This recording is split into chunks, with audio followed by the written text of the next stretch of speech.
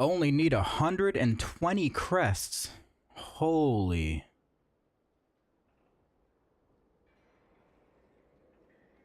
I need a lot of crests.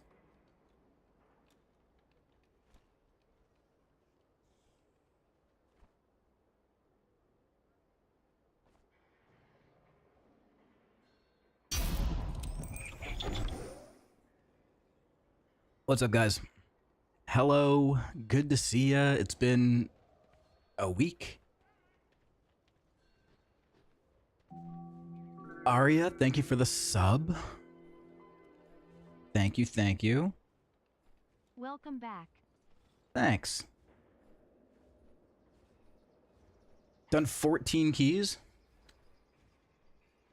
I did 4 keys yesterday. I did just enough to get my dinar. But I'm not going to spend my dinar yet, so I didn't really need to rush to do that. But either way, got my dinar. Hit 680 last night, but still need 100. I am 673. Not House of Cards? I don't think so. Because I have a mythic pacemaker and a mythic signet. So House of Cards wouldn't be a massive first upgrade. I'm thinking if we can kill Gallywix this week, then I can just go ahead and spend my first dinar on the ring. Alright, we still have another raid night. What day is it today? Thursday? Yeah, so we have tonight. And then I don't know if we're adding an extra day on the weekend. We might, depending on how well we do tonight. But yeah, House of Cards, it would be okay, but it wouldn't be a massive upgrade.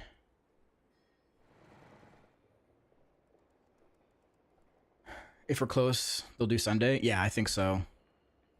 I think so. Think it's way better than Signet? Maybe. Maybe. Simming has been weird lately with all the, like, the new item level increases. It's, there's some bugginess to it, but I don't know. It's an on-use trinket, right? So oh, excuse me, I just choked on my own spit. I haven't talked on mic in a while. I have to decide what trinkets I'm going to be using on Gallywix, because I might want to use Pacemaker and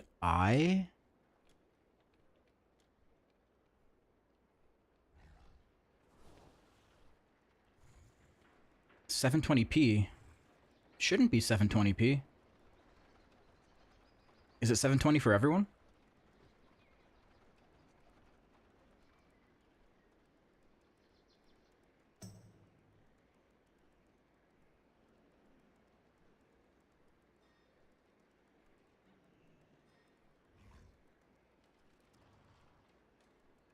TIFF S1080. Refreshed and got source. Yeah. I guess just refresh. Maybe if you were here too early.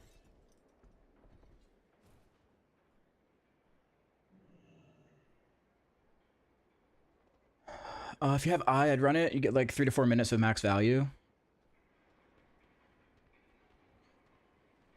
Yeah, because it's going to be what, like a 6, 7, 8 minute fight?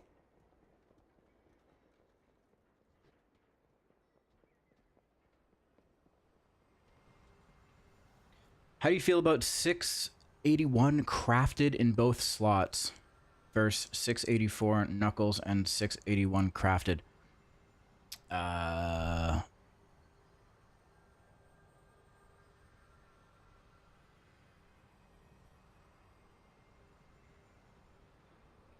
Wouldn't it make sense to have the knuckles? Higher item level, better proc? Why would you want... I don't think you can have 2 crafted, can you?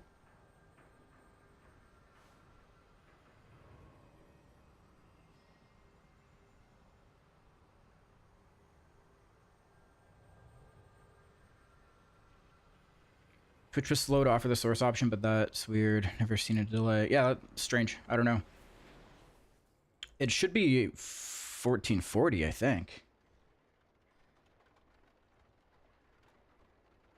Yeah, I'm streaming in 1440. And not rescaling. Oh, no, I am rescaling.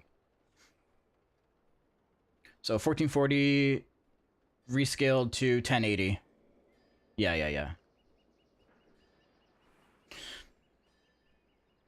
What's up, Jokey?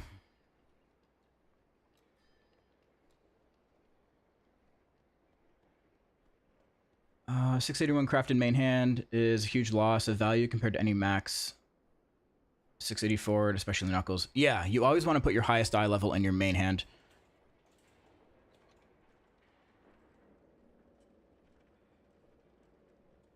I picked Mugsy weapon. See, I wasn't in for the Mugsy kill, so I couldn't get it. I can't buy it.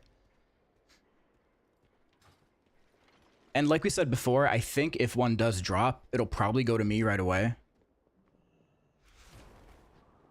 I'm not sure who else it would go to.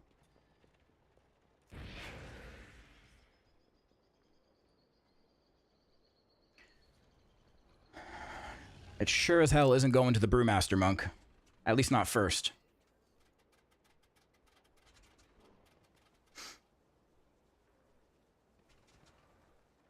I mean, we're only given 3 dinars to work with. Are there better ways to spend them? Yeah, it all depends on your situation, right? Like, if you... It depends what bosses you have killed and what bosses you think you're going to kill and how soon you're going to kill them. Right? So, yes, getting the Mugsy weapon is a good way to spend your dinar. But also, it depends if your guild is going to be re-clearing him soon. If you kill it and one drops, is it going to go to you first, or is it going to go to maybe 2 other people in front of you? Then you might want to buy it, but it all depends on your situation. There's a lot of things to consider.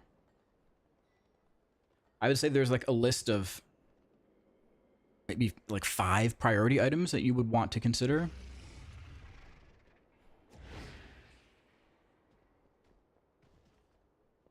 And some of those might shift into other items depending on your situation. Like if you're just a heroic raider, that might change.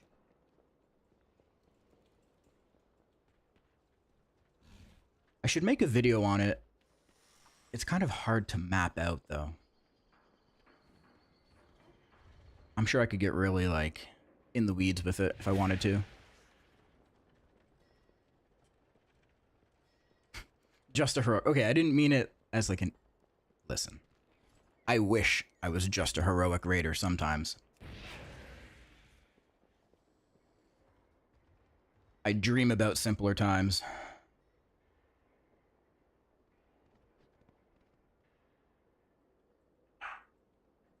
Biggest L of the system is not being able to upgrade the heroic item to mythic after you kill the bosses. Oh, true. True. So if you buy a heroic fist weapon and then you end up killing it on mythic, you can't upgrade it to mythic. You've wasted your dinars. Yeah. Yeah, that sucks.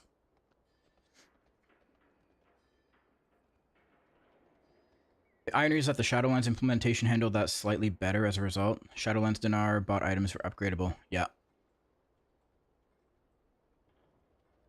10 out of 10 song. Yeah, I think this one is my favorite so far. This one and Infinite Baths, obviously. And I really like Even in Arcadia. And then, of course, the other, the 3 singles that we've already heard. But out of the new ones, I think those 3 are my favorite. I give you 1 tier where you don't mythic raid. See how you feel when your guildies get those achievements and you don't. I know.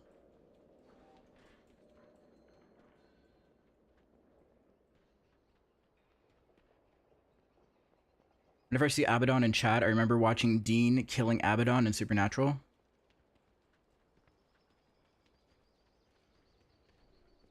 I've never watched it. Actually, that's not true. I've seen the very first episode, and I've seen the last 10 minutes of the final episode.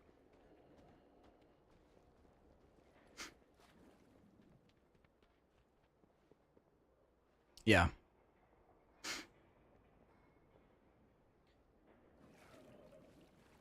Shadowline system was better in some ways, but also just free loot at the end of an X pack versus mid, specifically here to myth, not being available is so bad.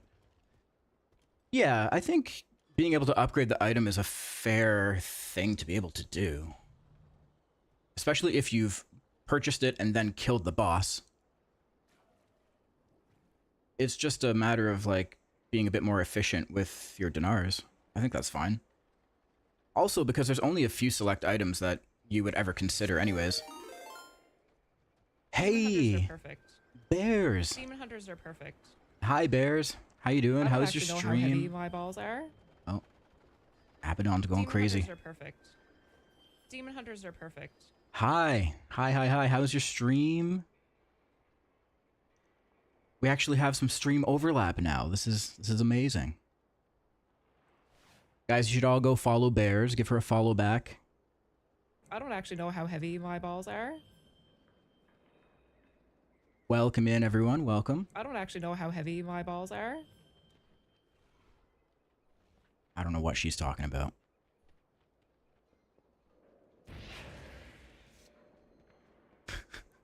Haven't seen that alert yet. It's a good one, right? Demon hunters are perfect. I like that it's just slightly louder than the Demon Hunter one, too. Demon hunters are perfect. Demon hunters are perfect. It's just slightly louder.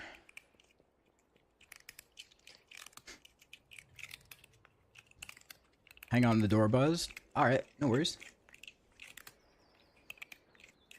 Yeah, welcome in, everyone. My name's Jedith. I am a Canadian Demon Hunter streamer. Demon hunters are perfect. I was over at the LFG event this past week with Bears. We were actually both on the creator panel for just yapping about, like, creator stuff. So it was pretty fun.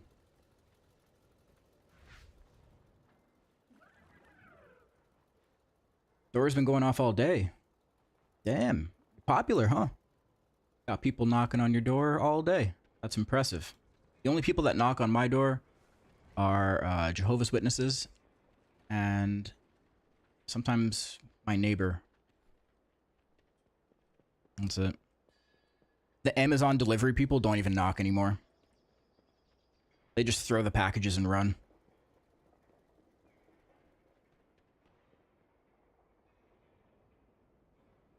Neighbor wants some salt. Well, so we used to have a neighbor next door. She's gone now. And by gone, I don't mean dead. She's moved. But she was old, and she got confused a lot. She got confused. She would forget how to turn off her oven. And, yeah. She needed some help. Need to raid and run, but have an amazing rest of your stream. Thank you so much. Thank you for the raid. It was nice talking to you at LFG, and yeah, we'll talk soon. I'll try to, you know, give the favor back with the raid if we ever overlap again. Which I don't know if that will ever happen, but we'll see. We'll see. She went to a farm upstate. She went to a home. Yeah.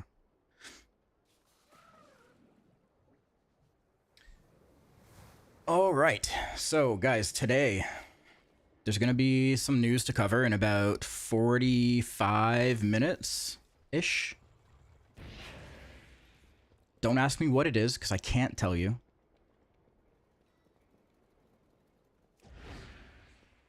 But there's going to be news. And there's going to be a lot of people talking about it.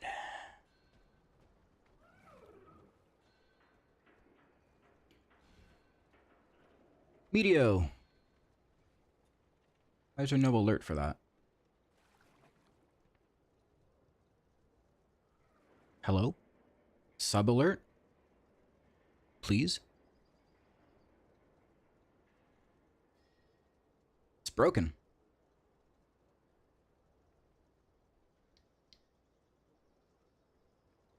It's broken. Well, Meteo, thank you for the tier 1.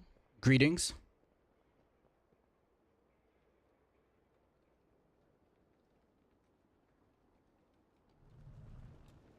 Channel point rewards for reading the chat logs of a viewer. Yeah, we talked about that, right? I feel like... So, how would that work?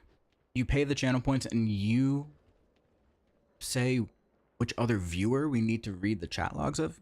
That's kind of invasive. I don't think people would like that.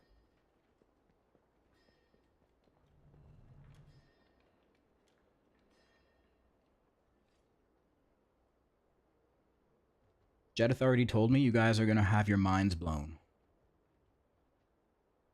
Yep. Paprika, hello.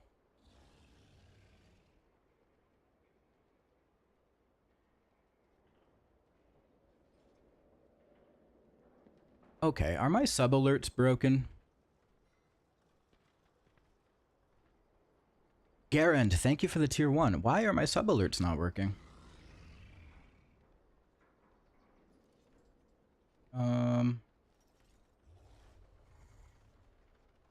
Hello?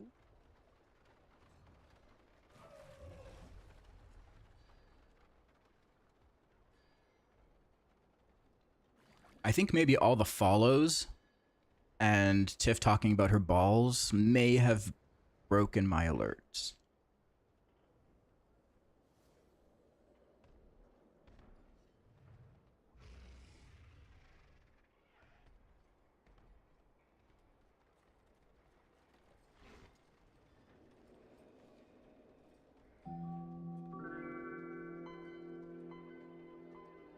Okay, the test one still works. This is a subscription test. Fucking Kevin.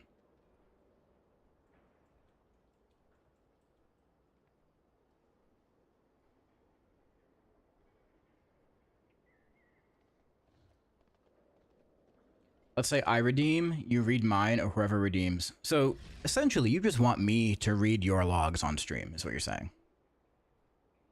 That's the whole intention behind this.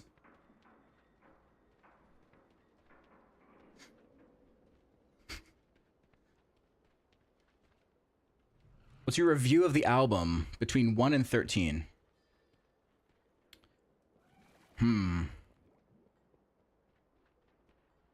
So I think with all Sleep Token albums, they all grow on me and I like them more and more the more I listen to them.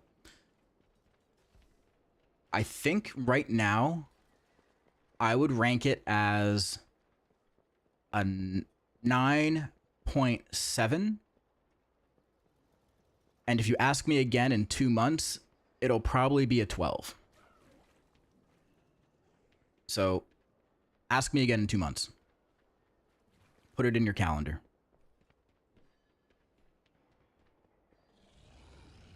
Have you listened to the new Ghost one? I've listened to some of it.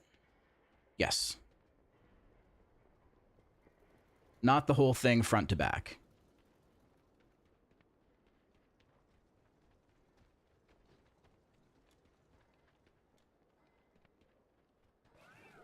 This is another one of those BlizzCon clickbait announcements. I'm deleting the game.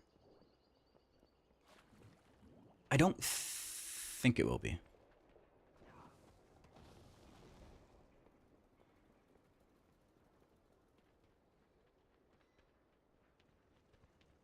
Didn't listen to the whole thing? Maybe I did.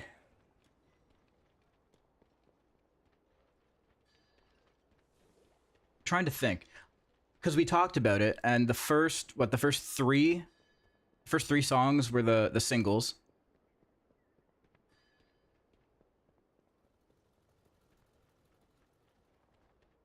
Yeah, I'd have to go back and check.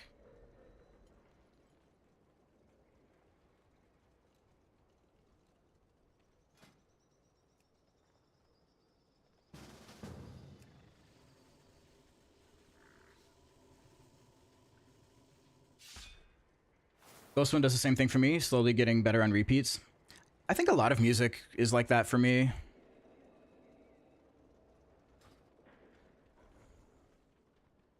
Because usually you go into an album like that with some expectations. You have an idea of what it's going to be like. And then it's not always like that. So there's like a hint of disappointment until you actually give it enough time and you give it a proper chance to like kind of like marinate in your brain. And you're like, oh shit, this is actually really, really good.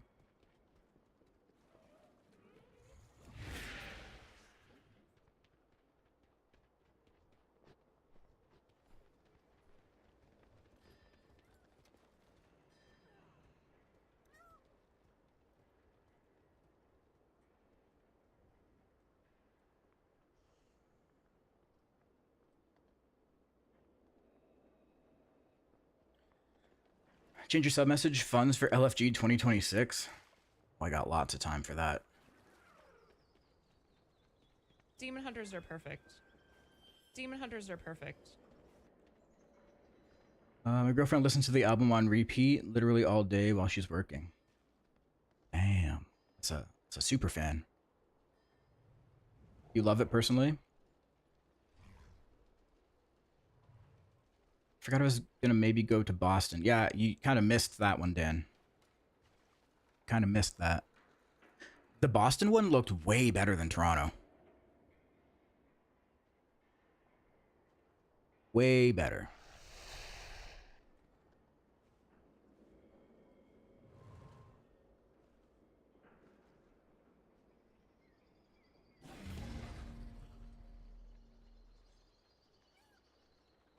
Did that with Even in Arcadia too.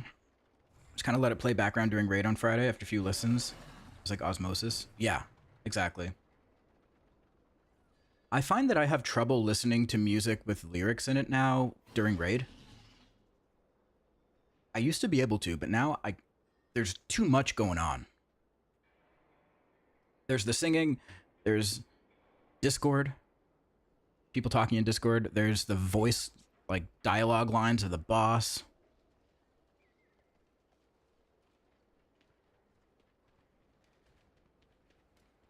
Just turn Discord off. True. True. That definitely does not take priority. True. Can't wait to see your Spotify Wrapped. Yeah, I remember I was looking at it a couple months ago. My 2023 Spotify Wrapped was all Sleep Token. Like, my top 5 top listened tracks were all Sleep Token. I think Rain was my highest.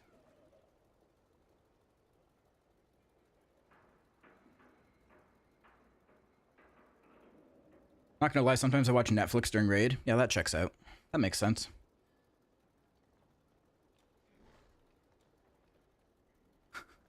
I only play the raids through sound on once. Got used to playing add-on sounds only over a decade ago because the audio clutter as a melee player it was too high. See, I used to play with no audio, but I feel like I at least need to hear my combat sounds because I'm really particular with that. Like, I need that sort of audio feedback for my rotation. I know that sounds really strange and some people don't even consider that at all, but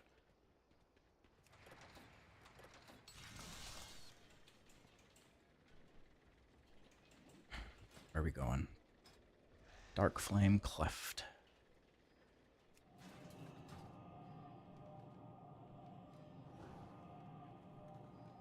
Which sword is best for DH? Transmog? Or like power wise? Or 12 spamming? Yeah, there was just a group in my guild chat that was looking for a DPS, so I hopped in this one. But if anyone else wants to play after this, I'm down. I gotta spam a lot of keys.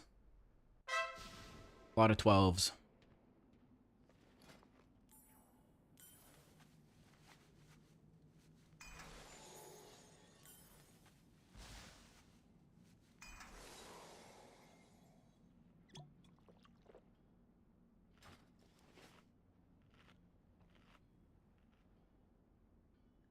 I can't play with music or shows, movies on. If I'm fishing, sure. Yeah.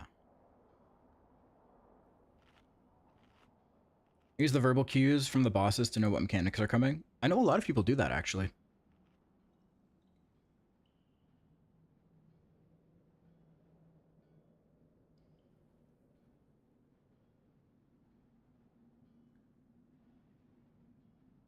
I like the combat sounds, but they aren't needed. So many people told me they needed the voice lines for Council of Blood and Nathria. Yeah, I mean, in that example, that's kind of funny because there was somebody in my raid team at that point who could never figure it out. I was like, just watch the NPCs. Go the direction they're going.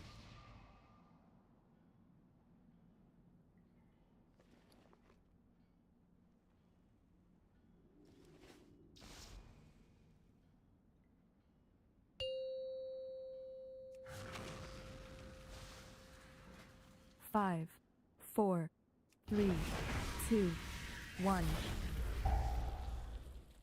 Still rocking the circlet. I'm hoping I can replace it soon. I'd love to.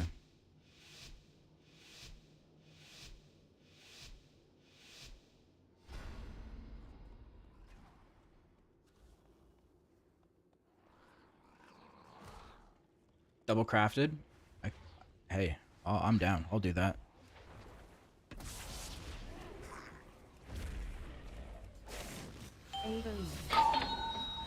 Whoops, that's not what I meant to do. Don't move. Don't move.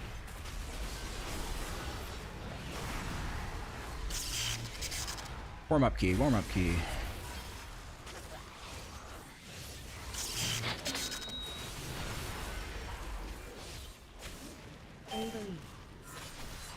Don't move.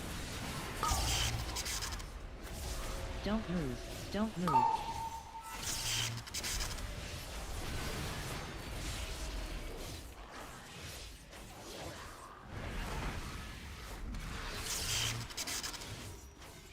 Yeah, the Delve Belt is a weird item.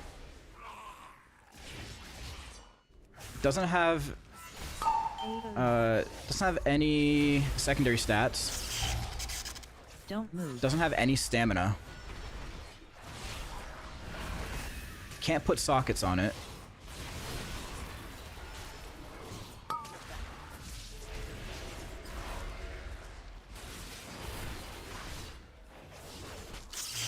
And you only get one of the, like, effects. I mean, it's kind of nice you can choose which effect you want, but Don't move. I don't think any of them are really that good.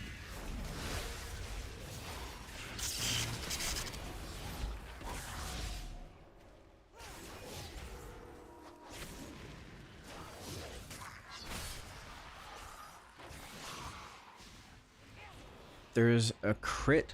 There's a stacking crit one. There's a, like, cycling mastery one.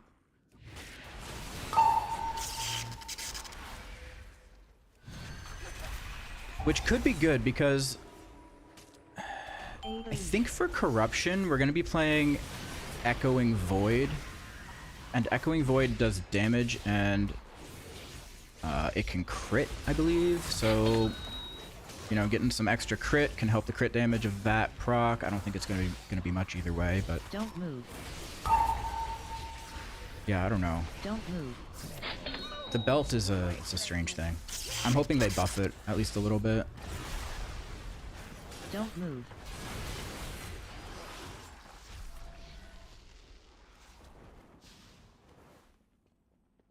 Fight, Waxbeard! Fight! Card incoming. Assigning fixate. What?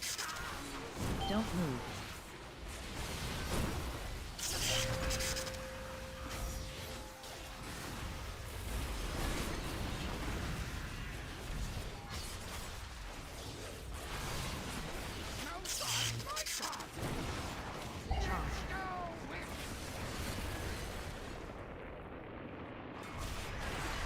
Don't move. Don't move. Card incoming. Sword. Assigning fixate. Yeah, I thought for sure we were getting corruption this week. I don't remember reading anywhere that we weren't getting it. I don't know. It just seems so weird that everything's spread out. Charge. Don't move. No god, my god!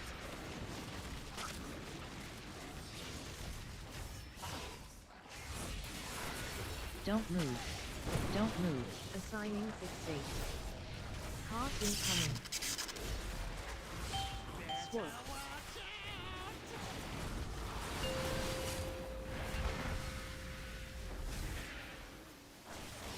Charge. Echoing Void shows 3.1. Yeah, Echoing Void is unfortunately the best. It's super boring. I know this place.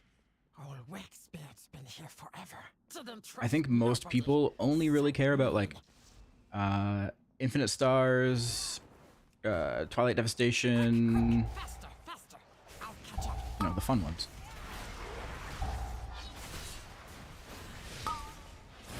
Don't move.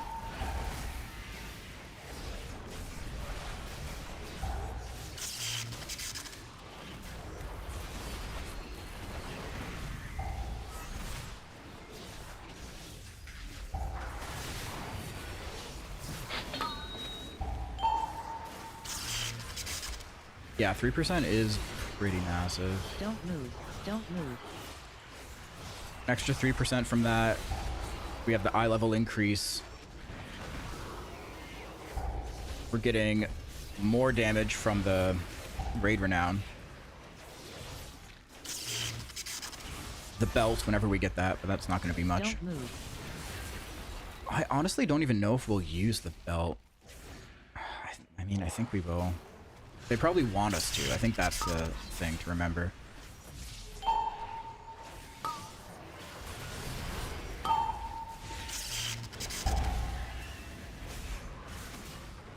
They want us to use it, so they'll probably do whatever they need to do to make sure we use it. Don't move. Don't move.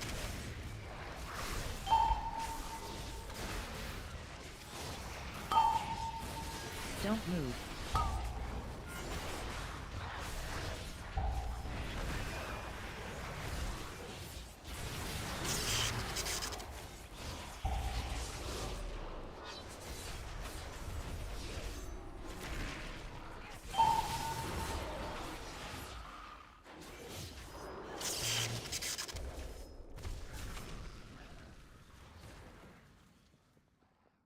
Fire bad. Melts wax. Hurts cobalt. Don't move. I love this song. It's so good.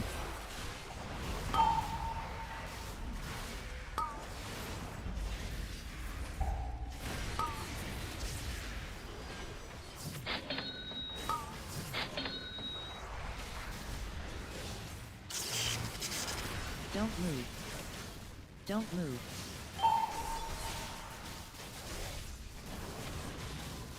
Don't move.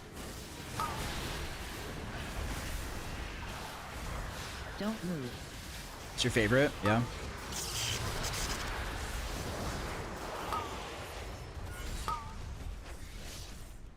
Of the visualizers for the album. Yeah. You can actually watch the whole thing from start to finish on whatever, like Spotify or YouTube now. And the visuals like progress start to finish. Fate handle. Defensive.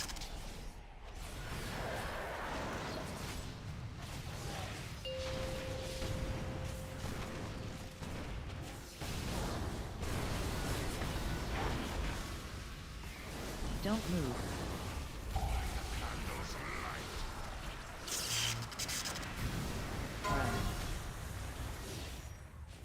There's some cool, I saw it on Twitter, I think.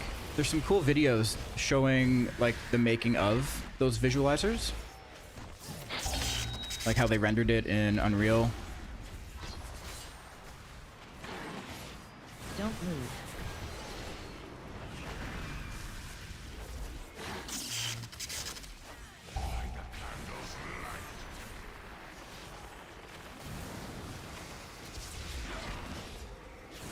Yeah, if I come across it again, I'll send it to you. Don't move. Don't move. Fate handle.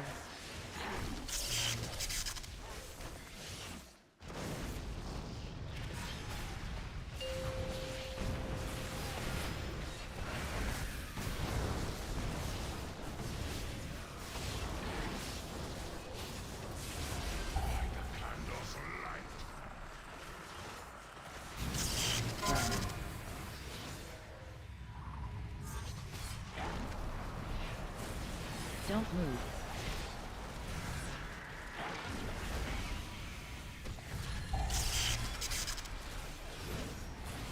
The tracks being unreal? Yeah.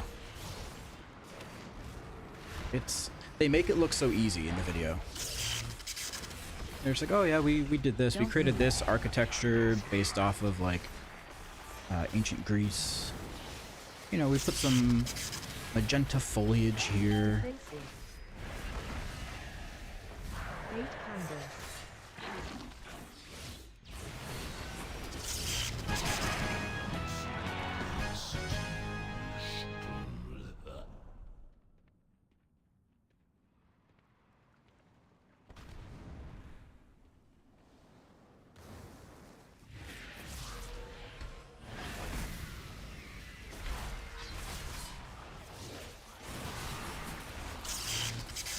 Imagine losing to a frost mage named Fire. Okay, dude. Okay.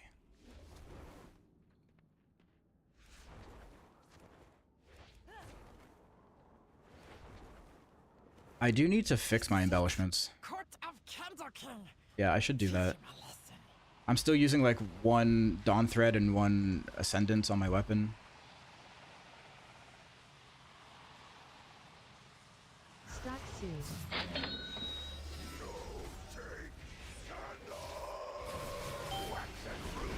Don't move.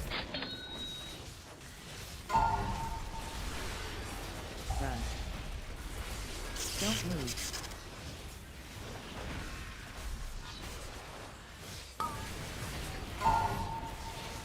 Stack soon.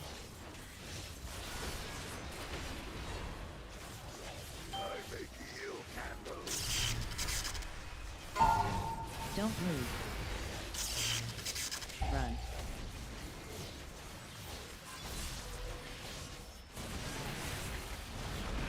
Don't move. Clear statue. Stack soon.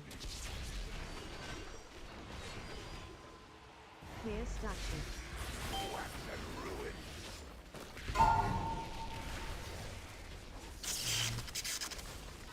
Run. Haven't seen the others. I just want to get like 2 Dawn Thread if I can, ideally. You know? Don't move. Clear statue. Stack soon. Clear statue. Oh, Fellblade.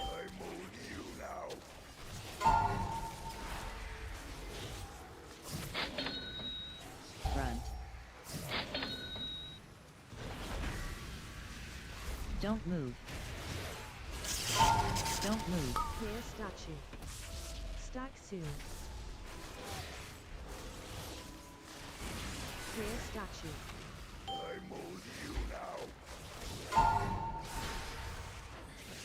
Just one over there. Don't move. Run.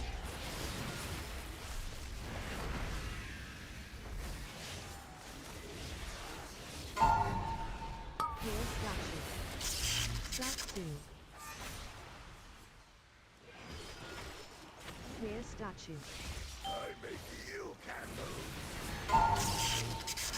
Probably should have got Don't those move. 2. Run. It's okay. Boss is dead.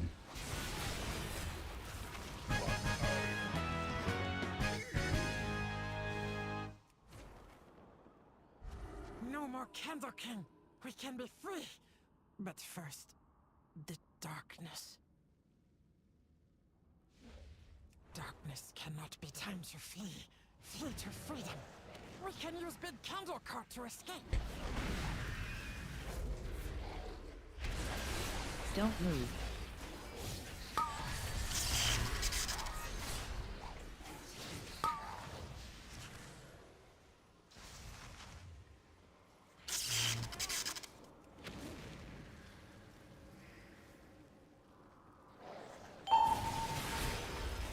Don't move.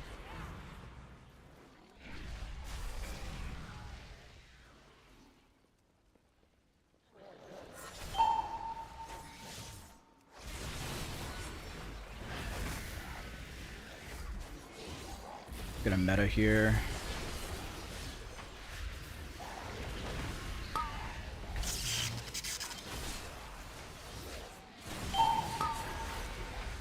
Ham, hello. My sub alerts are broken for some reason. I don't know.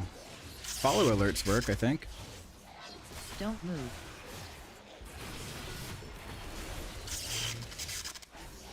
I don't know. Anyone not following? Toss me a follow so we can check the alerts.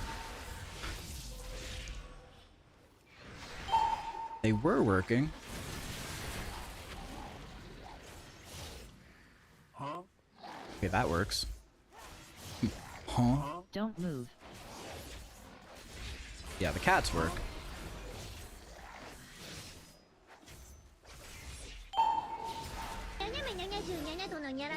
Yeah. We know those work. We know those work. We need to test follow alerts.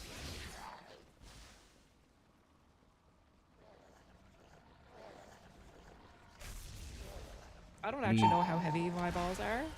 Okay, yeah, that works. So it's just Demon hunters are perfect. it's just the sub Demon alerts. hunters are perfect.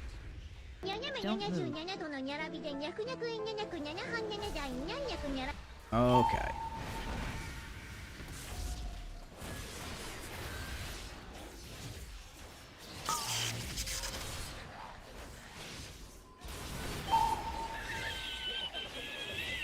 Okay, dude.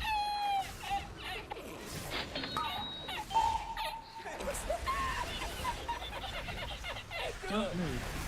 Don't move. Oof, these are big snakes.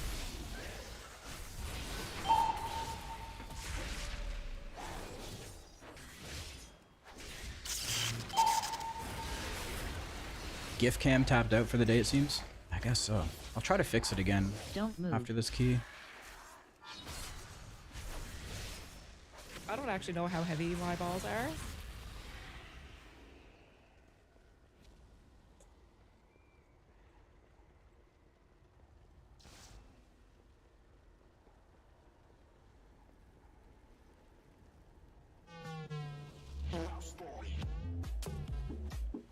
Quick, grab some downwards for me.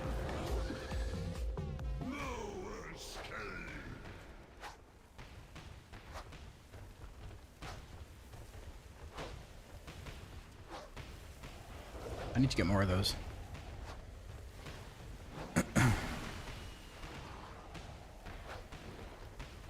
There's a really good TikTok that I found this morning. I was, you know, doom scrolling TikTok as you do. I found it. Hey, the bit alerts work. You know that much. I found it. It's cat memes, but related to each Sleep Token song on the new album. So I was like, oh, I'm gonna send this to Tiff. So I saved it because it was still super early. I was gonna send it later, and I forgot about it. And then right before stream, she sends it to me. move. Fuck, Don't you beat me move. to it.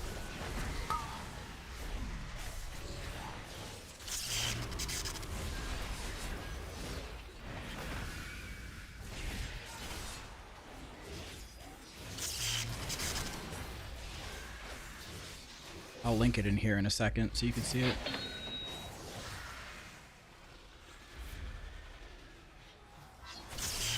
Don't move.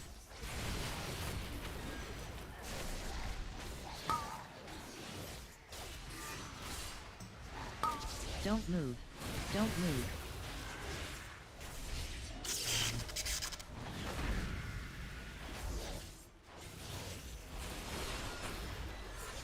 Or Tiff, if you still have the link, you can link it.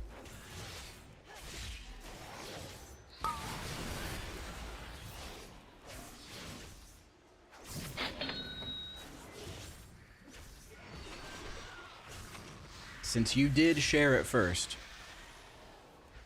Demon hunters are perfect. Demon hunters are perfect. Natch. Hey Jedith, hope you had a great time at LFG and your journey back was smooth. Was good to meet you briefly. Yeah, man. Thank you for coming up and chatting to me. Don't move. We had a good little chat.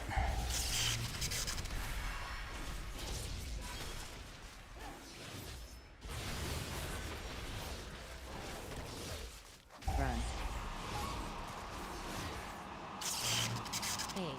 you ain't real mom.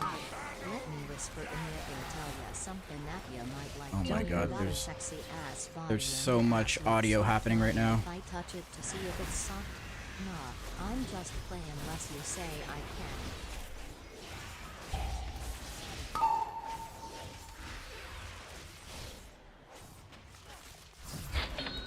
I'm overstimulated. Run. Don't move. Yeah, there's the TikTok.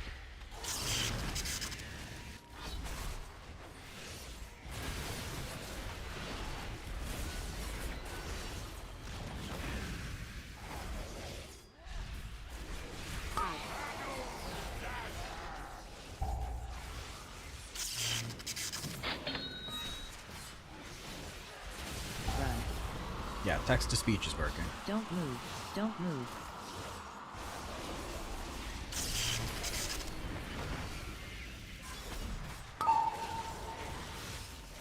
Defensive. We got lust in 10 seconds.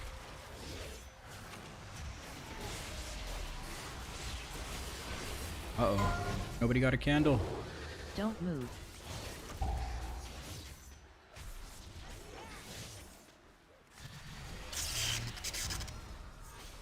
Run.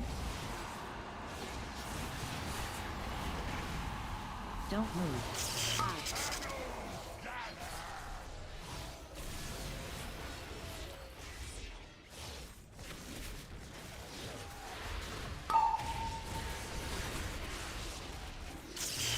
Don't move.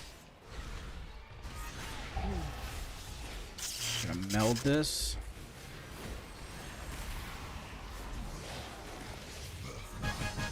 Nice.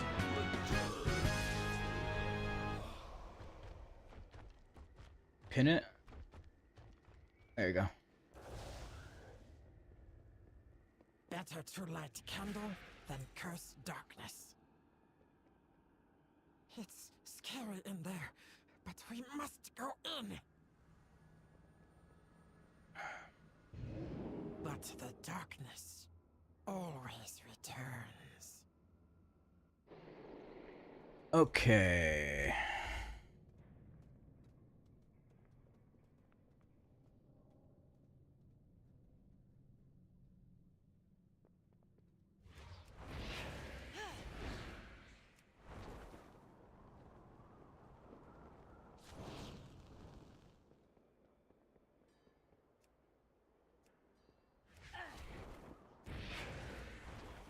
Okay, it's 12:51.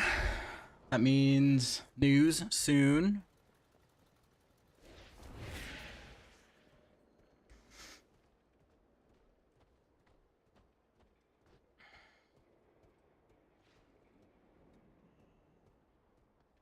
Do you have something that shows current song on your screen? Some of them are bangers and can be asked to ask you 24/7. Yeah, please don't do that.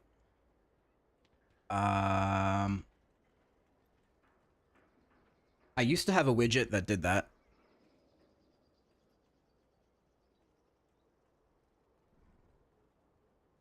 I don't think I do anymore. I'll get one though. I'll get one. Just remind me. Or one of my mods remind me.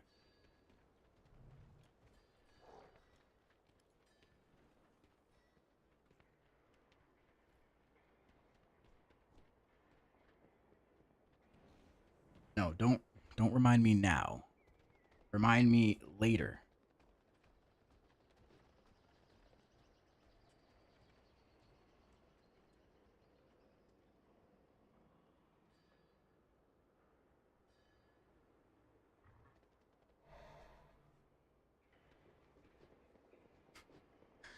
This one is the Whisper Song by the Yin Yang Twins. Ah, a classic.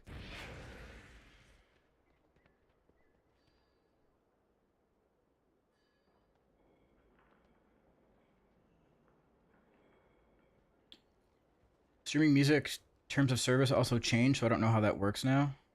I think the overlay is fine. Overlay's fine, and then the music doesn't get saved to my VODs. And the music isn't being sent to my YouTube stream, so we're safe there.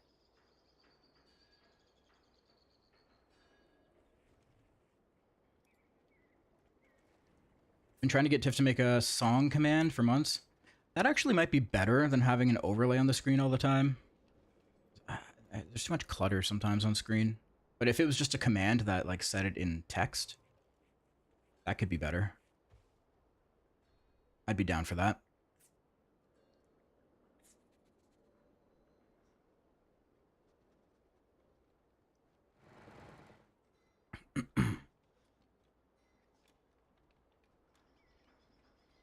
For the overlay, my suggestion was having it only appear for 5 seconds on track change. Yeah, you can modify it to do stuff like that, like only show up on track change at the start, or if you like skip forward, or yeah, whatever. Making a to-do list right now, and that went on there 2 minutes ago. You know what else you need?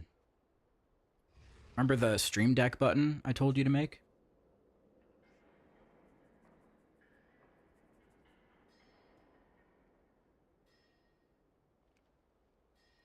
We need more clutter, TBH? Yeah, more clutter.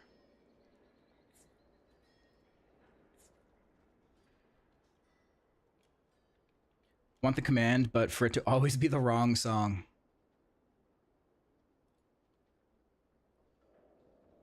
That's one way to fuck with Jokey.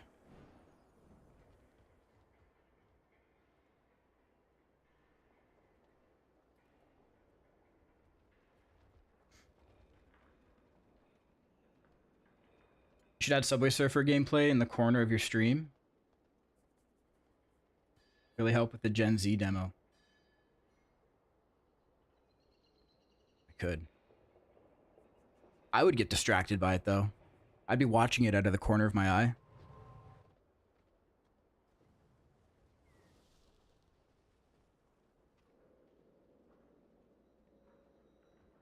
Take a hint from Dazer's stream. Stim streams.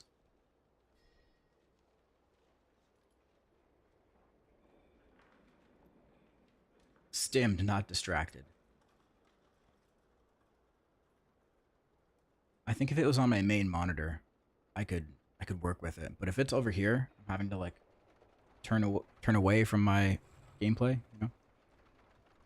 Although I guess my gameplay is on this screen too, because I have my OBS preview. I could play like this.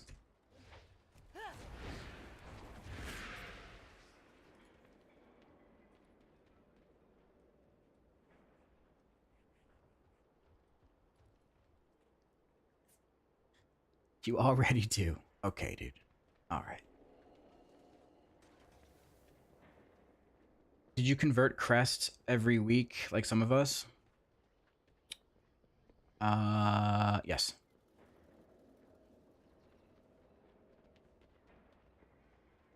Yes, I did. Wait. I converted my Ruined into Gilded previously.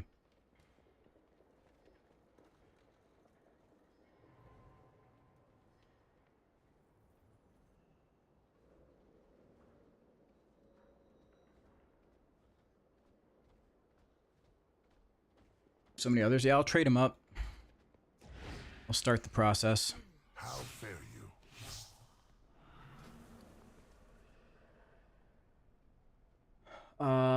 Okay, how does it go? Weathered into carved. Carved into ruined, ruined into gilded.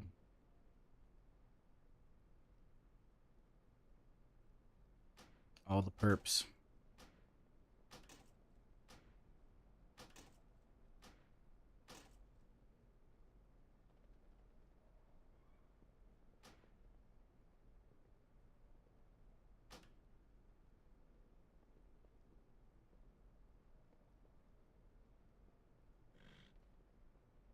Didn't work.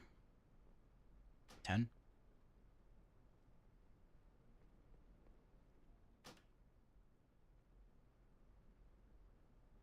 It's broken. Oh, because I only have 374. Okay, so 5?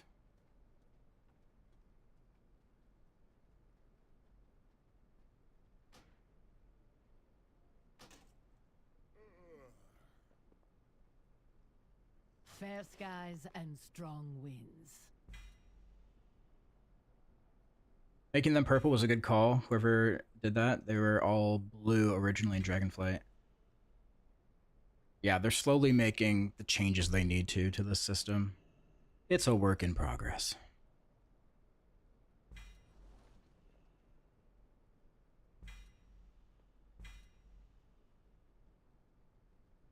Okay, 3 more of these.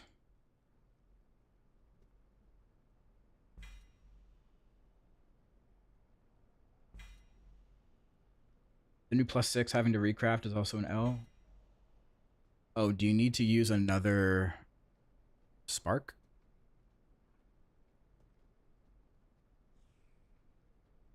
What do you seek? Farewell. Just the recraft mats.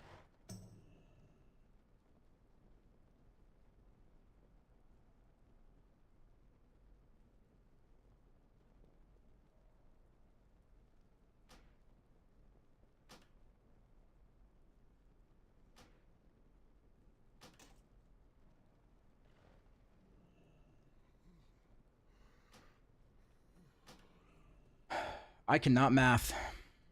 How do I math? Farewell. What is math?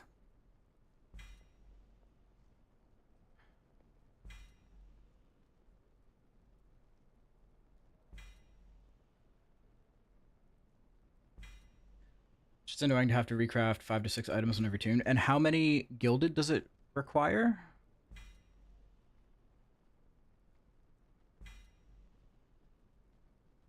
30? Right, yeah. This is 15 each upgrade level.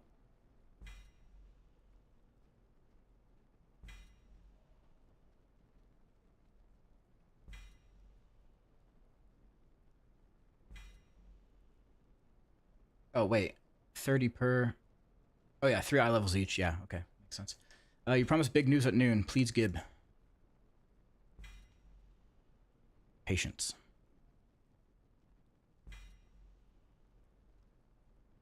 Patience.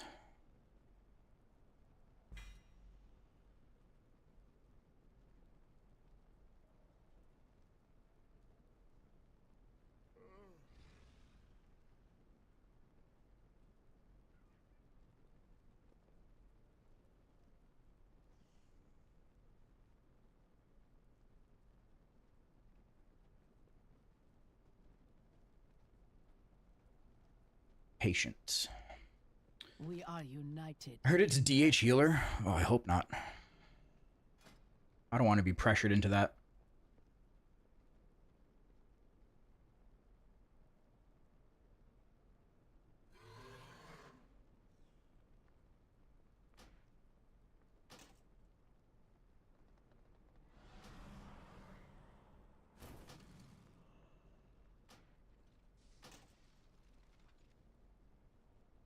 Okay.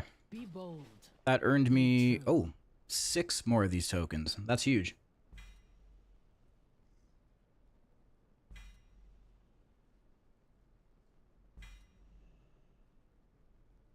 Throwglaive heals, it's ranged. Oh, imagine having sigils that healed. I would hate that. With the delayed activation on them.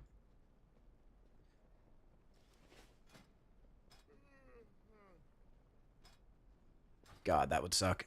I offer you my aid.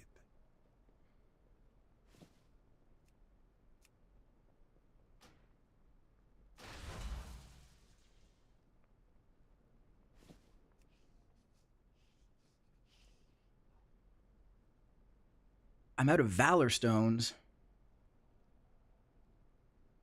Oh my god.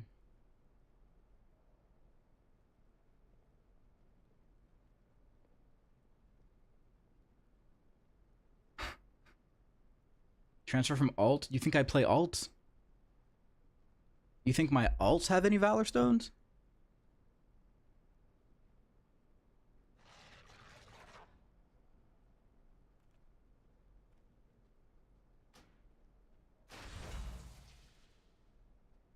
May Actually, you they might. find what you seek.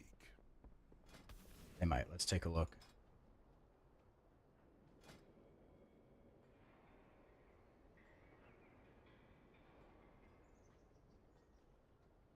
Okay. Oh, yeah. Here we go. Judith has 1.265.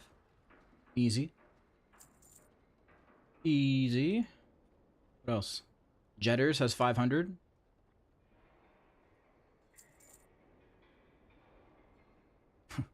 Jedform the Druid has 461.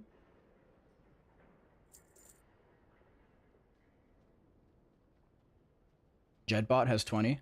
Hell yeah. Thanks, Jedbot.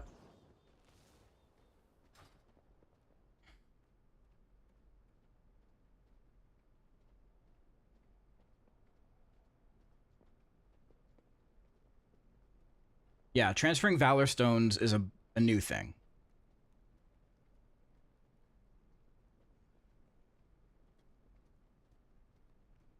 What brings you here? Honored to meet you. Okay. Send those all the way up.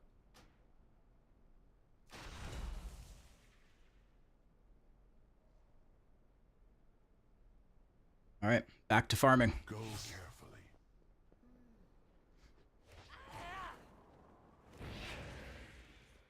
Yeah, Valor Stones fucking suck, dude. Can I do, like, the theater troupe? That gives Valor Stones, right?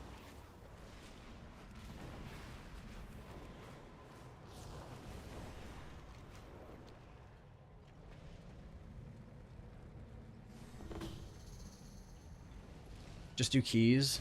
I will. I don't want to hop into a key right now because I'm waiting for the Come back for the soon. announcement. There's always something new to see. I think they want a spotlight. I need something Make it like clear they are not an getting AFK one. activity, you know?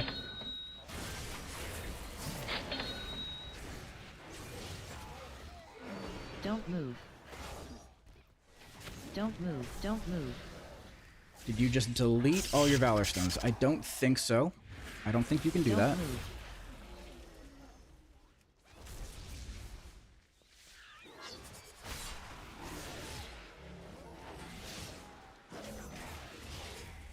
I opened the little menu.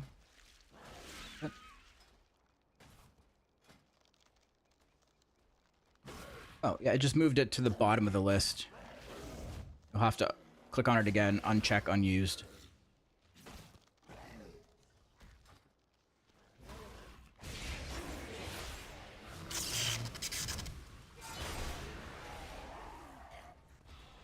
Yeah. Don't move. Is this Block Party? Nope. It's another band that sounds just like Block Party.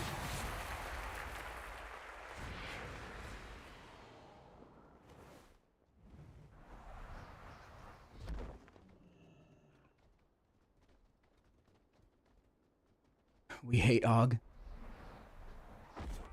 Hey, Ogs need love too, okay? They're still people. And now we began our play to honor the Thrakar. Heroes lost to time, but not forgotten. I hear a call from deep in the earth. It strengthens me. I must go to it. I refuse to believe Og is actually good. Top players gaslighting themselves.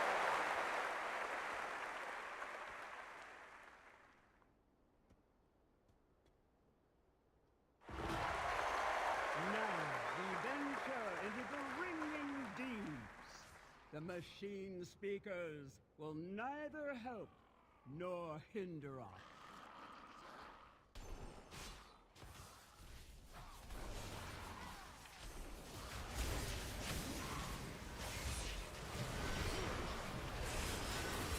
Okay. Don't move.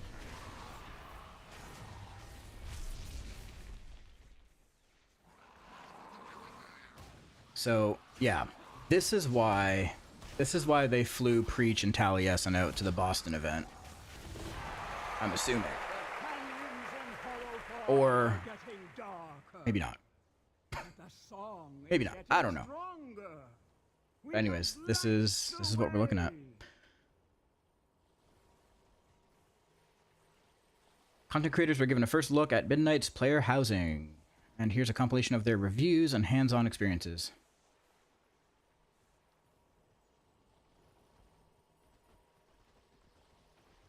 Yep. Oh, Soul was... Okay. Soul was included. That's why he made that post on Twitter a couple days ago, last week, where he was like, oh, I have imposter syndrome. That makes sense. That's it? Boring? What? You don't want player housing? You're not excited for it? I must heed the call. We are all slain.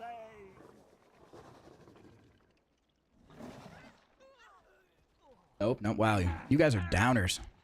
I said we are all slain. Bunch of Debbie Downers in the chat. And so the Thragar's adventure ended before they reached the bottom of the coreway.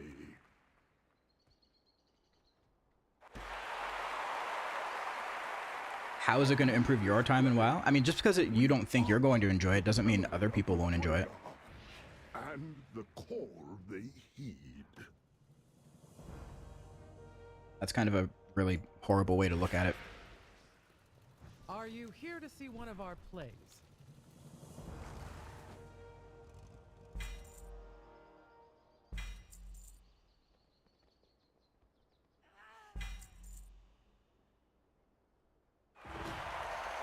And so the Thragar's adventure ended before they reached the bottom of the coreway.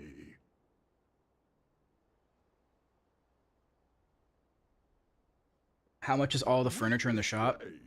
Okay, so yeah, comments like that just show that people haven't actually looked into any information that's been put out about that type of content. So, I can understand why your opinion might be wrong. It's okay.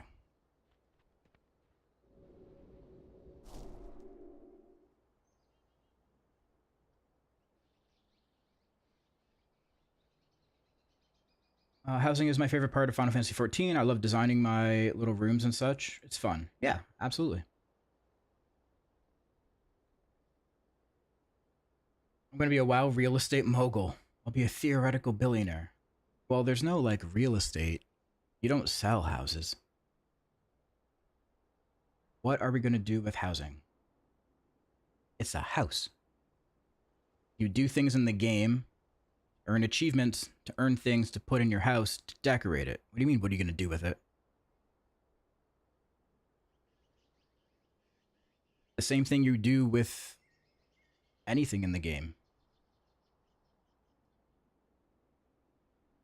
What do you mean?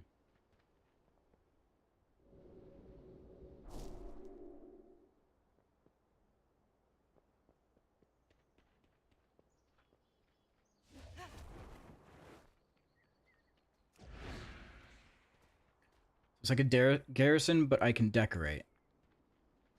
Yes and no. It's not a garrison, because garrisons had a lot of problems, and I think that's what a lot of people are equating it to right away, and that's tainting their initial impression of it. And it's not going to be garrisons.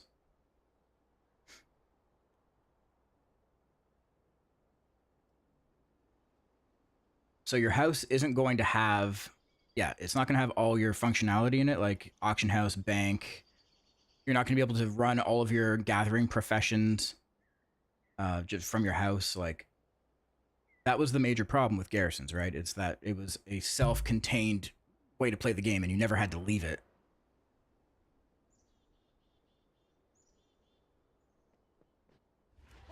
They are well aware that that was a problem, and I think that's why it's taken them this long to finally release the housing system in WoW, because they've put a lot of effort into making it right. How was that a problem? It was a problem because nobody played the game outside of their garrisons.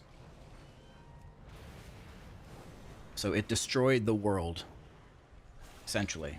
the world feel of an MMO, because everyone was just in their garrisons 24/7. They never had to leave.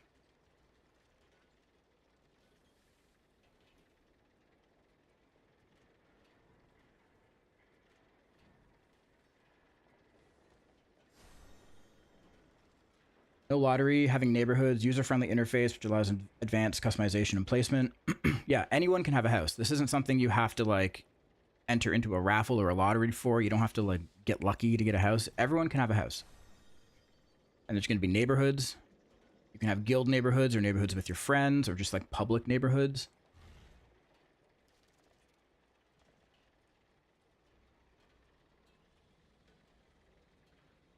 Like, don't get me wrong. I'm not huge on, like, the whole decorating of a house. Like, that's never been my thing. I didn't really partake in that in Final Fantasy. But I think it's a great thing for the game.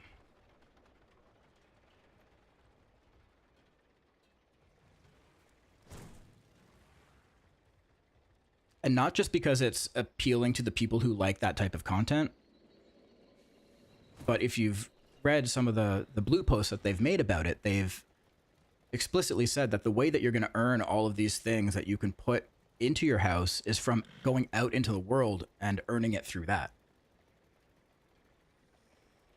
You know, there's going to be achievements from killing raid bosses that will reward you a specific thing you can put in your house. There's going to be things from professions that, you know, certain professions can make certain items. Like tailoring, I'm sure, is going to make rugs. There's going to be vendors too. Like there's a vendor in Stormwind. I forget what its name is, but it just sells like classic Alliance, like Stormwind styled rugs.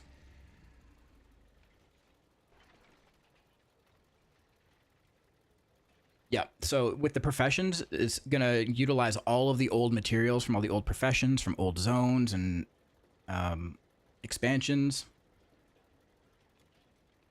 I feel like Jedith knows something we don't. No, I just read the articles and you didn't. That's it. I just read the information that was out there.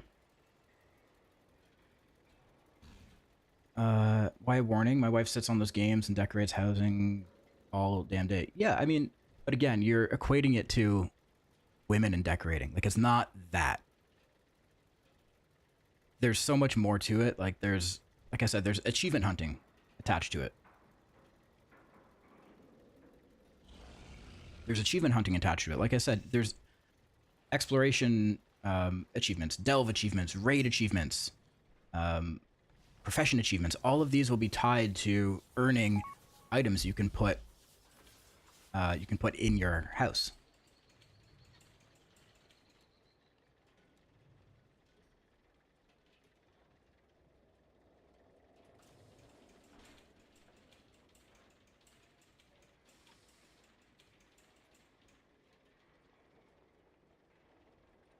So you know how like when you kill a raid boss and you get cutting edge, or you get ahead of the curve and you get a mount or you get a title, and you are really proud of it because you use that to show off that you know, killed that boss or whatever. That's still going to be a thing. But now you might get something like the boss's head to stick on the wall of your house. That's pretty cool, right?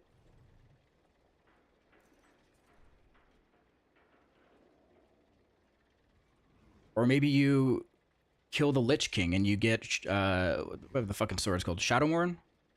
You can hang that on your wall. Or the Helm of Domination. Or one of Illidan's Warglaves. Frostmourne. Yeah, Frostmourne. Shadowmourn's the axe, right?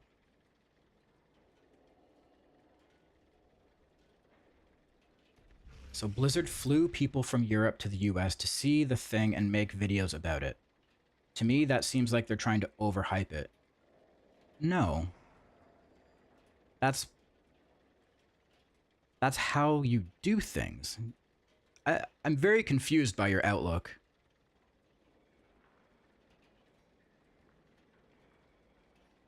Yeah, there's people from the States, too. So Breezy is from the States. Dratnos is from the States. They flew out people who they know are invested in the system, who are excited about it, who are going to talk about it in a way that is positive. Like, they're not going to invite people who they know are completely against housing, like you, right? They're not going to invite you out. Clearly, you're just against the system altogether. So maybe it's just not for you.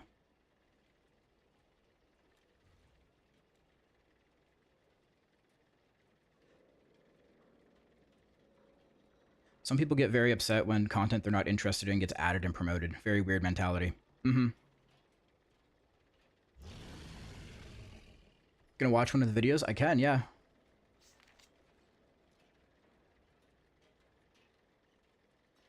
Should we watch, let's watch one of them from the States. No, actually, you know what? We're gonna watch one of the UK people. Let's watch Preach.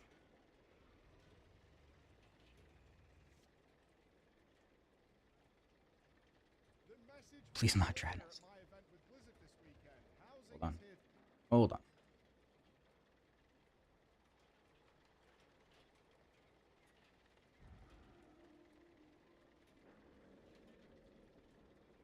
To stay. They have been working on this for a really long time, and it is way better than you think it's gonna be. Let's get into this. I'm gonna quick fire a ton of stuff at you because I got to see a hell of a lot, but I want to preface this very quickly, so indulge me for 1 minute. This thing that I went to with Blizzard is not the usual thing we get to do. This was not a marketing thing. We weren't allowed to record. We did do some interviews, but a lot of it can't be used because the devs were very open about where the future and stuff is going, and we can't share that information. So we will have our interview on our other channel as much as we could possibly show you. This whole purpose was that PAX was going on in Boston.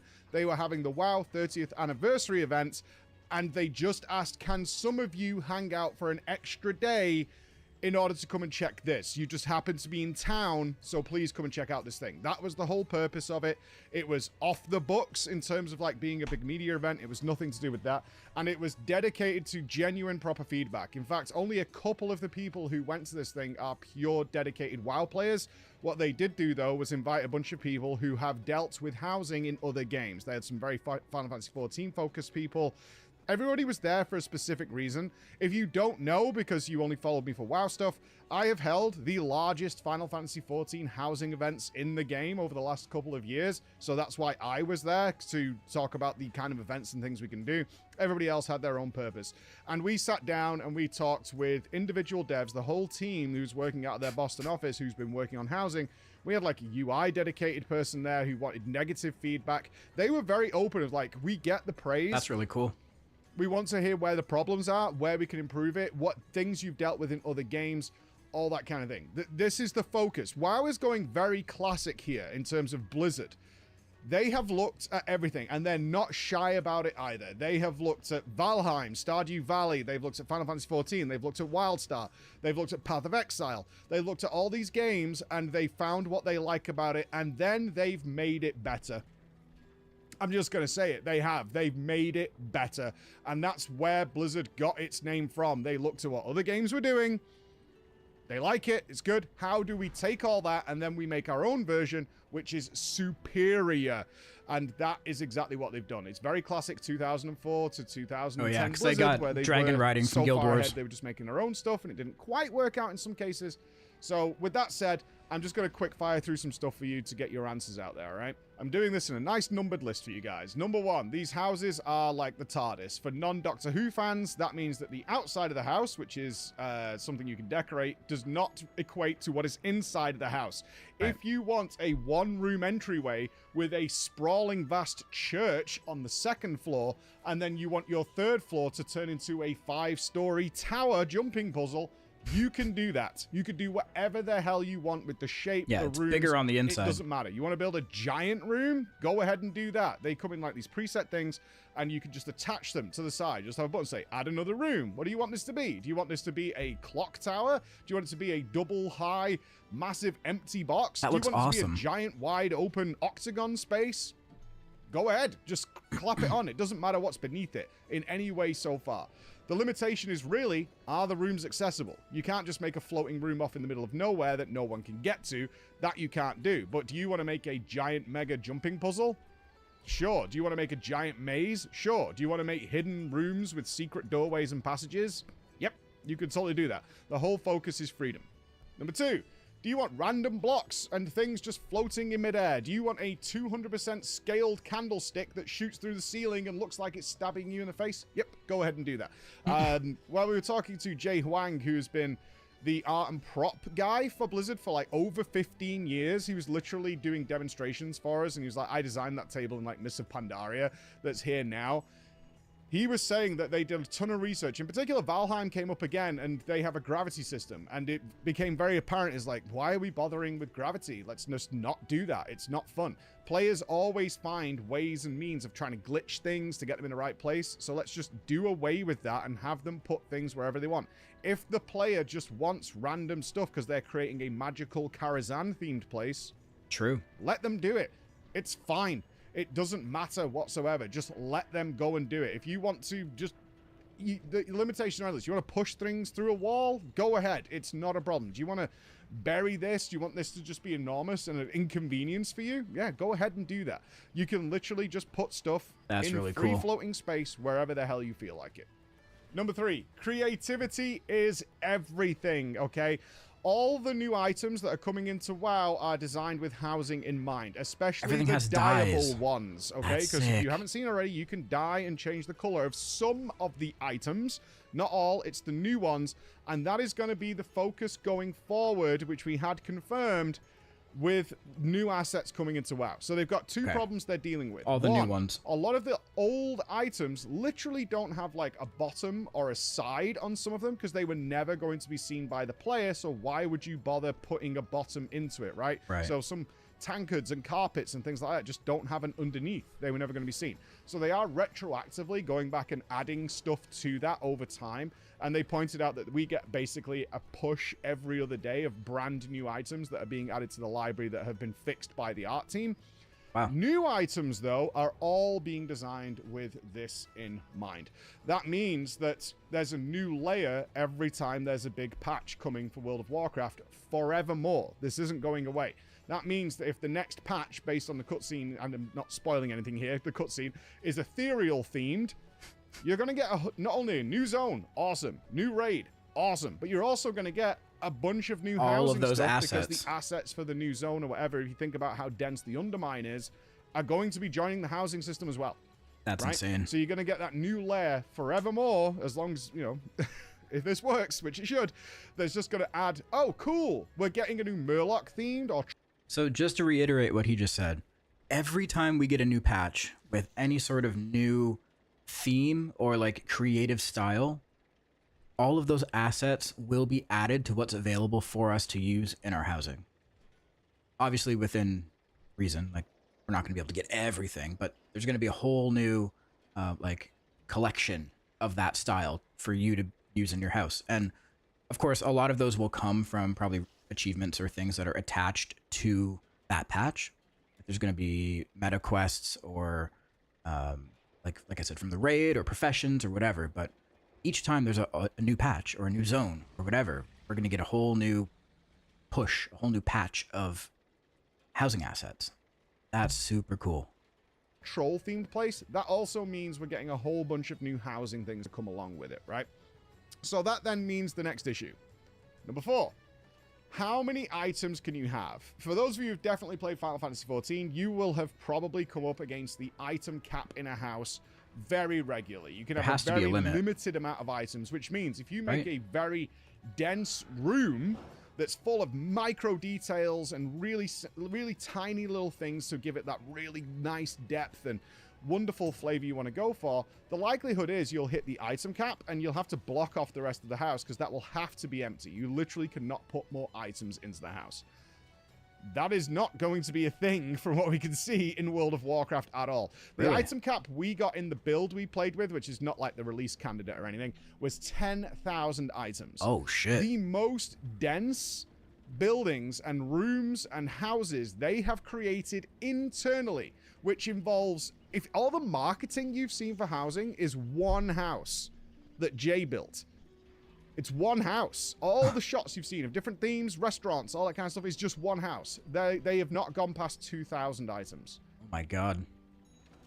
You can be immense. Absolutely immense. This should not really be a thing. Now, Having said that, there is a caveat to it.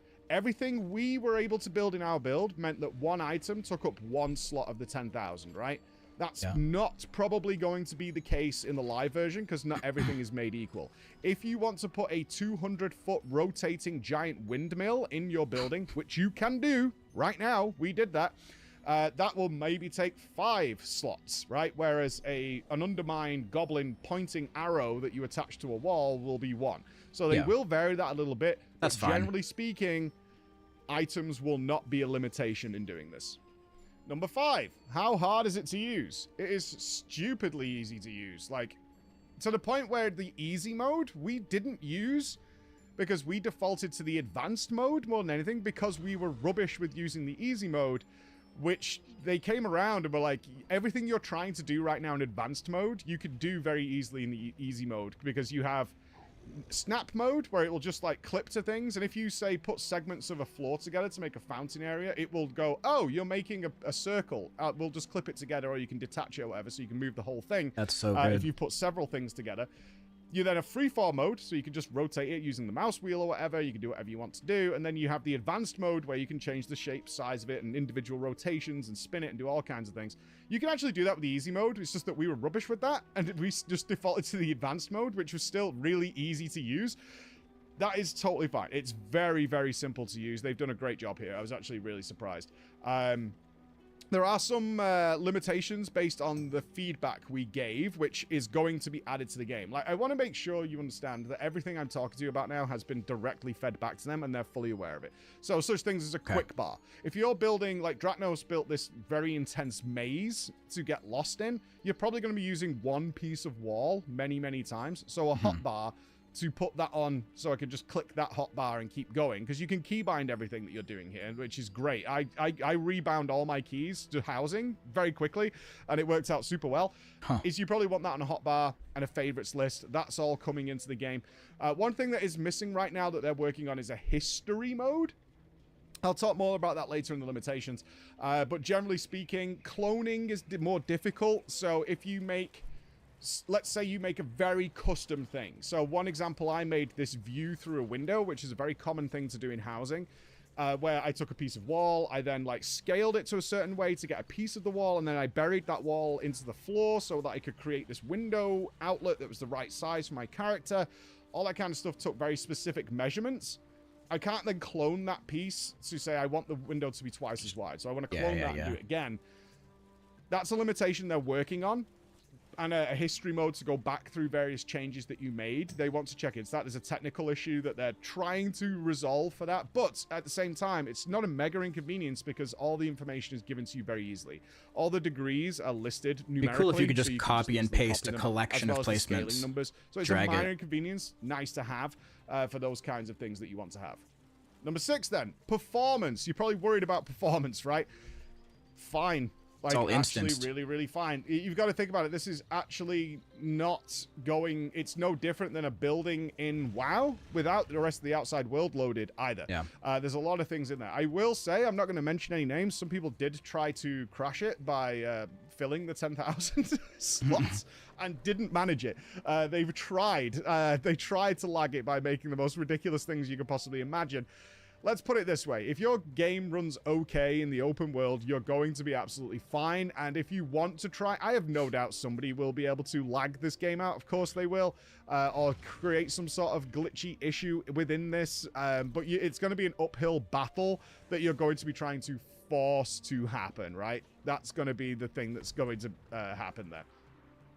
Okay, those are the general things outside of what you've seen in announcements. Obviously, I'm looking at this with you have some preface knowledge. So at the beginning of my day, within the first hour when the devs were hanging out with us, I was like, "You've opened this." The word of the thing I said was, "This is Pandora's box," and that then became like the word of the day. It's Pandora's box. There's already way more creativity and freedom than I expected from the first version of housing. And the problem you have now, which I think we all ran into, is you start having really grand ideas about things that you want that aren't there yet. Like ridiculous things. Because you have this whole massive template in front of you, and you want to fulfill more insanity. You just want more and more things to do with it. Like, I want mega spotlights to create crazy shadows and things. And they're like, yep, that's coming. We're totally working on that. Well, lighting's going to be really cool. Music. Can I get music to, like, be in this zone of the room? And then the music shifts here so I can almost tell a story, because I can predict this, like, horror-themed place where I want somebody to see something in a corridor, and then the music shifts. And they're like, yep, we're working on that. All those kind of things. But that's their issue they're going to run into, so I'm going to move into limitations and things now. Again, to reiterate, everything I'm about to tell you, we have already fed back to the devs, and they're aware of it, and they're looking at it, and be under no illusion. Everything I'm talking about right now is one of, like, infinite avenues that Blizzard now has to explore over the next 10 years. So, number one, import-export, all right? Yes. Let's face facts. Most of us, especially me, are not creative geniuses when it comes to housing. And actually just creating anything. I don't have the patience to do the minute detail. But there are those people out there, and this opens a whole new avenue for super users and truly amazing creative people to build wonderful. One of the really cool things about the Final Fantasy system is that if you are that type of person, like he described, where you can envision something in your head, but you don't really have the patience or the skill to, like, actually make it yourself, there are people you can hire to, like, come and do it for you. Or in this case, being able to import or export an entire layout. So, you know, there's going to be really, really, really talented people out there who can make some incredible stuff, who can then just give you an import code. Obviously, you need to have the materials to do it, but you can just put that import code in, and you're going to have an amazing house, or an amazing room, or maybe even just, like, an amazing little, I don't know, whatever you want to make, a fireplace or something. That's what I would end up using, because, like I said, I don't have the patience for that shit. Wonderful things. Now, I know what I want, but I don't know how to make it. This occurs if you're not aware of, or you've not played a game with housing before. This is actually a genuine thing. Is you're opening the possibility of account sharing, because you want those people to come and do your house. Hell, we do this not with account sharing, is we commission people and they build things in properties they have access to for us, be that for the Race to World First, if we're doing an FF14 Race to World First, or for our parties and themed parties that we want to do. We have commissioned artists who go out and create these properties for us, and they're phenomenal, right? These builders are absolutely phenomenal. Similar to what we have already in WoW with loadouts and talents and things, import-export is a massive deal for me. One, you want to curb any possibility of account sharing whatsoever. Yep. Or you want to be able to give moderation rights to another player to say, like, you are the server's... Esfand actually had a really good point here. It's like, when in Classic, somebody gets the recipe of, say, Lionheart Helm, that's the Lionheart Helm guy. And you want to speak to that guy and get them involved. That is going to happen with housing with these very creative people, and gives a whole new lease on life for the game. Is you want them to either be able to come in and work on your property. I never thought about that. If you get somebody else to do it for you, or they come into your house, they get, like, permission, they can use their materials to make whatever they're needing to make. You don't necessarily need to have them. I didn't even think about that. I wonder if there would be some limitations on, like, publicly available stuff only, and not, like, achievement-based things. Or maybe it will be achievement-based things, and you'll have to pay a premium for those. Dude, I didn't even think about that. Property, right? Or you want creators, new, fresh YouTubers and streamers and things who build these magnificent things and are then able to upload it and share it, so that you're curbing that. And also people can have wonderful, glorious houses that they just not are creatively inclined or have the patience all the time to invest in and to share in what those guys create. So that would be a huge plus. If you've ever played Path of Exile, you'll know this is a huge thing. Hello, people Pyrie. create these wonderful and also, you know, look at outlandish housing arts. That's insane. Two, longevity. This is a big concern of mine. Dead neighborhoods are a very real thing, especially in FF14. Everybody wants a house. Everybody can get a house, and wow, it's far easier than ever to get a house. Everybody has access to one.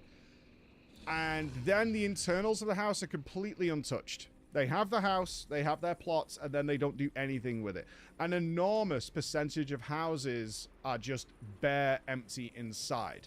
Now, this is where the neighborhoods are going to come in, because you'll know how it feels, right? You will be very excited week 1 to come into it, and then you're like, okay, I'm going to leave it alone now, right? You don't want that to happen. So neighborhoods are something they weren't able to publicly, I'm dancing around it here, tell us much about.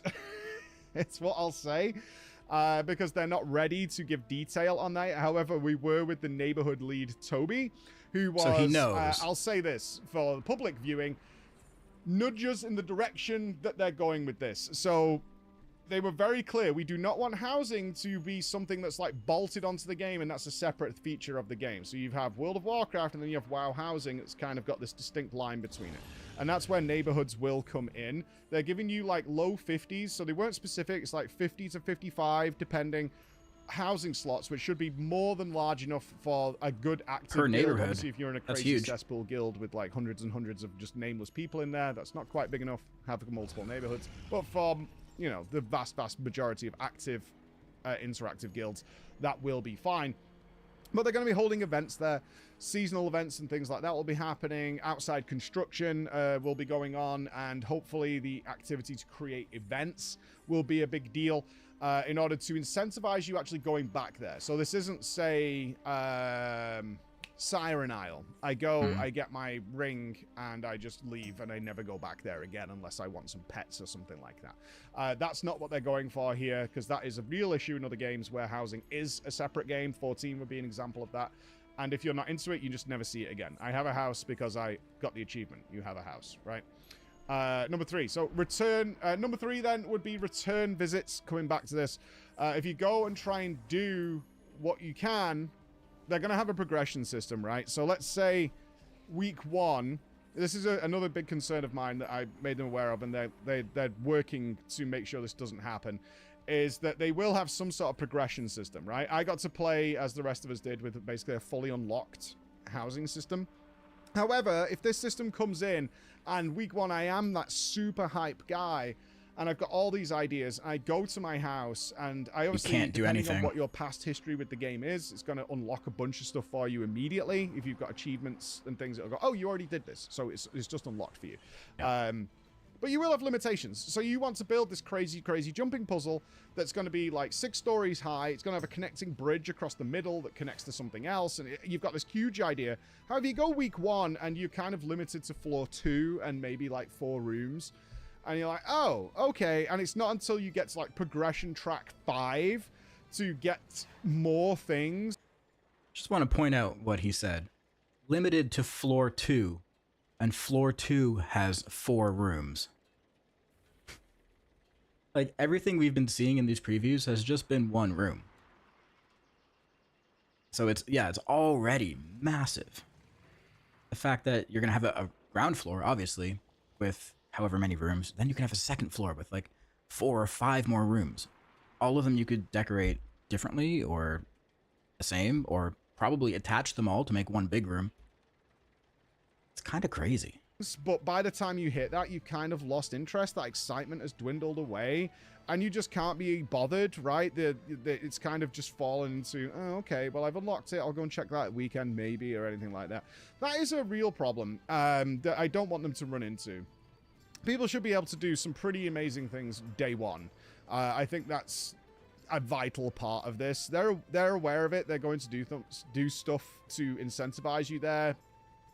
I want to be clear on this, though. If you don't want to engage with housing, they were very clear on this, then you don't have to, right? They want to incentivize you going back and investigating your neighborhoods and going seeing it, so it's not unfamiliar. It's not a forgotten part of the game. This is evergreen. This is something that's going to be here forevermore. But if you were like, I hate housing, sure, that's fine. That's your prerogative. Then you won't have to deal with it in any way, so they're not going to tie it to anything. Number 4. Utility. Oh my god. There were a couple of, I'm not mentioning names, but a couple of young creators there who were not there during the Garrison days. I was really lucky in the, I don't know if they're releasing any of the pictures because they took a lot of us during these round. We literally had big bunch of chairs in a circle where we were all shooting back and forth. I was sat next to Paul Cubitt. That name might not mean anything to you, but it should. Paul's been there forever. I interviewed him back when I went to visit the campus. This guy is a creative genius. responsible for a lot of cool things in World of Warcraft. And some of the younger creators who were there were like, what about utility? What can we have, like an auction house? Can we have? And I was like, oh no. No. It's happening again. You don't want that. No. I turned to Paul and I went, the sins of the father. And he looked at me and he went, And it was nice to see the devs were like, They know. Look, we're not saying no. And I will give massive shouts here to Zeppler, big FF14 creator, who was very clear on a good suggestion that the devs were like, that's a really good idea. So the idea of mining and herbing came up because wouldn't it make sense that the neighborhood has like a garden that can get the herbs and things like that? And I was like, oh no, oh no, oh no. It's happening all over again. But then we had good suggestions like, well, what if there is gardens and things, but the things you're growing there are actually to unlock housing things? That makes total sense. So it's that like is totally fine, self-contained. because what we can do here is add in profession items where there are specialists who can build very specific items, and that uses like the neighborhood system and all that kind of stuff to create those things, which other people might not engage with, and then be able to commission, you know, things to go in the auction house and things like that in the cities. They didn't say no to everything. Like, it does make sense that there's some sort of mailbox or something like that available in the neighborhoods. That fits. Mailbox, sure. Very wary of adding utility in any form to this that actually is like progression utility to the outside game. Because if you weren't there during WoD and you're not sure why my heart skips a beat whenever this comes up, garrisons had utility and function in them. Hey, they what's had up, a Rick? mine. They had a Good to herb see ya. garden. It meant there was no reason to go out into the world at all, because you could daily collect everything you would ever need for your flasks, potions, your self-fulfilling prophecy. And when you had alts, you could cover every profession in the game without ever leaving your base.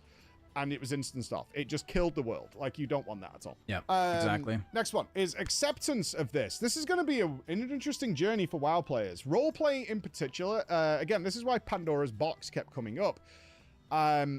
Roleplay has been looked down upon by a lot of WoW players, despite the fact that roleplay servers are a huge thing. And roleplay has existed forever in World of Warcraft, right? And I know from my experience where housing is already a thing, is this opens the doors to infinite possibilities of what's going to be happening within the game that they need to be aware of. Some of it was a bit extreme, that they were like, really? I'm like, yeah, like traveling casinos, right? Gambling is a big no-no in World of Warcraft, but you're going to have traveling casinos because players figured out a long time ago how to have active gambling within the game, especially with trustworthy organizations, which are now going to be a thing in World of Warcraft. You're going to know the proper Gallywix Casino Discord. God. And these guys will turn up and they will provide bars and they will provide various different gambling games that can be played without any of the utility of the game itself between players. They can play blackjack together and all this kind of stuff with /roll, and all these kind of things have been done before. You're going to have that. You're going to have strip clubs, right? You think Goldshire is bad, and some people go, strip clubs. Like, dude, this is already in the game in a long way. No. Check out Drama Time on a Friday. This already exists in a huge way, and now you're going to have organized ones, like genuinely organized ones with proper I scoff as if I'm not going to be there. Happening. But on the less degenerate side, you're going to have things like the DJ population, which you guys probably don't even know about. There is a huge amount of live venue DJs. This is really cool. That are extraordinary, right? I think of names like Mew Fei, DJ Cyborg, all these people who have regularly DJ'd parties in FF and spin off like remixes of the soundtracks and things like that to the game in a wonderful way and help host parties. These are now going to be an active thing in World of Warcraft because they'll have venues to go to and people will be able to attend.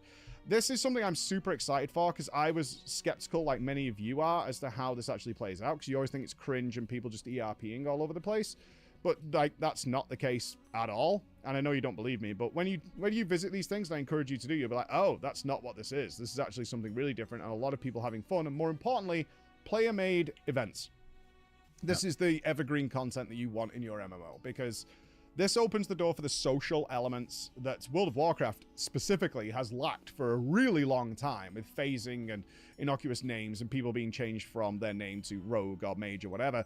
The resistance is going to be there for this, but ultimately, if it's handled well and it's encouraged and Blizzard supports these kinds of events and publicizes major ones, then this is going to be an immense addition to the game. There's so much more that I want to talk about with you guys, but I want to keep it as short as possible. So we'll have the full interview over on our second channel, like I mentioned earlier. But the idea of IP crossover for different themes, right? Can we get StarCraft themed stuff? What if I kill Lilith on hardcore in D4? Can I then have a Lilith trophy? I will say, like NPCs working in the houses, right? This is a big thing that I can play dress up with. People love doing that kind of stuff. My warband alts hanging out. They already have shown your pets and stuff. That you can play dress up with. All these kind of things. And the message is clear from me. If this is version 1 that I got to test of the housing, they've way exceeded expectations by a long, long way.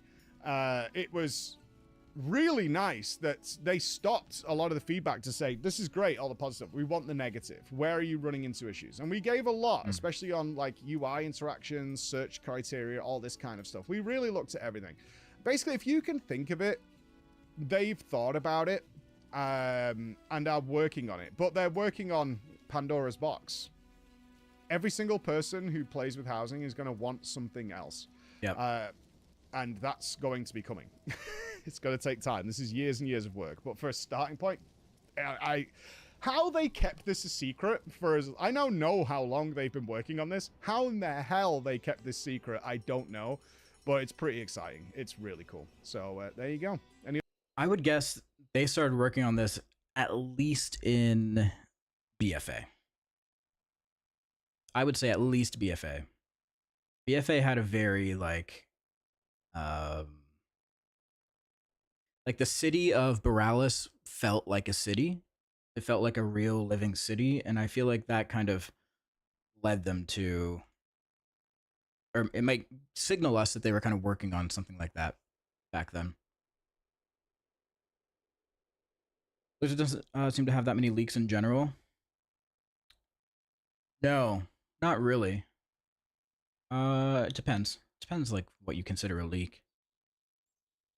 Like there were some things where, you know, creators got a tour of the Blizzard offices and somebody leaked, you know, a concept art picture of the jailer, which the jailer didn't even end up looking like. What else?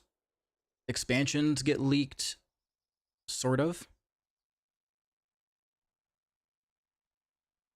Like, I remember Dragonflight got leaked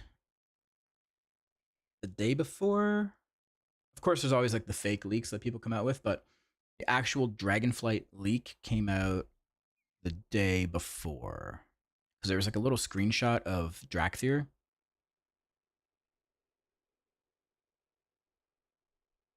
Yeah, one day. But yeah, in general, like, not any major big leaks.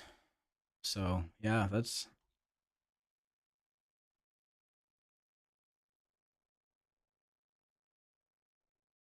Should we watch another one?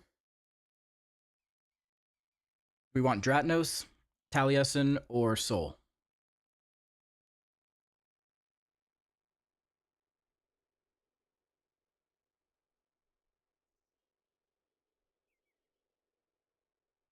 Okay, we got one for each one.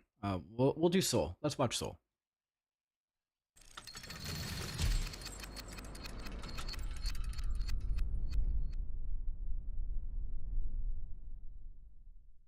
Hey, it's Sol, and the embargo is lifted. Today we're going to be talking about the new things we've learned about player housing. Blizzard flew me out to Boston to attend the World of Warcraft 30th anniversary celebration, and I got to meet viewers and devs and fellow creators, but you probably don't care about Preach giving me a hard time during Hot Pot or trying to screen camera setup tips in the middle of a concert. So this past Monday, Blizzard took a select few of us to their Boston office for a media summit, making some of us the first players outside of Blizzard to check out a demo of player housing, specifically of his walls. That's a new room for him. He just moved into there. It's really cool. Suck at it. But I also have additional information after interviewing some of the leads for player housing. I can't air the Moving into a new room is always because exciting. reasons, but I can share what I learned from You get to start fresh. Today I'm going to tell you what I've learned, what was said, and my impressions on the building side of housing, because again, that was the focus. If you don't mind, like the video, subscribe for more WoW coverage, and catch me where I'm live. Between chatting and discussion, I say we had a good 3 or so hours of actual play time to figure out the controls and, play with what's what. Of course, I'm going to bloviate throughout this video because that's what I do, and I'm all sorts of excited to talk about this stuff, so I'm going to run through a whole bunch of bullet points of things that you probably want to know. I'll have a bunch. I just noticed his shirt. That's a really cool shirt. Stat squish. Power wanes. Housing lasts forever. I like that. Of timestamps, even if it's just like a quick 10-second blurb.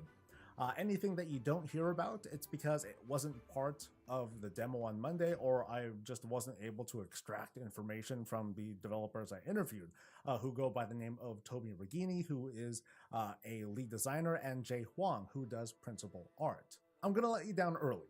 Specifically, they didn't give us much of a peep about outdoor decoration, although we do have an idea thanks to all this fabulous B-roll we now have going around. What you're gonna see gives some idea of their vision and the intent, which appears to be very, very lofty. We also got nothing new on neighborhoods, but I have a feeling in the near future we'll learn about their utility, as in things that we can access or build or unlock as a small 50 or so person community. It's likely going to be the next big housing blog post, which might come out a month from now. It might be today. Oh, is that a neighborhood? I also Oh, asked sick. about weapon and back armor right. racks, which were not available. It looks like a Draenei. I want to say it's either... It looks like a female. It might not be like a canon character, but it definitely looks like a Draenei. Urel, maybe? See like the Draenei crystals. White skin and the hair and the ears/horns. Yeah, my best guess would be Urel. Available in the demo we were trying out. They were pretty cagey about it, but that may also be brought up very soon. We also didn't learn anything new about professions or how to get new appearances because obviously, while they're related, they're technically profession and reward kinds of questions, and that's handled by a different team. The focus, again, was the hands-on experience of bringing our imaginations to life. The team has been very, very open to feedback. It's why they announced housing those many months ago. Lots of changes had already happened since November because folks like you and I had been speaking up. Right now is also it's a very open window for feedback. Even if we might debate in the comments, or even if we might shut each other's ideas down, sometimes it's important to at least speak up. One example, one topic include how to control people visiting neighborhoods or houses. Like someone asked, what if you have a big streamer hold a party somewhere and it brings the housing or the neighborhood realms to their knees? So can there be filters? Can the house owner have a cover charge to enter a home? That sort of thing. They didn't even have yes or no answers to these sorts of questions, probably because they haven't gotten to that stage yet, but they just kept leading us on with more questions, and they were... I think they said you can decide if you want your house to be like a public or a private instance. I'm pretty sure they said that. Same with the neighborhoods in general, but yeah, it'd be cool if they could do other like accessible things. We're jotting stuff down. Cover charge is kind of funny. Blog post mentioned how we can maybe place only one unique item in a house, like the Onyxia head. The vibe that I'm getting at the moment is this sounds like a negotiable thing. Like maybe they won't commit to single-use uniques, and if you feel the same way, comment. Friday night keys, housing party. Comment on a Stream whole bunch together of with a bunch of people. like in a That'd big be wall sick. of text in there. It's a good place to do it because they're likely to see them these days, and I might want to pair it off some of what you might be saying too. Housing is as customizable as the videos are making it out to be, and then some. The ability to warp and shape and position things the way you want to makes housing feel like, look at that corn, like a painter's canvas. And the core, the items, they're merely the tools that you use to create your own expression. Like some of what you see here is deceptive. Like some objects have been sized up or down or maybe angled to achieve a different effect. Like, for example, these wooden foundations here, they're made of multiple pillars, actually. They're just angled together to create this illusion of having larger... Oh, I see. There's one main one in the middle. And then it's the same pillar, just oriented that way and that way. Same with this one. Fancy. Looking supports. During the summit, the lead on decor, who was one of the developers I interviewed, he did a demo where he created a restaurant out of a single room. He used a staircase that climbed up to this upper loft. He set up a second floor with tables and a balcony. He set up more pillars and rails for support. And he did this very, very inventive thing where he took a steel-looking table and phased it into a larger box to create kind of a stove. And then he took some large barrels, shrunk them down, and phased them into that box, you know, with that table to create what looked like burners. And then he took some candles and shrunk those down too, and phased it in to simulate like a lit burner. Some people, they made these tight, cozy spaces during the demo. That's pretty wild. Others like me, we just kind of experimented. Like I did like this thing with makeshift windows. Jerry spotted in WoW. Jerry has a friend too. Damn. Jerry's making friends. Always ready to party. Typical Friday night feet party. Oh, hell yeah. That simulated the outside. I threw up some flamingos trying to like walk through the water, and I slapped a bunch of windows onto a slab and pointed it down to brighten things up. On the subject of lighting, there are various candles that you can click to light up and turn off. There are fixtures, and very important, there are windows to achieve this. Who's Jerry? Room effect. Jerry is the sleep token flamingo. That I'd love to see put in. I want to control the ambient light in the house because it's all perfectly lit otherwise, even without any lighting. But I think it'd be very cool to be able to adjust the lighting here as well as the light sources that I decide to put. I'm really excited about lighting. You know, lamps or windows. You know, lighting makes a huge difference. Contrast or something kind of spooky. Changing the color of these light sources too, that would be very cool. Meanwhile, collision is fully implemented even when objects are suspended into the air and rotated all funny, meaning that we can stack tables and platforms and planks and more to create maybe like jumping puzzles. Early reactions from months ago are what prompted them to add these newer blocks and other shapes to create customized stairs. And with this in mind, now we can make rooms with secret passages that you have to maybe be a small... You have more than one house? I think you can have one Horde and one Alliance house. But keep in mind, each house can have like an infinite amount of rooms, right? But I think because they are isolated to like Alliance and Horde neighborhoods, I think you can only have one per. I think. A race or have to shrink down to navigate through. There are a bunch of different room shapes and sizes, from small closets to L or T-shaped rooms to rooms with pre-built staircases to very large and tall rooms, so you can build like crazy vertical towers. Dan, you can just have another floor or room in your house that's behind a locked door. Only special access to that one. Or it doesn't have to be a floor, it could be below. It could be the basement, the dungeon. Or multi-wing homes with interior balconies and secret passageways, you name it. You can't exactly build a sub-level basement, but you can sort of go around that by simply creating walls and platforms to create this, I don't know, like a lower landing when you first enter the home, and then you climb up some stairs to this main floor, while now you have this kind of basement below you. I bet that once we see enough assets, we can simulate maybe an outdoor garden, like a Japanese style old house, and so much more. It was broken at the time, but you can make 10 rooms in all in a single house. Now, I'm not sure if there's going to be restrictions or costs for those, but it does open up the potential for incredibly large homes or guild halls. The one thing missing, though, seemed to be individual dorm-like rooms, but at least according to the room sizes and everything, you'll be able to just carve them out yourselves by placing walls in. I think the large rooms were something around 600 to 800 square yards. It was kind of hard to measure, and unfortunately, I tried to reach out. They wouldn't tell me the exact size specifically. And from this older screenshot here, these dots on the side indicate where room connectors are, and we can then choose the room type as long as it fits. This includes rooms with stairs, which can also stack on top of each other.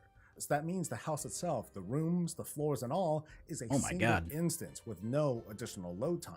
But I should remind you folks that in this B-roll footage, you never see the actual borders of each room. Every instance is shaped with walls or obscured by decor.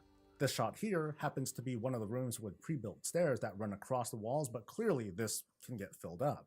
And by the way, this room is considered medium-sized in the tooltips. There was a lot of decor available that, off the top of my head, it covered the likes of humans and orcs, Zandalari trolls, Worgen, Draenei, Night Elves, Tauren, Blood Elves, Goblins, and the rest I don't remember very well. There was still kind of a lot. When it comes to cadence, the devs' answers were kind of curt. They basically asked, well, when does the WoW team add items? Pretty much every patch. And it can come from everywhere, including the trading post, which wasn't mentioned earlier, and legacy quests, and achievements, and of course, as new activities and content are unveiled. Considering what's coming out during Season 2 of The War Within, think about this, think about the zone content and the seasonal activities, including Delves and Nightfall and Horrific Visions, and pretty soon we're going to be reintroduced into Battle for Azeroth Time Walking and more story quests. We can get decor from all of these things, and not to mention the occasional Twitch drop.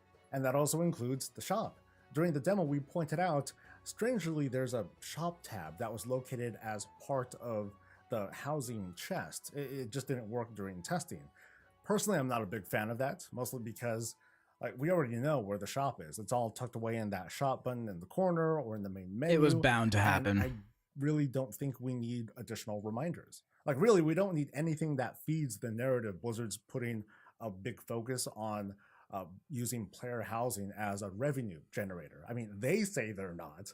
I think they should show that they're not by not showing anything. Anyway, it still won't be surprising to see decor attached to season achievements like rated PvP and raids, Mythic Plus, and Delves. But my prediction, the difference of this, more prestigious appearance will be like Onyxia's head versus Onyxia's head with glowy eyes. Nothing super distinct. Their intent is to limit FOMO to those typical moments of prestige.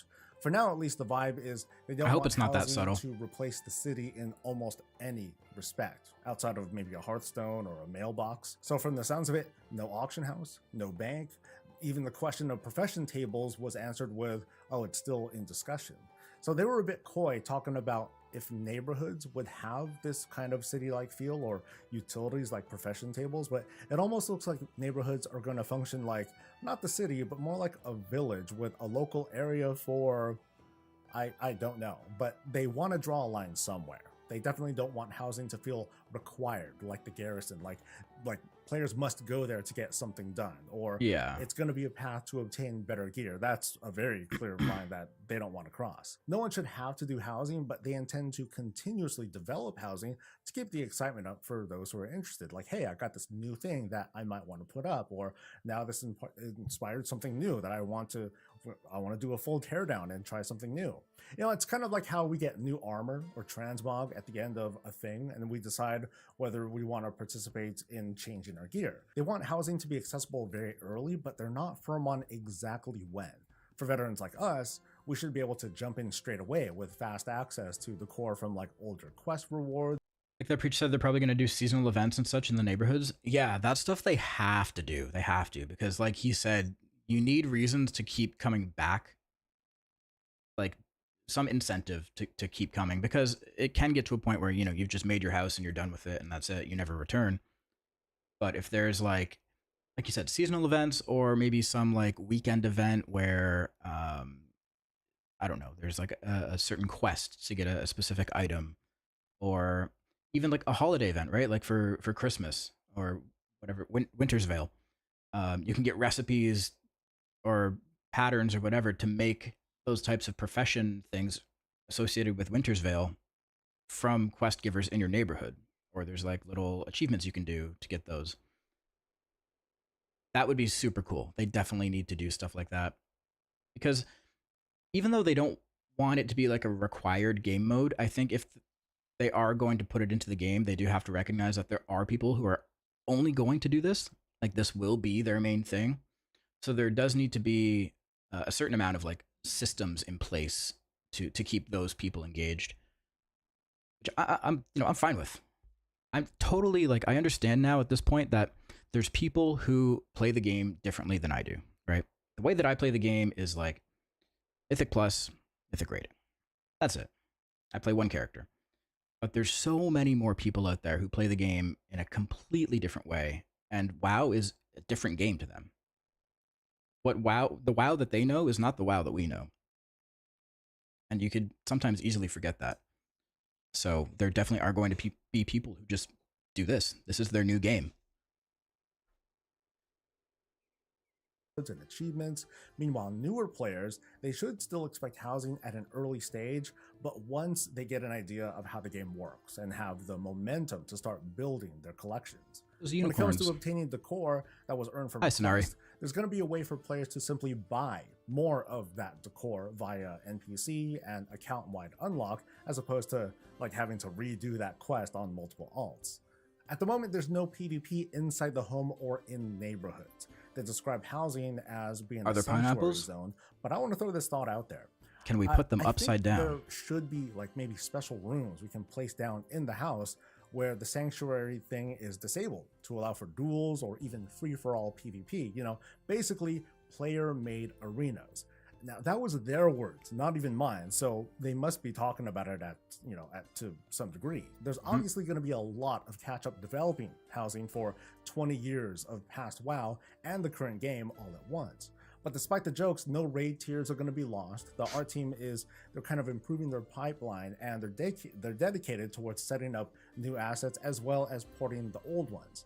Like, it's not going to be a simple copy paste, because some older arts, they can't have turf wars, like bottoms to them, and now they need them in case I think we will eventually. Where, like, everyone, they'll want to create areas where we can have like PvP tournaments, right? Like player run PvP tournaments, arena tournaments. It'll happen. Gotta bounce, but if you're still on, I'll see you later. All right, Rick. Have a good day, man. Everything's like floating and oriented in all sorts of different directions. The die system in player housing, it's new tech, it's no joke. They're mostly only going to apply to new art, and there's a lot of that, trust me, but there's a but to it. Dies are a finite resource, and we'll have to rely on a source to get more of them. So they might be crafted, they might be sold from a vendor, who knows? So I suspect scribes and herbalists are going to have a field day with this one. So here's kind of how it was explained to me. Die is made by inscription, chairs, and you want to paint one of them with a little bit of blue. So when you do that, the chair now has a distinct identity as a chair with some of that blue on it, and now you can put it back into your house chest, and it'll show you have this one chair that has blue on it. It'll remember. If you later take that same chair and replace that blue color with, like, let's say red, because you should, that chair now has red, and the blue that you had used, you're not going to get it back. It's considered spent. So what you can do instead, you can take a different chair and dye that red or blue or whatever, making it a unique item. So the game is going to inventory every permutation or variant of decor you happen to dye. Meaning in the case of basic furniture like chairs, you're encouraged to get more chairs. I joked that, hey, this might lead to like armor stuff and weapon dyes and stuff, and they were just like, I was told that means nothing, but you know, As for having pets or members of our warband in our warband house, the devs didn't shut down this take either, but they did point out that historically, one of the persistent challenges in World of Warcraft is in pathing, in this case, how NPCs walk around. There's the question of how do you design, script, or train a system of pathing when players have complete control over the environment and can change at any time. And that was all I got. Now let's talk impressions. That's a good point. How was the demo like, and is it a relatable experience compared to how it might be live? The short answer is that 100% gonna have a pet in my house. Is that pet gonna be a person? Scantily clad? Attached to a leash? Probably a gnome? Yeah, I know you, Dan. I know you. This is very, very early. I want to be clear, this was like pre-alpha levels kinds of early, like everything's up for change, and our feedback, it's based on, you know, again, these very early impressions. I can't understate the potential of housing to have really limitless possibilities from a decor standpoint. Even without using the advanced mode with like the flipping and rotating and the other brouhaha, it's not difficult to create for yourself like a very, very cool space, or, you know, just a way of expressing yourself as a player.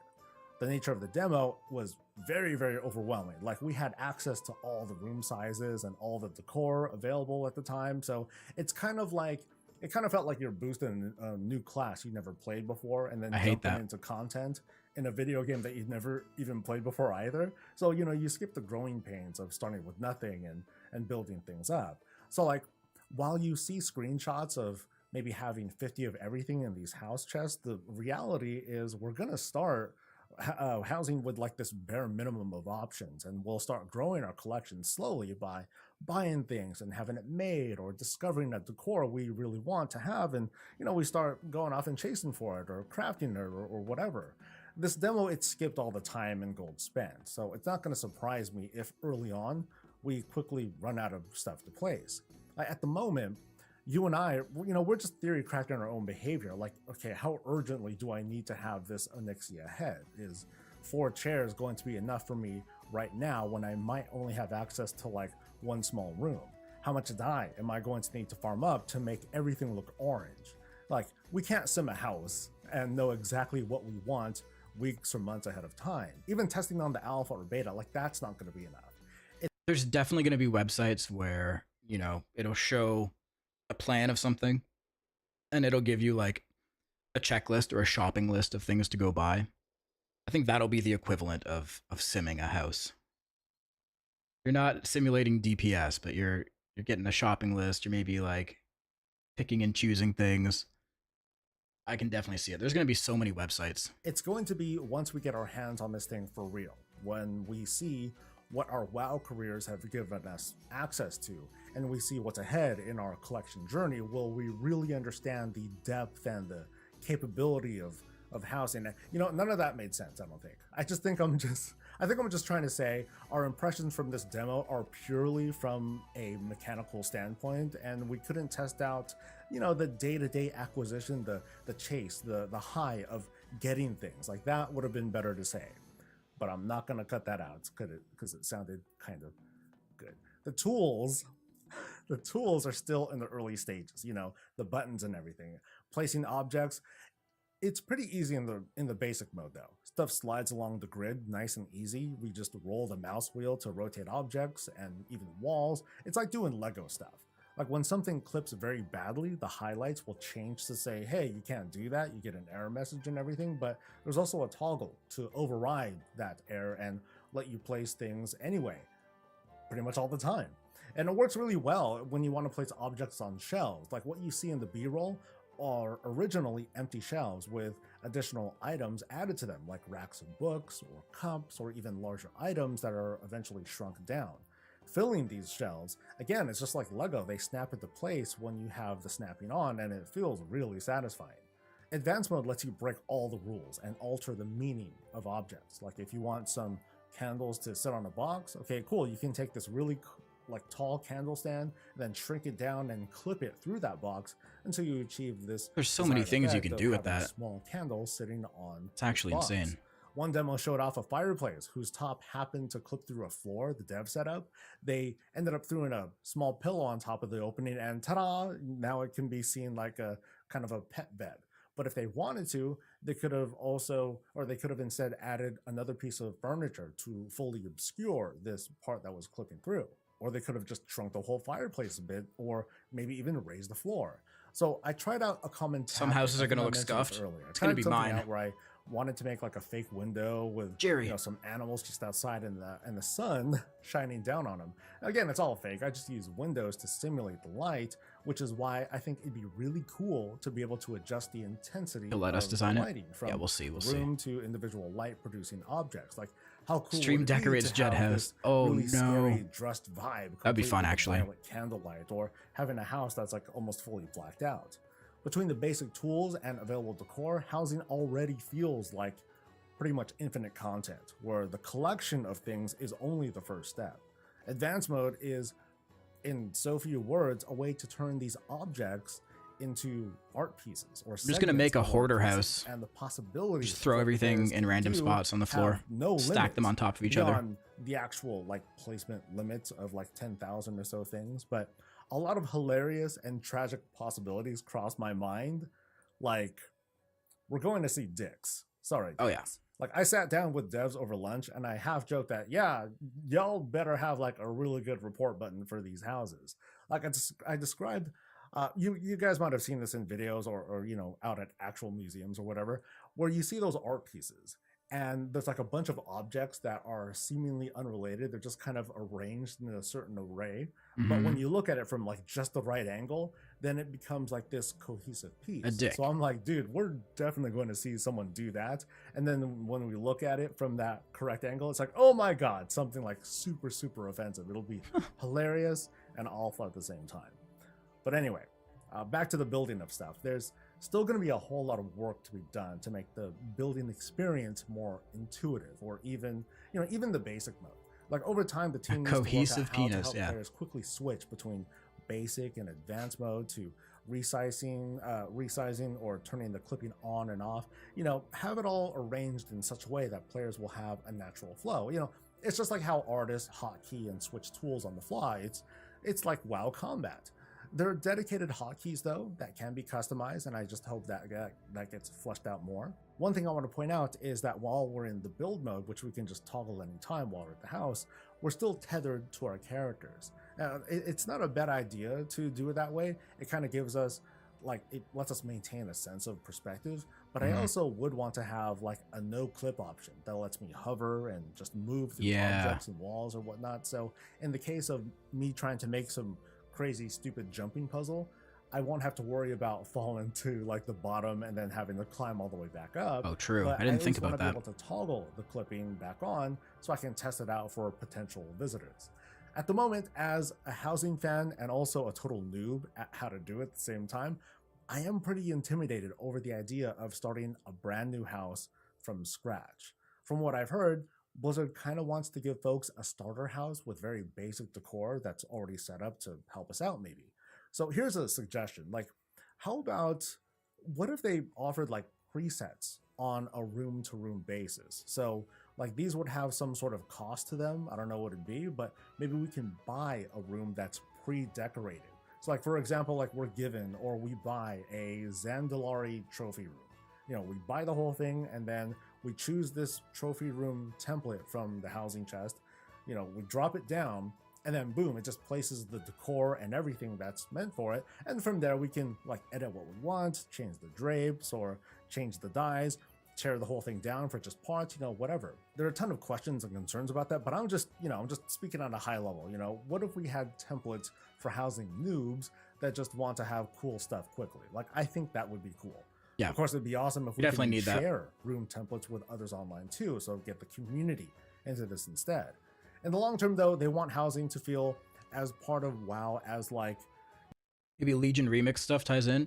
I think it 100% will. I think we're gonna get this earlier. I think it's cheat. You said January.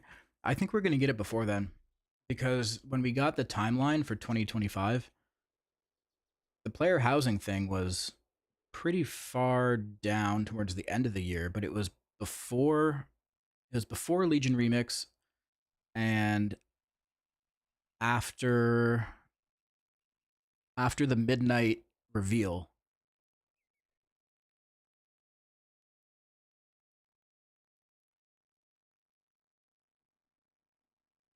Roadmap has housing after the start of winter. Winter starts late December. Late December. I think it'll be before that. I'm thinking we get, so the midnight reveal. We're going to get midnight alpha probably shortly after that. Yeah, here, let's look.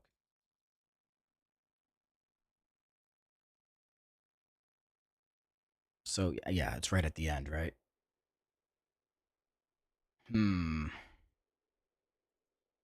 I don't know. I think if it was going to be in January, they wouldn't put it on here. Maybe not, though.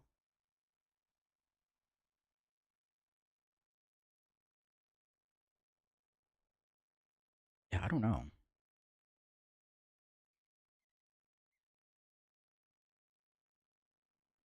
Is it actually late December that winter starts? That can't be right.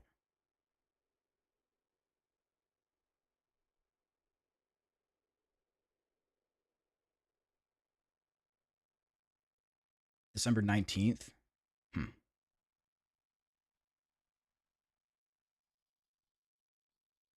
Thought it was like November. Yeah, that's what I thought. So where are we now? We are right here? No. Right here. 11:15.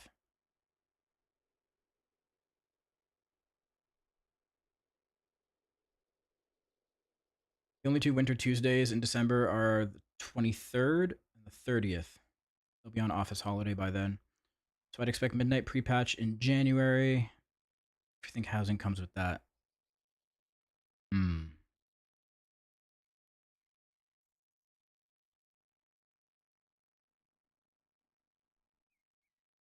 that's going to be overlapping with Legion Remix, you think?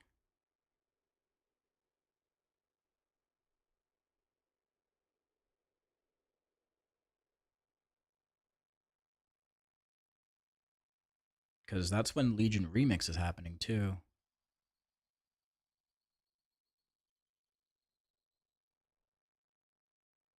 Mop Remix overlapped the War Within's pre-patch. Did it? Dude, my memory's so fucking bad. By about 2 weeks. Oh, maybe the tail end of it, yeah. Huh.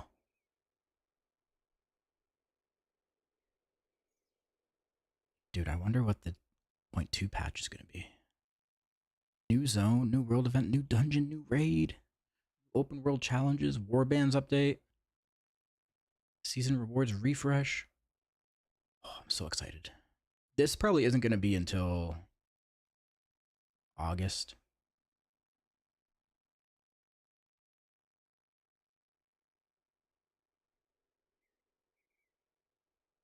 If they got it out the first week of December, that'd be the ultimate holiday gift.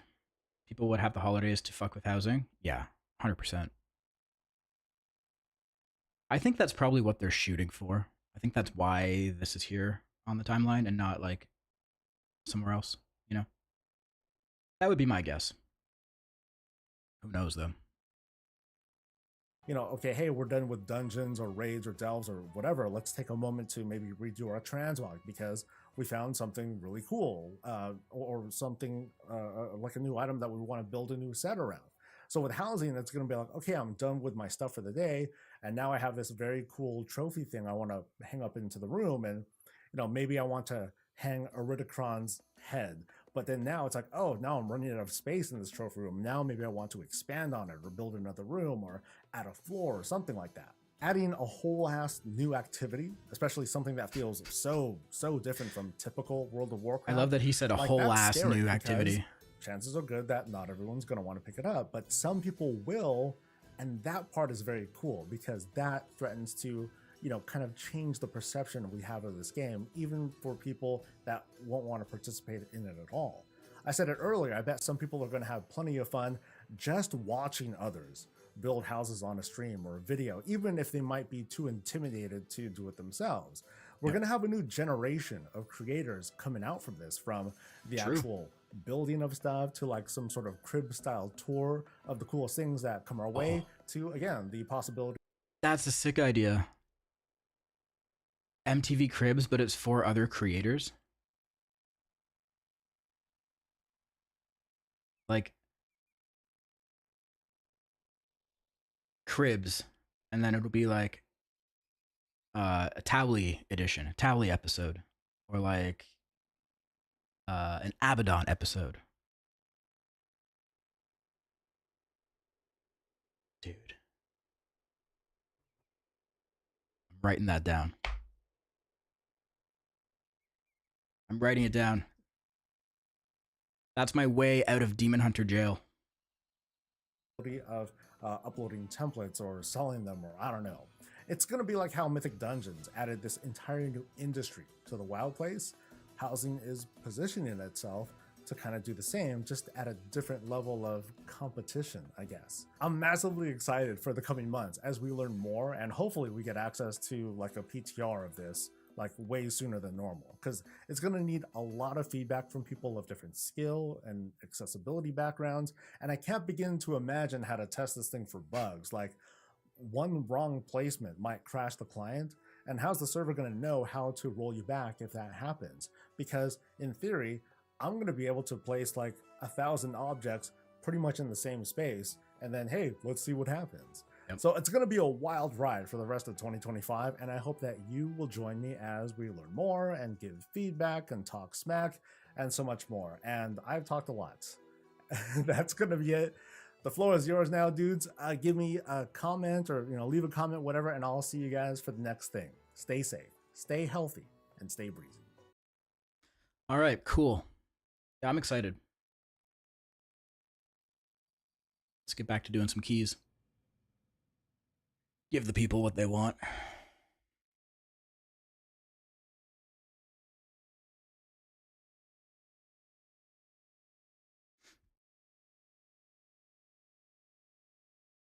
If they hold their 8-week patch cadence, it puts 11.2.7 launching on December 2nd.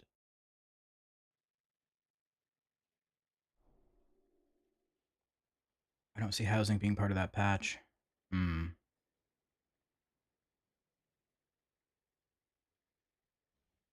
Use Glaive's transmog. What does that mean? What Glaives? You don't like Shit Shoveler?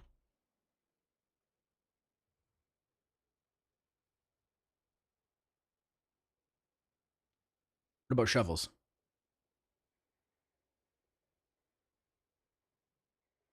No?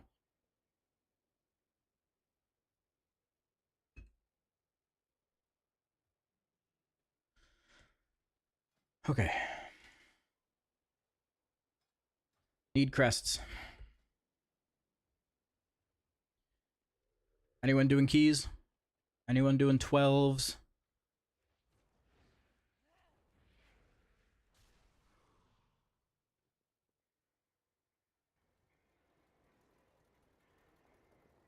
$30? Okay. Heal? Yep. Let's go, Cam. You got lots of keys to do. You got to get caught up.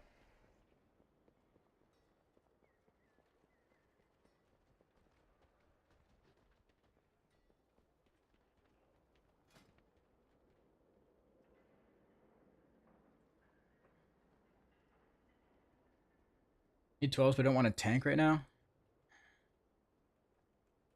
Listen. If you wanted to DPS, I could potentially make an exception, and I would maybe allow a DPS warrior into the group.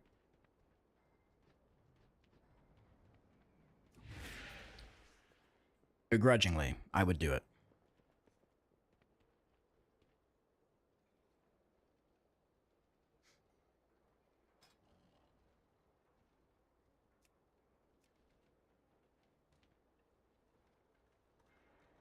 I know. Crazy, right? Crazy. I mean, it's not another Havoc. It's not another Havoc. It's not that bad.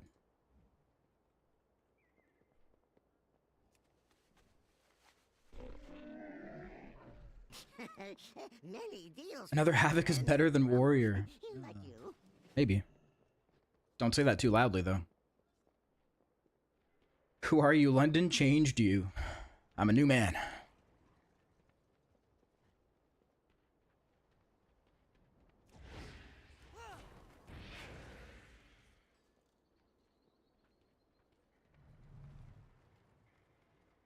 To be fair, he did ask if I wanted to DPS when we were doing keys like 4 Fridays ago.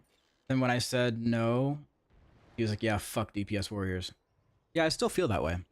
Don't get me wrong.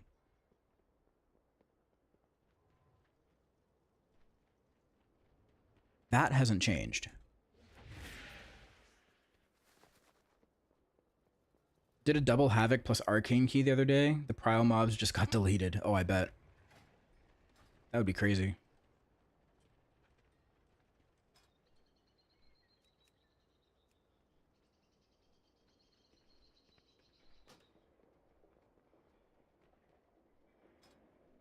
Okay.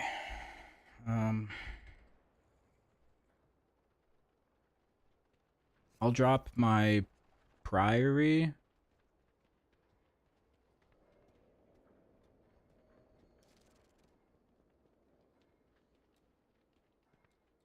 Dan, do you still need a priory? I forget what you were trying to get from there. A trinket?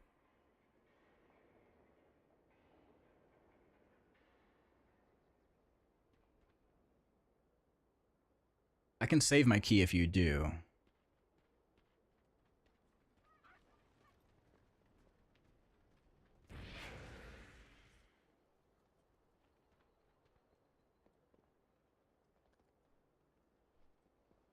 No? Okay.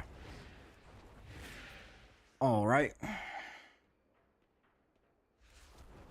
me know if you end up needing a final DPS. I mean, hey, the spot's open if you want to come. Found any good treasure lately? Hope you find lots of treasure out there.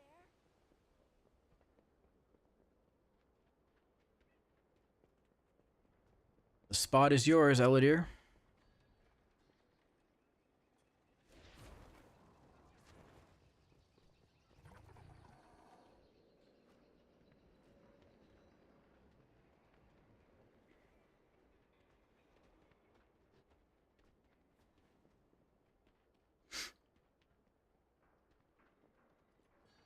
Still don't need tome. I have every other trinket from this season already. So much prior damage on Venge. Really?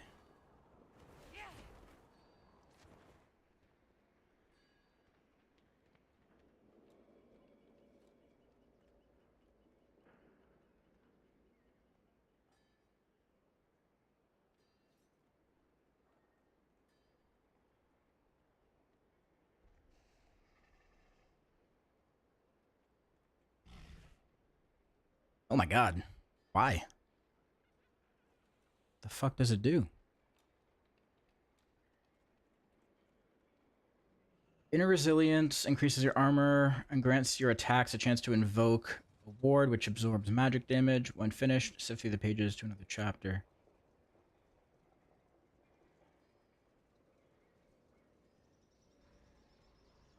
Why is it like that?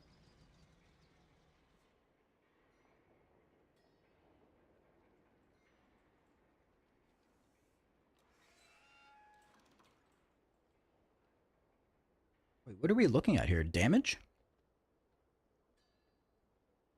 It doesn't do damage. Increases your armor. Grants your attacks a chance to invoke a ward which absorbs magic damage.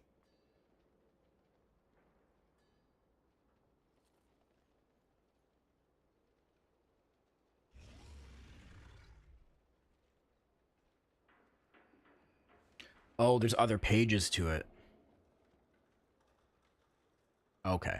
That makes sense. It's like, what? I don't get it. Yeah, that was me looking at that.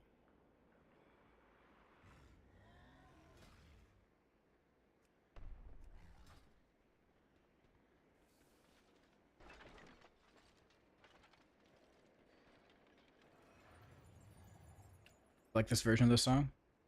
Do you want to know what it is?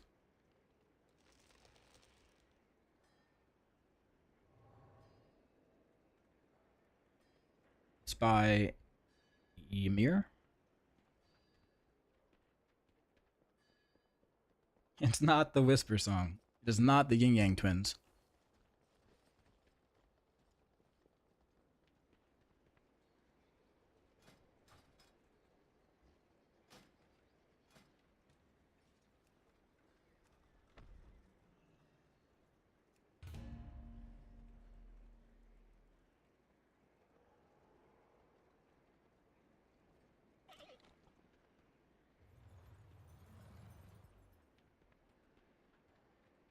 Okay, just need a little tanker boy, and then we'll get going.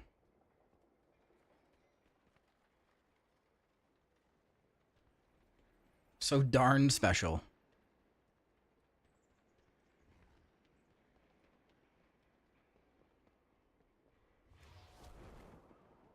Wish I could play retail. Why can't you?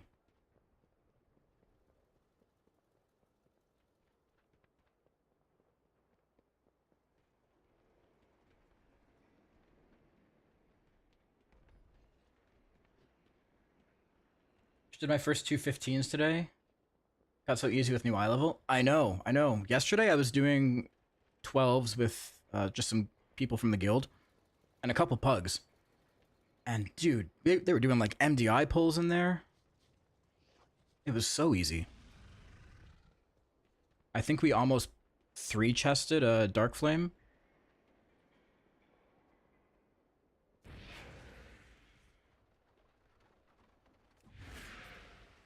Trying to afford a better PC. Ah, gotcha.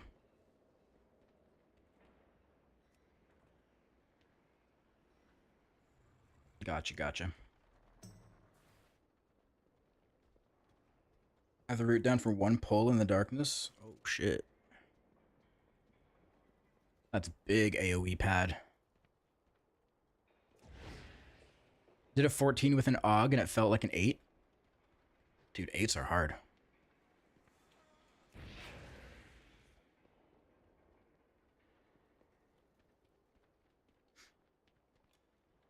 +2 with flying colors. Do you think it was because of the AUG?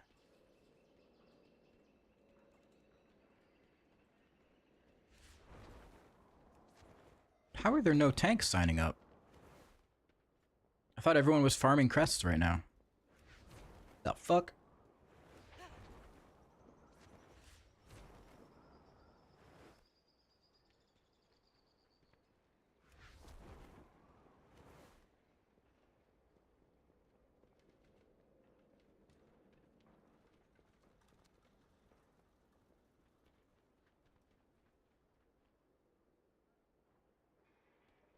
His DPS was pretty good. It was AUG plus Pharaoh plus Havoc.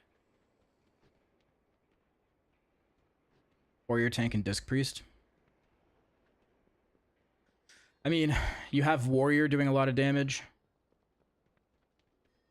Disc Priest is pretty powerful. Feral does a lot of damage. Havoc's just there to look pretty. And then AUG.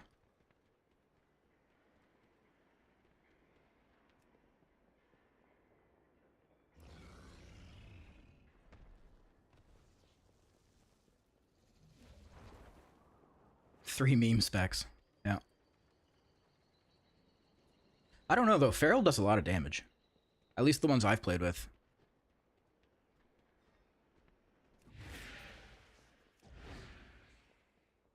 Their biting and scratching does a lot of damage.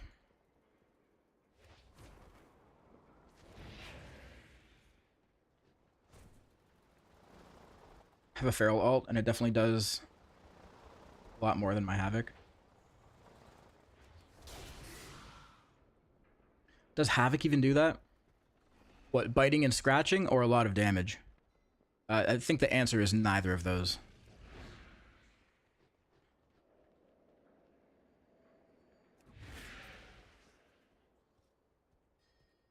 Kitties will never be taken seriously, though.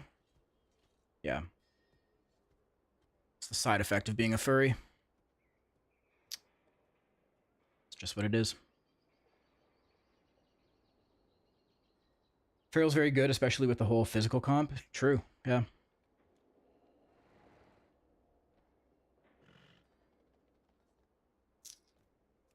There's no tanks.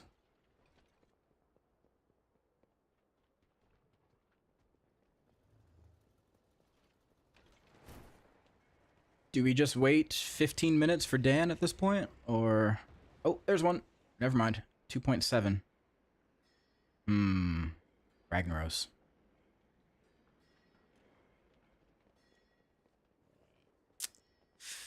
I don't know.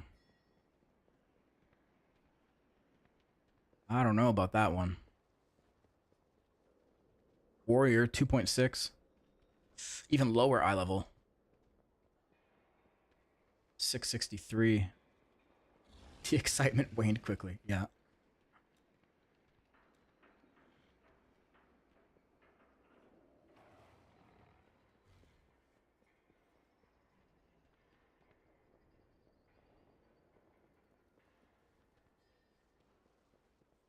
Worst case scenario, we deplete and Dan is back in time. True.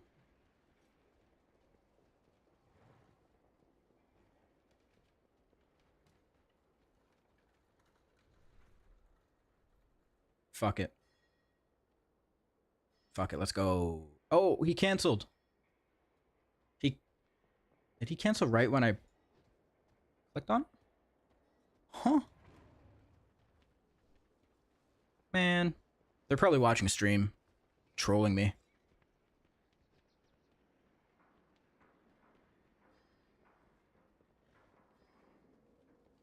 Got stream sniped.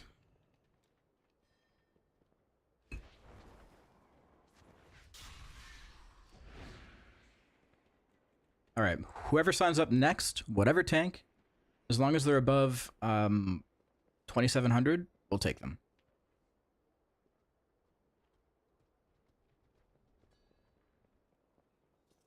$2,700 is the cutoff.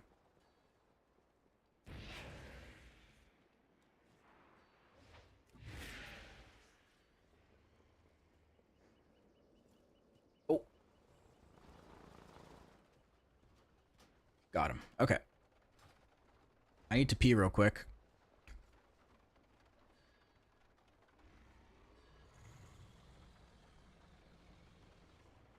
I'll be right back.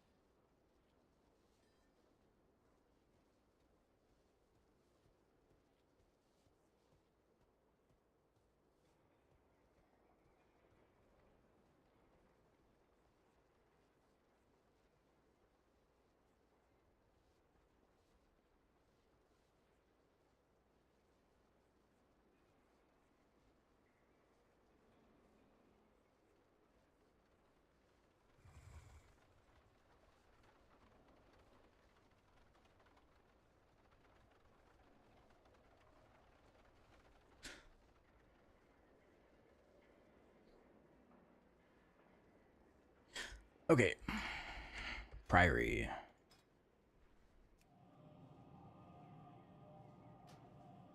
Oh, summon. How convenient.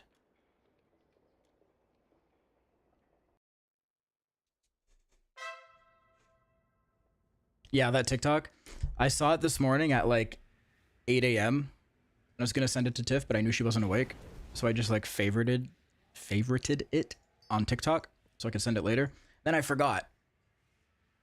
And then right before stream, she sent it to me. Fuck. She beat me to it.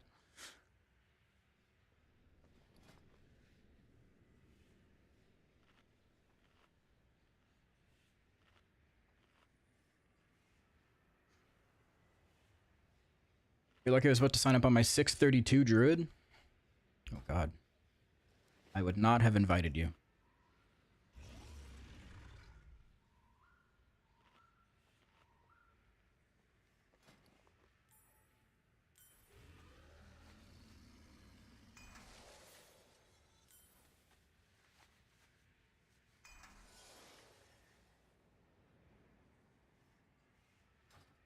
Okay, what else do I need here? In the right spec. Yep.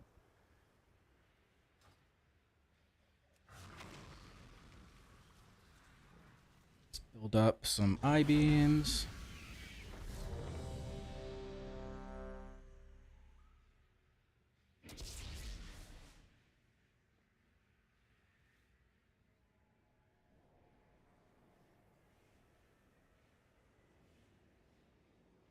Okay.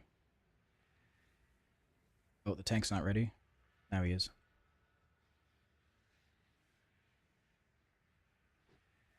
Let me get one more I-beam.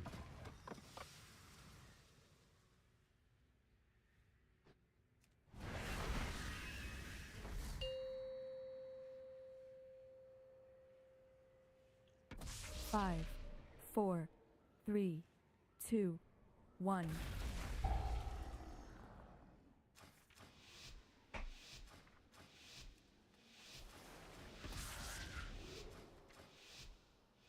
Okay, I'm assuming he's doing the poll. The expedition built the prior. The poll. Contemplate the mysteries of Beladar.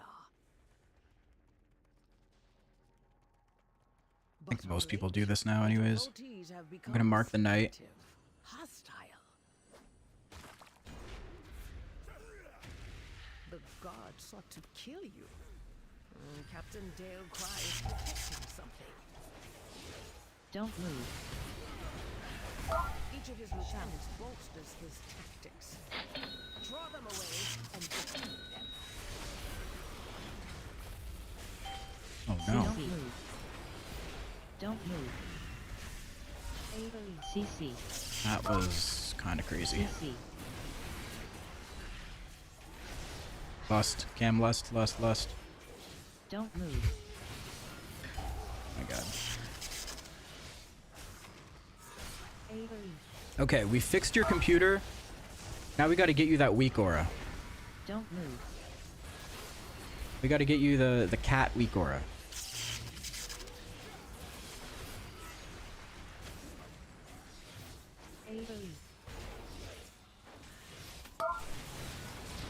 Don't move.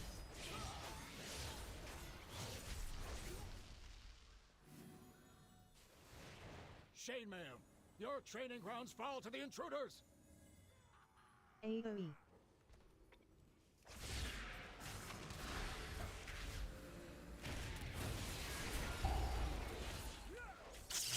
Don't move.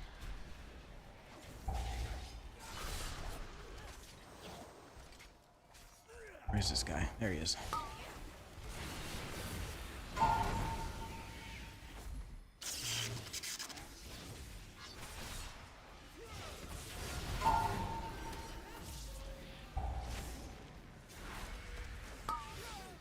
CC. Don't CC. Prison the priest.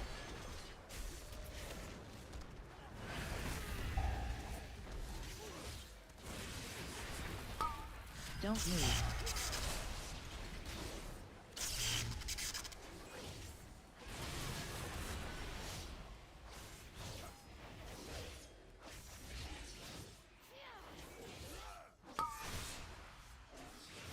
CC. CC.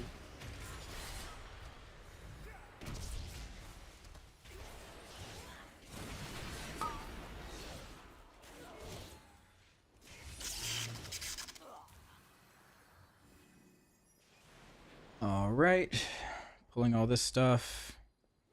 I guess we don't have anyone that can get the buff, huh?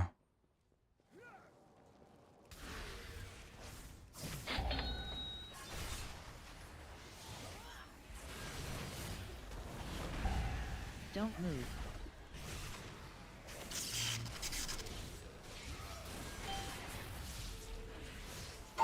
Don't move. Don't move. CC. CC. CC.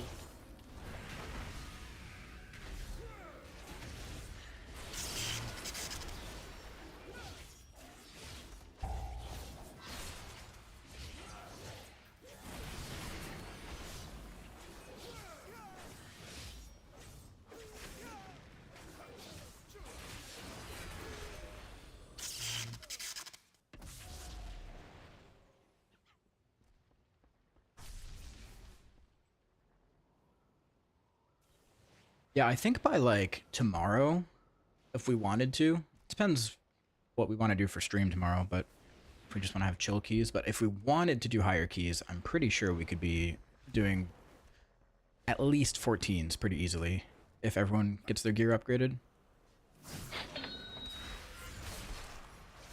Or we can just do fun, silly keys. I'm totally down for that too. Don't move.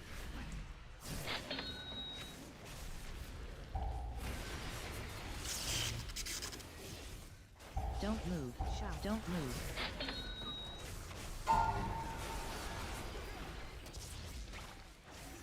CC. Don't move. CC. Don't move. Oh, there's a knight. Whoops.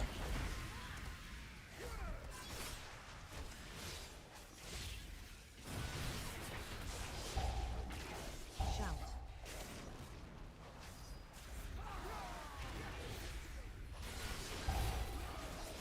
Don't move.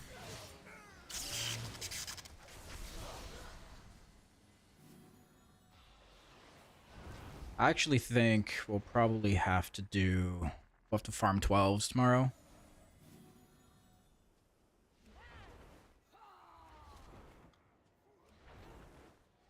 So I don't think either of you have upgraded anything yet.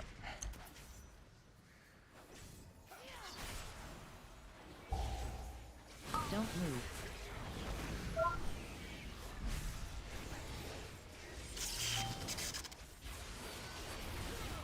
Hey Jed, how was London? London was great, man. London was great. It was my first time over there. CC. First time anywhere in Europe, actually. But yeah, it felt, oddly enough, it felt just like home, but better. If that makes any sense. Don't move.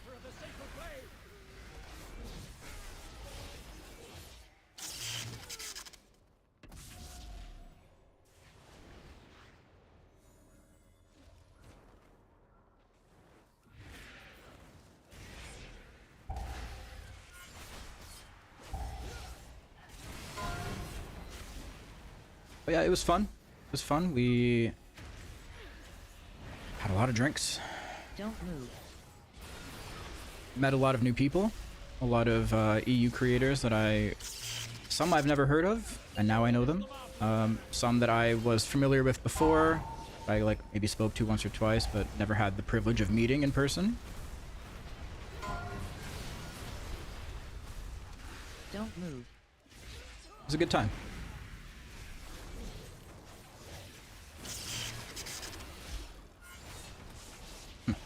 Soon.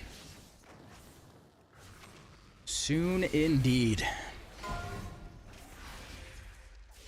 Do you like the big clock? Don't move. Oh yeah. I was real excited about that big clock. Put an end to these heathens. Ours is the true path for the Arathi.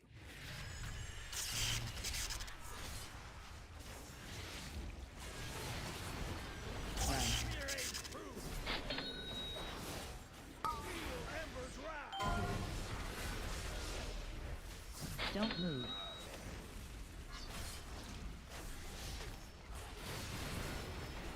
Don't move. Don't move. Finish them off, Lieutenant.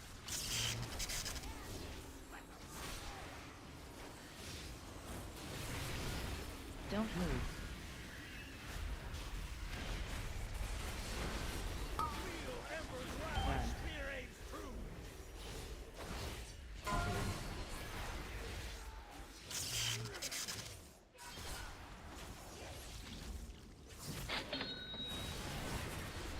It wasn't that many drinks. We didn't even get abs to dance on the tables. Don't move. That is true. That didn't happen. Don't move. I think we were maybe 1 or 2 drinks just shy of that.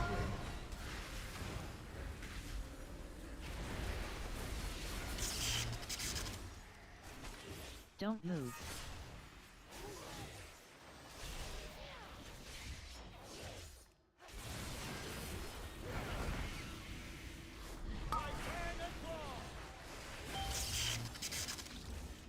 Did I dance on the tables? I did not. I may have mentioned something like that at some point.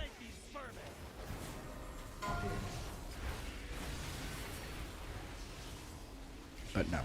Don't move.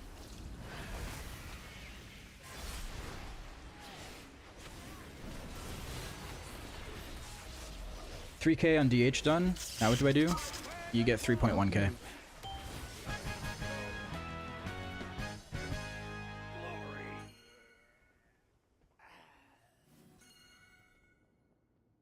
You gonna become an EU player? Nah. How could the Priory force him Nah. to try still strikes, lackeys? Guards! Guards!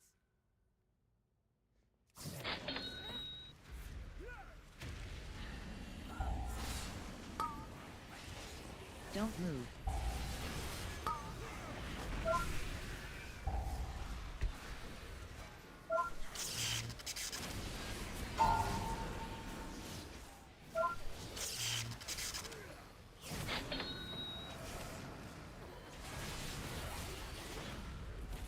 Don't move. Don't move. Don't move. What's up, Killer Eternal? How you doing?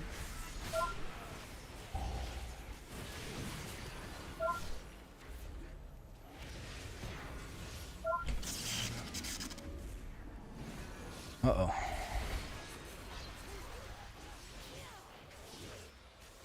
Alright, we're good, we're good.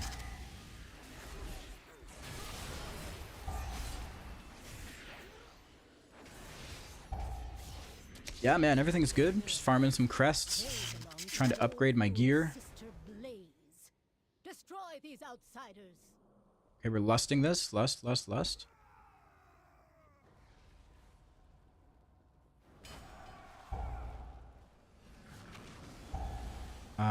I don't think we were supposed to pull those on the left. Not sure, though. Don't move. Don't move. I couldn't tell if he pulled it or if we walked into it.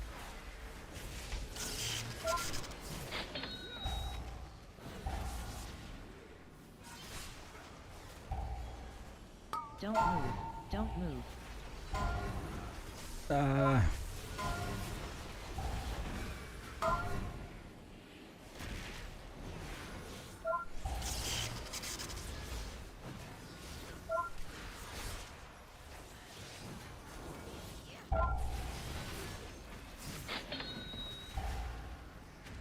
I simply wish you had lasted a little longer.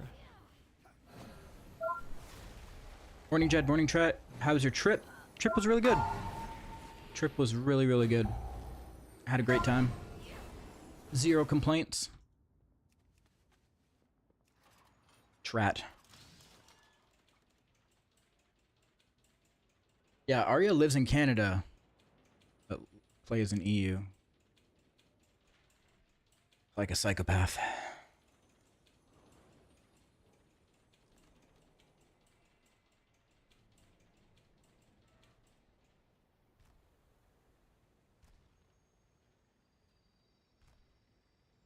In VR meta, animation cancels. Sometimes the full VR animation plays while I'm jumping. Is that because I'm doing it too slowly or too quickly? Both. Or is it because of my MS? That too. All of the above.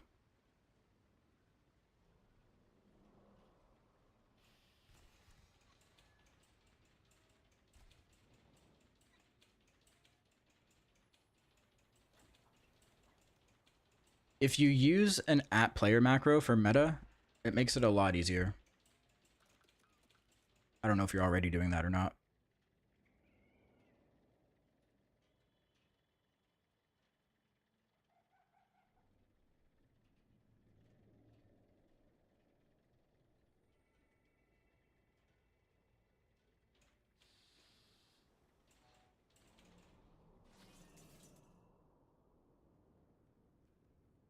But yeah, if you press meta too quickly, you'll have that problem. If you press it too late, you'll have that problem. You just kind of have to get a feel for it.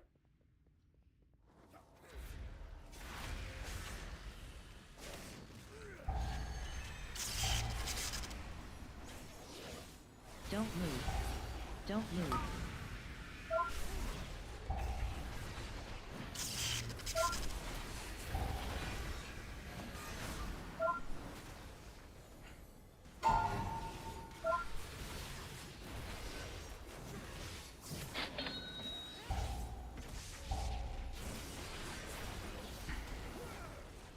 Don't move.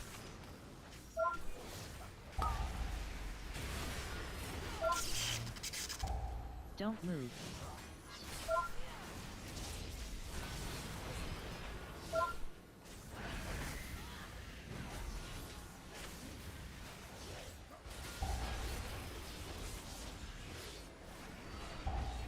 Don't move.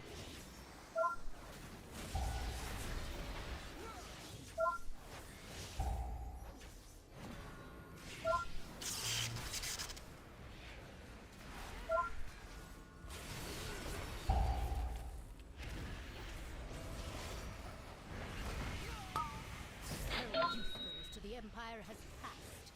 Soon, the true faithful will arise, and the Arathi will Don't move. be mighty.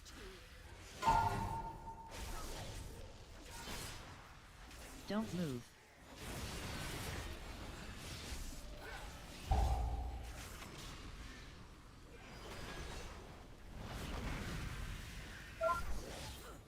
Don't move.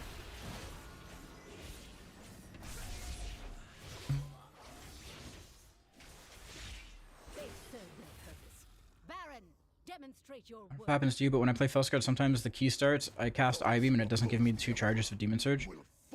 If you're just talking about your bars not lighting up, like Chaos Strike and Blade Dance not lighting up, that's just a graphical glitch.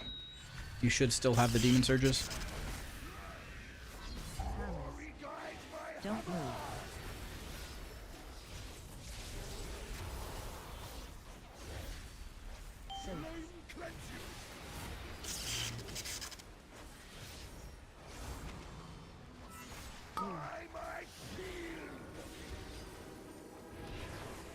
Don't move.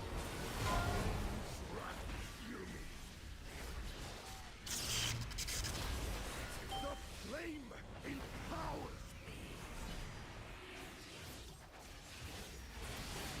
Glory guides my hammer.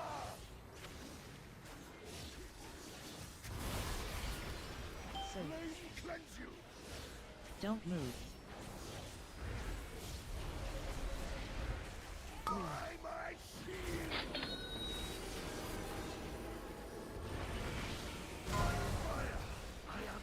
Don't move.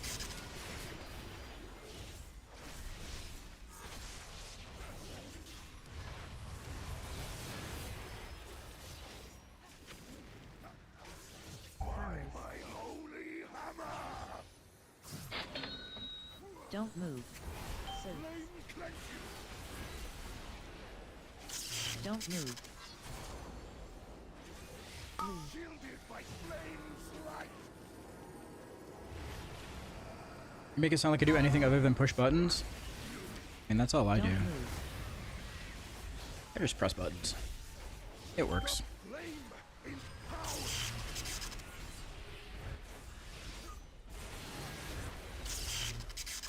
By my holy hammer. Flame cleanse you.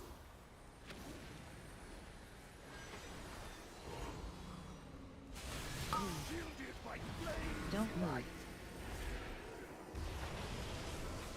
Flame's wrath heal me.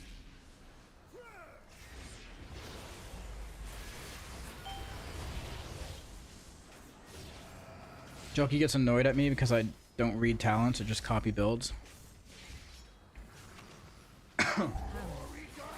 Yeah, I mean, you could just read them. But if you're not interested in learning, then I guess you don't have to, right? Murpray has warped the priory from a But it does help. to an uprising. It does help, even if just a little bit, to understand what you're pressing and why you're pressing it. She has I'm not going to go ahead and say it's like hard required. but to turn against us is madness. Don't move. But if you are looking to get better, it helps. Don't move.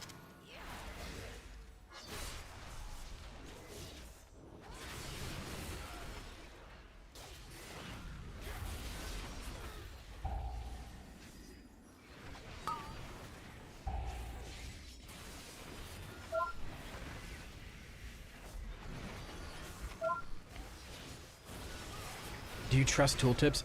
I think having to worry about the accuracy of a tooltip is a very high level thing.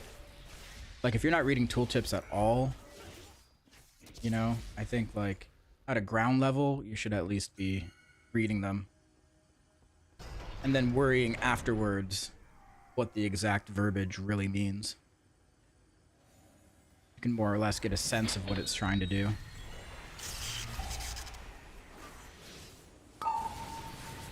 Don't move.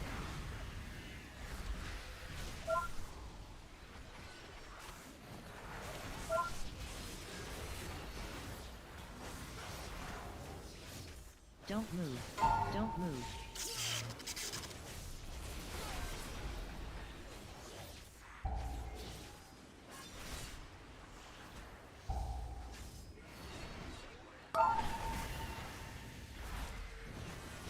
Last season, I didn't know I had to hold a few seconds digital flame for the mastery buff until I read the talent. Oh, like in your rotation to make it line up? Is that what you mean? Don't move. Yeah, like that's... Every class has that. Like, knowing when to use your abilities. If you have to hold them a few seconds to use it with something else, like that's a very fundamental thing of understanding a rotation of your class. Like that's nothing crazy.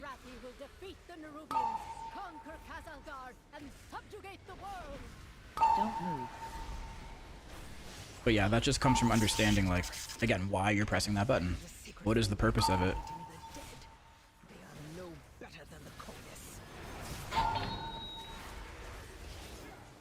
Then once you know the purpose, you know that, like, Don't move. you don't want to just use it as soon as it's available. Don't move.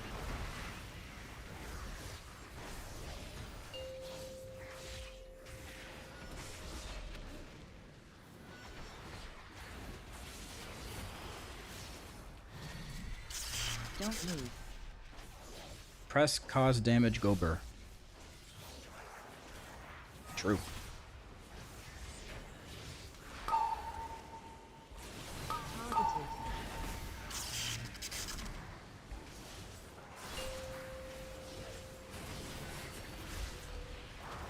Don't move.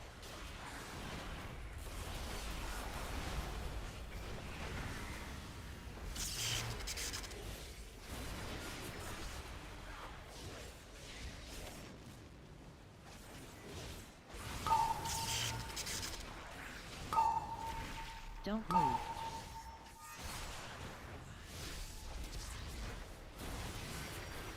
Oh yeah, it's the footmen that explode.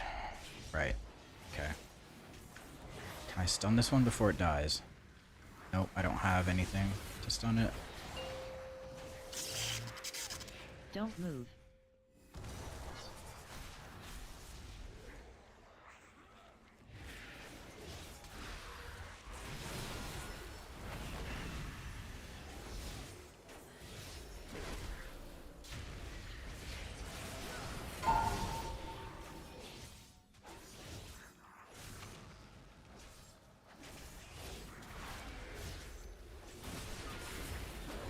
Don't move.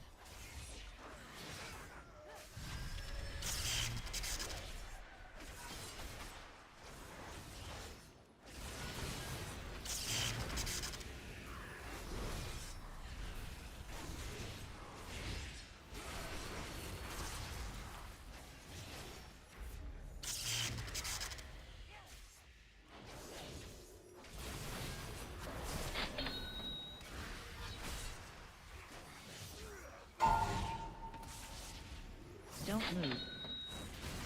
Okay, I'm gonna drop darkness. Don't move.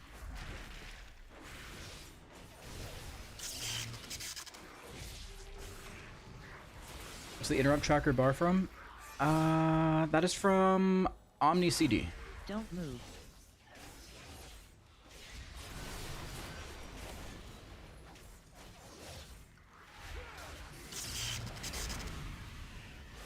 Don't move. Yeah, it's not bad. Oh, oh. Cam is spamming for mana, and he pulls.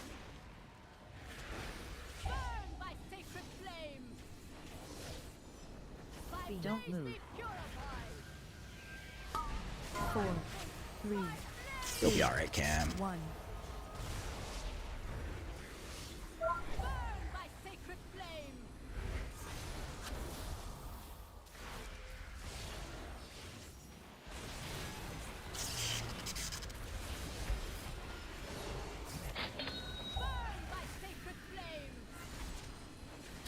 Wouldn't have happened if cheat tanked? True. Don't move.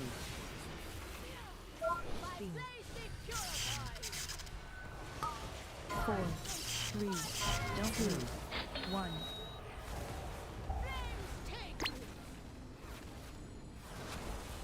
Don't move.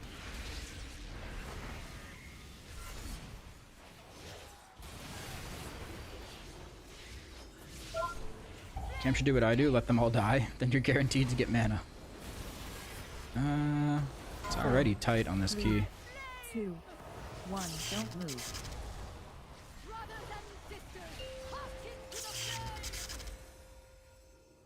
Don't move.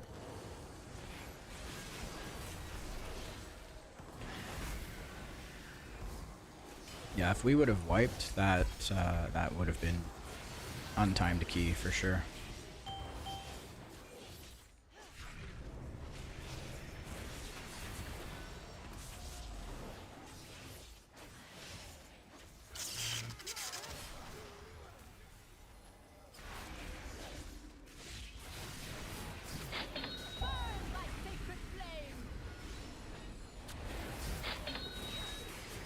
Don't move.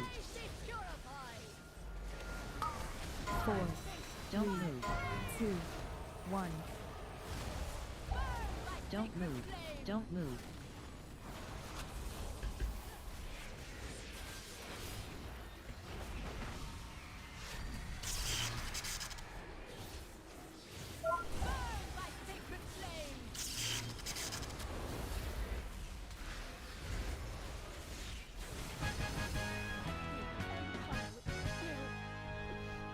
See you burn. It is done. 20 crests from that. Okay, okay. Some bonus Valor Stones.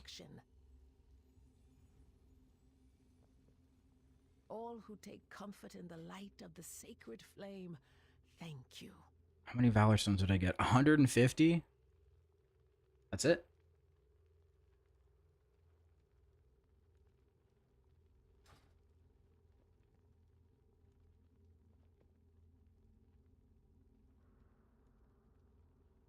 I never cast that gate before. I saw it on MDI and took a few tries to get it. Dude, it worked. I didn't see you put it down at first. I had to run back a few steps to click on it. It was good, though. Good gate, good gate.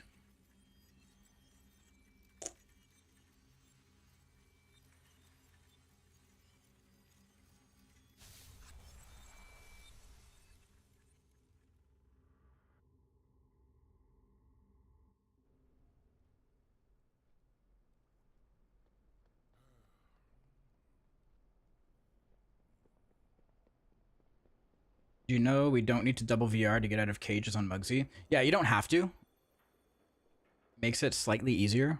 But you just have to make sure you're standing, like, in the hitbox. And then, yeah, if the boss is being held close enough. Yeah.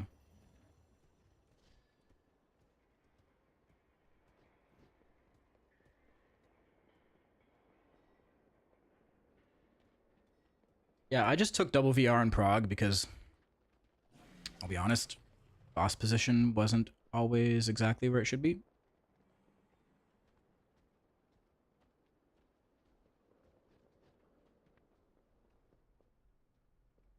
Yeah, it does suck not getting that reset, for sure. There is much to be done.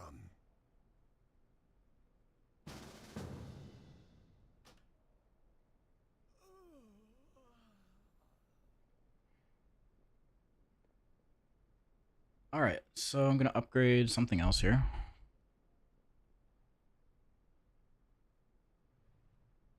Probably can't fit another before work. Alright, dude. No problem.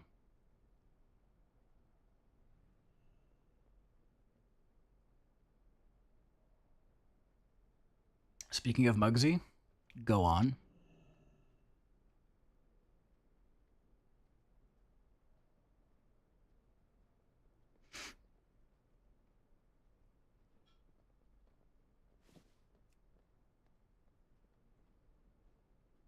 Oh man, I need 105 gilded crests for this cloak.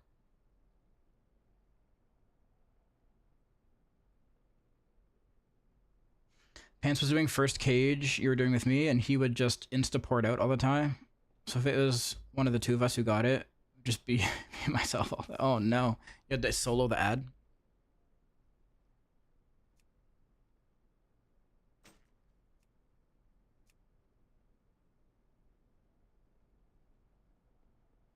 I said 24-second interrupt, couldn't do both, so they kept asking why the boss was getting shielded or the ad was dying slow. Man. Was he at least, like, dotting it up?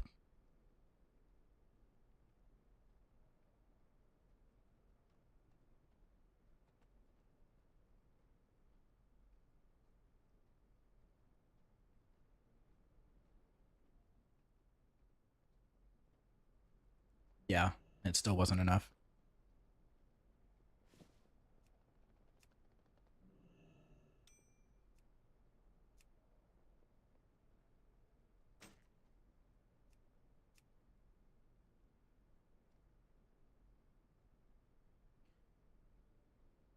Dude, you saying go on reminded me of an old gaming friend of mine. He had the most incredible voice, and the way he said go on was so great. I'd find ways to get him to say it. Did he have an accent?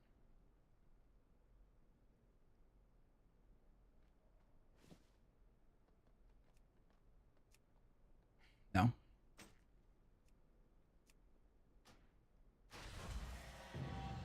Gilded of the Undermine. Yo! I'm huge. He was from Texas. From Texas and no accent.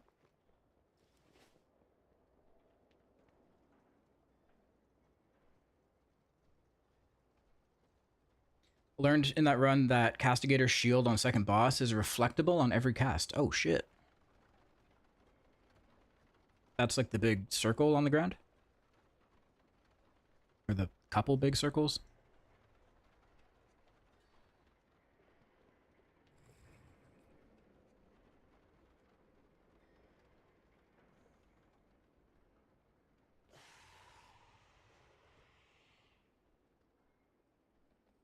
Huge.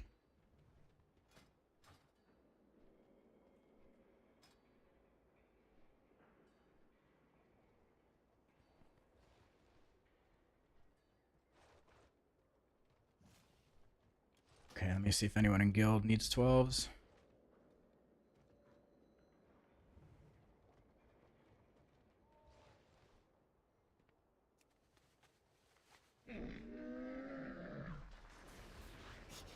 I have many wares. Farewell, friend of the Grummels.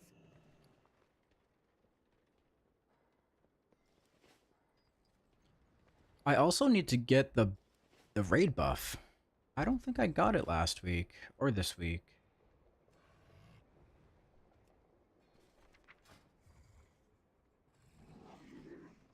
What week should we be on now? 12?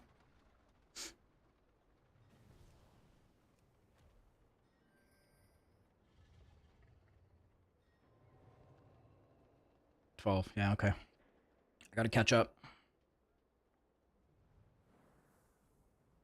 I don't have this, though. Hot sauce.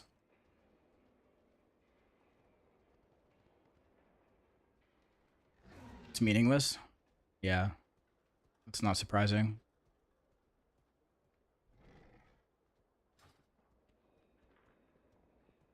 Anything helps, though. Okay, where are we going?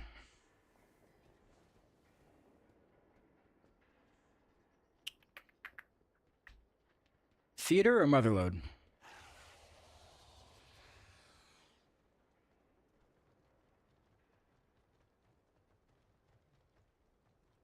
Chad Carey. Huh?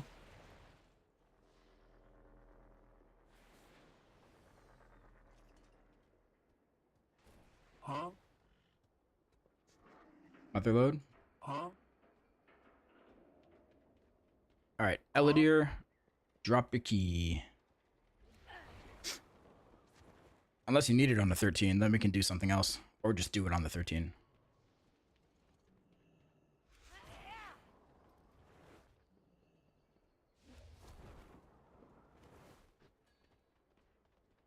Up to you. It's your key. Just dropped it to a 12? Okay, perfect.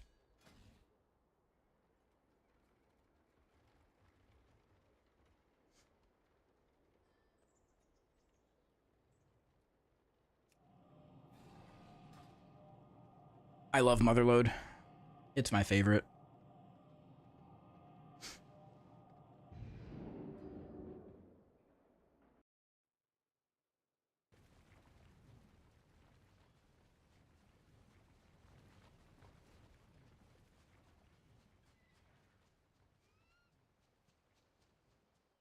I wish we could have Motherlode every season.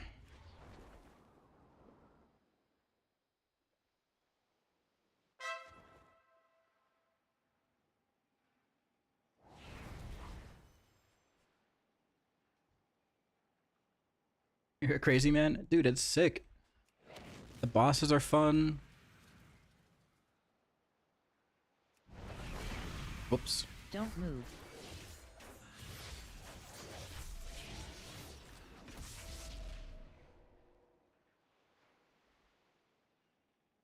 This variant's much better than during BFA. I liked it better in BFA.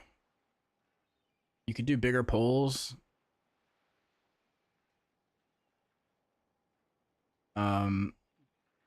The extractors, I don't think they existed.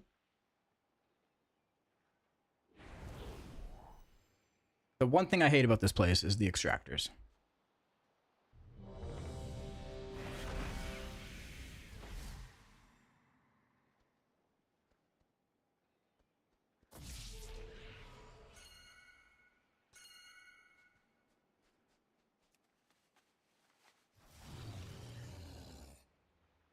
Dreading the inevitable King's Rest or Shrine of the Storm season? Oh no. Yeah. Shrine of the Storms would suck.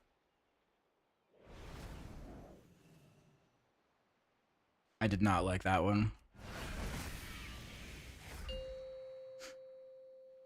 That last boss? Oh my god. 5, 4, 3, 2, 1.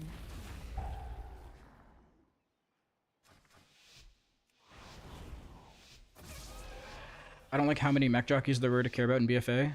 Created this weird divide and pugging. Yeah. Yeah, but like the mech jockeys. Yeah, I know what you mean. But at least you can kind of like kill the peacekeepers reasonably easily in BFA. I feel like now with like the circles they put on the ground or whatever the fuck it is. Super annoying. Don't move. I forget what the ability's called.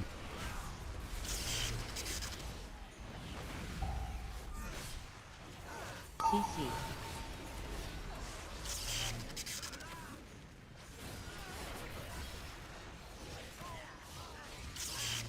Don't move.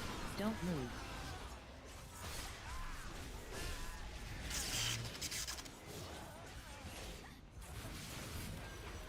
We just keep pulling more of these.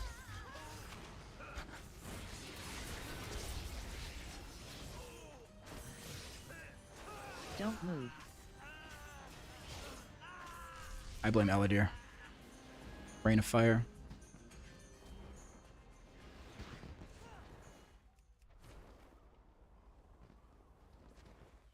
Definitely not my immolation aura.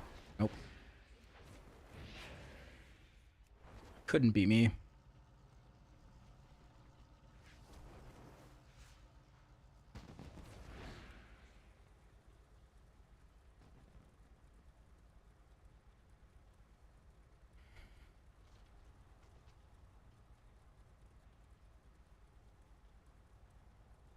It's probably you. Yeah, probably. I agree.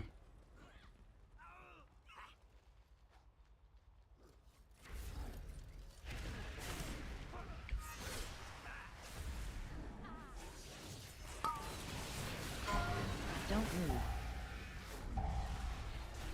Yeah, that CC. that ability. That thing. Big green circles.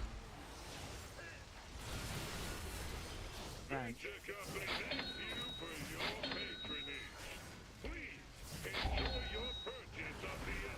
Don't move. Don't move. CC. Don't move. Don't move.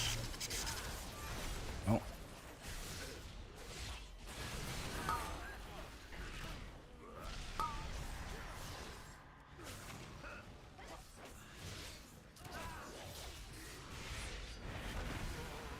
Death. Don't move.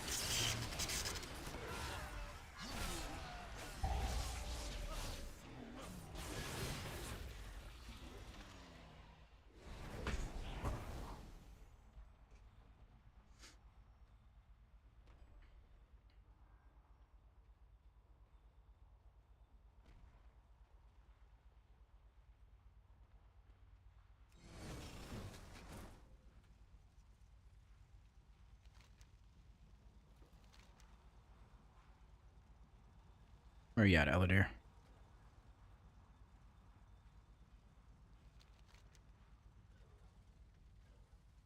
You lost?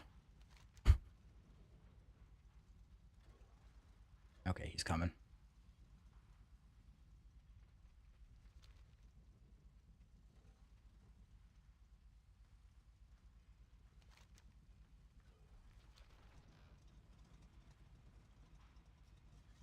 Gonna pull trash into the boss, yeah? Maybe?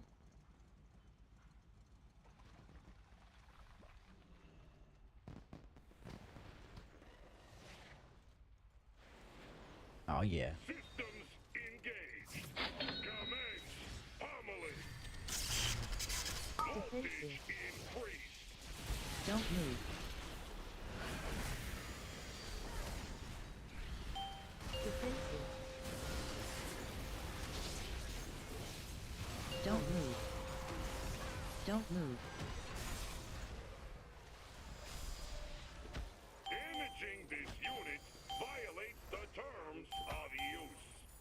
Run. Lethal force authorized.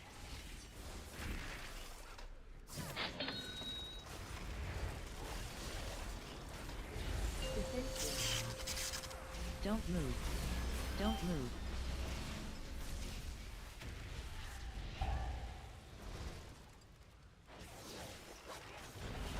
Defensive.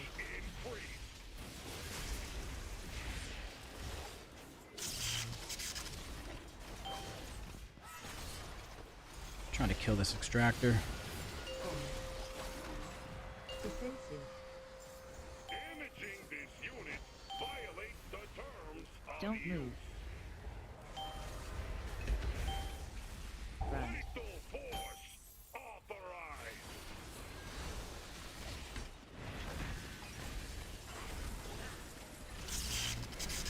First time hearing about this big news. The big news was more information on player housing. If you check out Wowhead, there's a bunch of info there.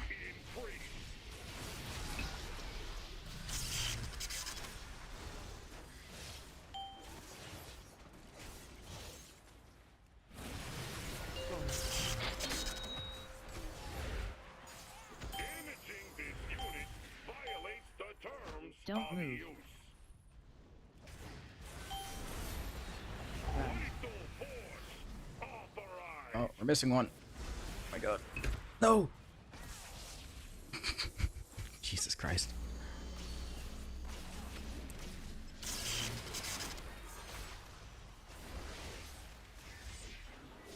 All right, Don't we're fine. move. Defensive.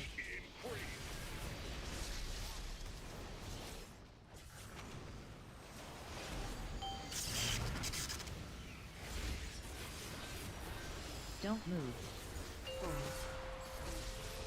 Gotta bend it.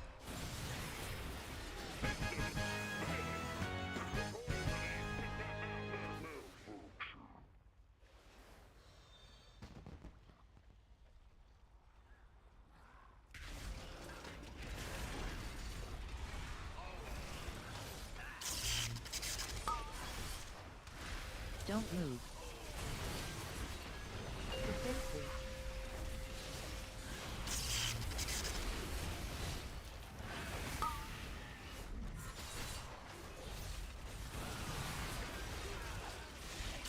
How do you get out of the Mugsy cages, DH? Stand in the middle of the inside, like right in the mob's hitbox. Double jump. At the top of your double jump, you can vengeful retreat. Don't move. If the boss is close enough to you, you can then Fellblade to the boss and it'll pull you out. Or you can just take the double vengeful retreat talent, and that'll get you out. I simply wish you had lasted a little longer. But you do need to be in the middle of the hitbox and double jump. Doesn't matter what side you VR. It's a circle. Defensive. Oh my, dude. These fucking extractors.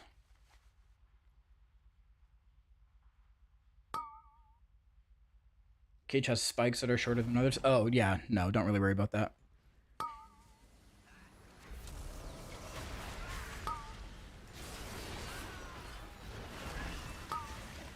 Defensive. Don't move.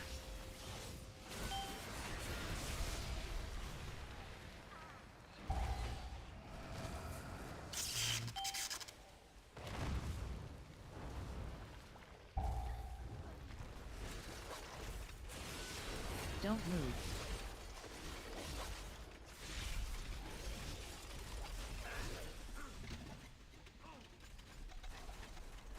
What's the easiest way to gear up a fresh character, like fully leveled, level 80?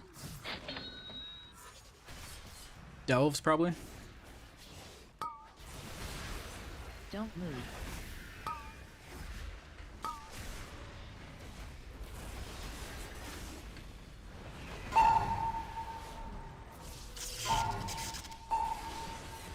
Don't move.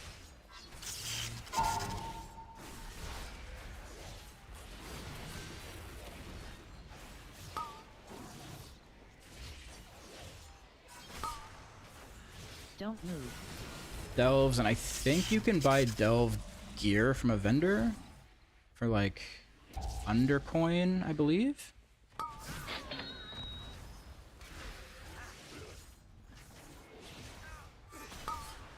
Don't move.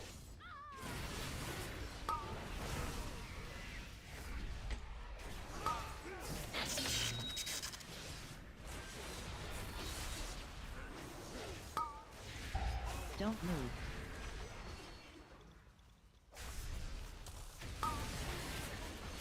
Don't move.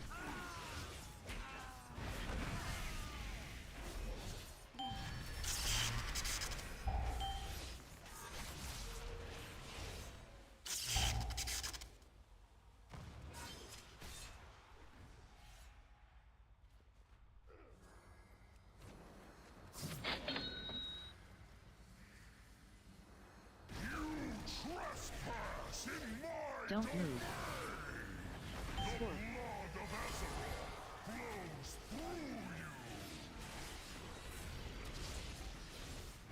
Run.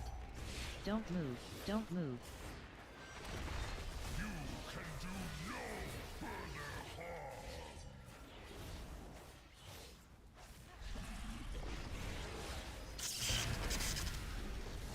Run.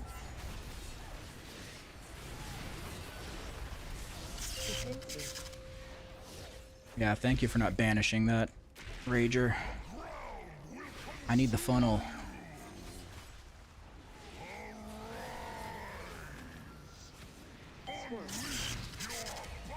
But if you wanted to sabotage my damage, that's probably what you'd do. Don't move.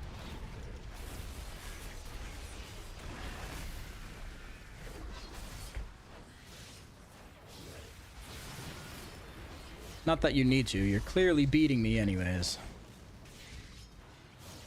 Run.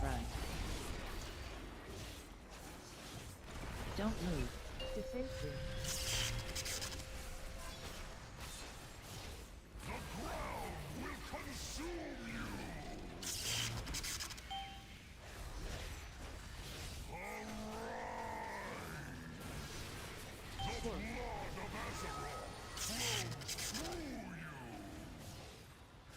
Front.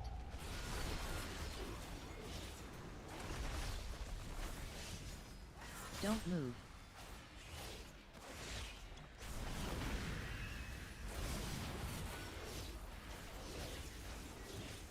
Front. Defensive. Don't move. Swamp.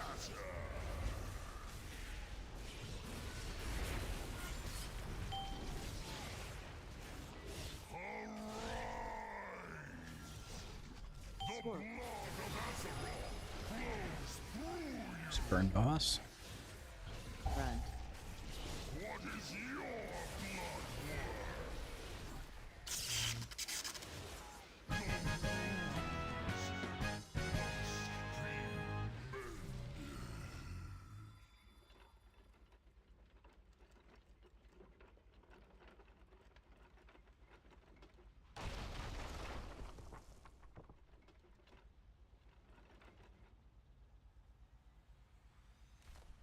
Banishing the ad is a skill issue. True. I like that you think that. Big fan.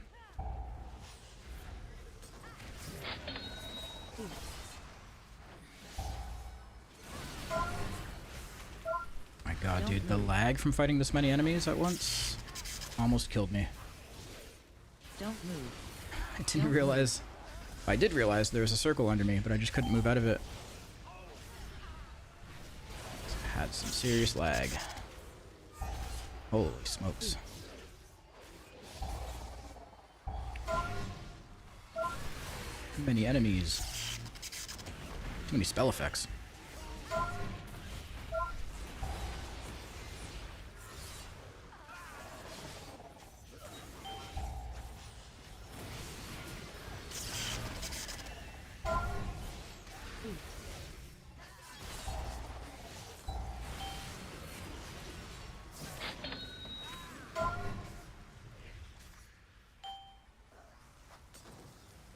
Don't move. Don't move.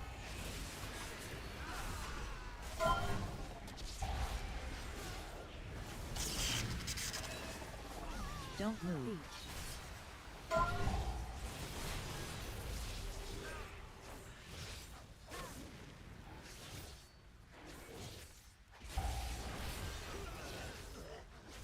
Don't move.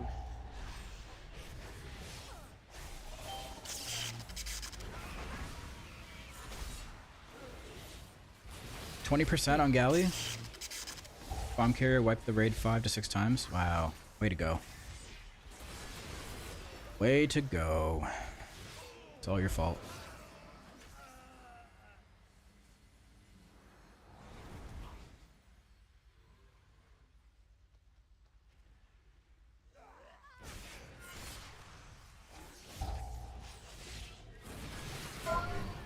I don't think I'm carrying a bomb.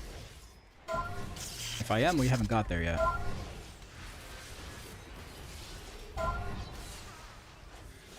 Don't move.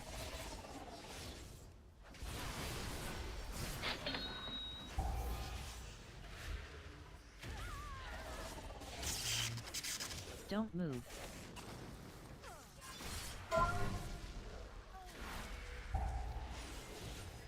Don't move.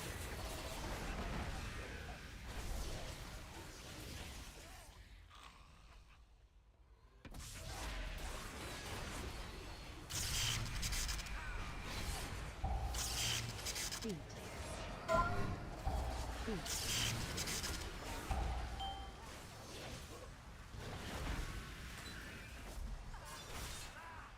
Don't move.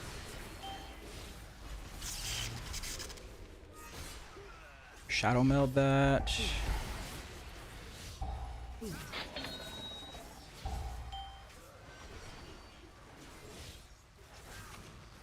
Don't move.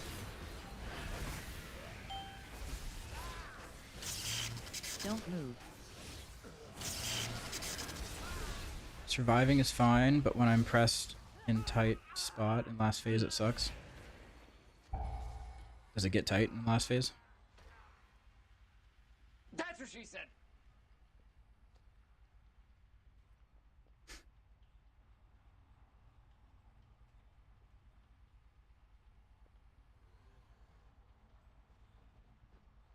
If you want a job done right, use Mega Explosive!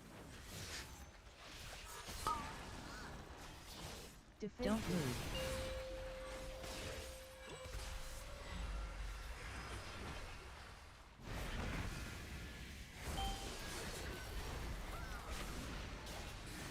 Run. The smell of propellant in the morning! Run. Don't move. Defensive.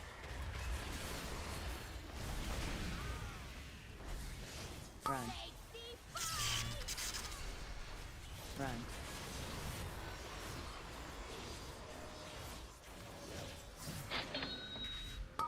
Run.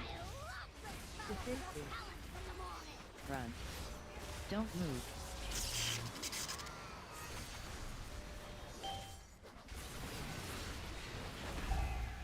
Don't move.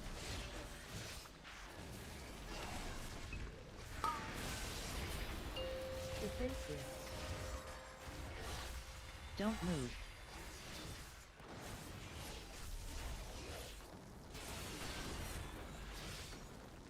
Run.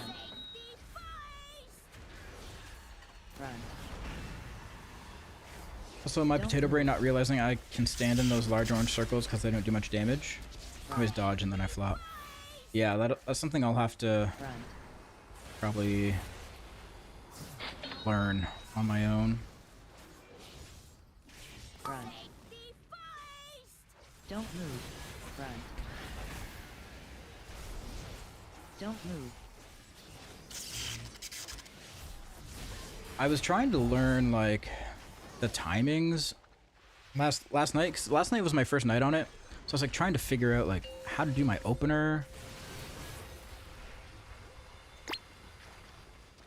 Because he jumps to the robot and then like you have to meta, but you're doing your meta right as the line is coming out.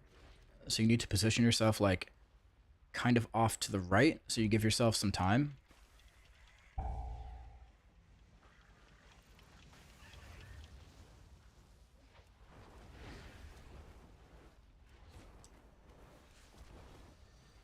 There's definitely some nuanced timing to it. Defensive. At least that's what I found. Don't move.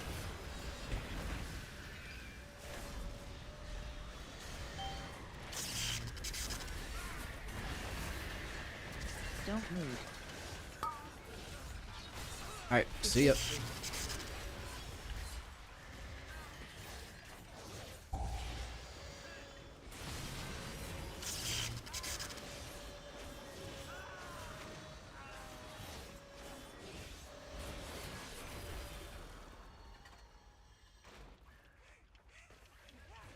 Don't move.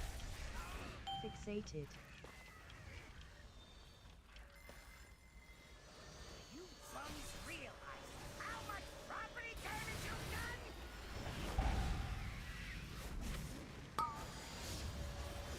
Defensive. Defensive. Don't move.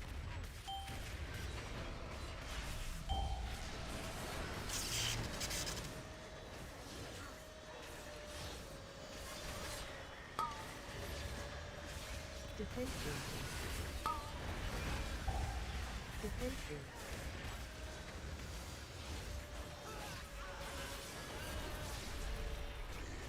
Don't move. I was in a group last night where this cracked out tank tried to pull both of these war machines and a specialist. Isn't it a specialist? Is that what they're called? One of the little mobs onto the boss.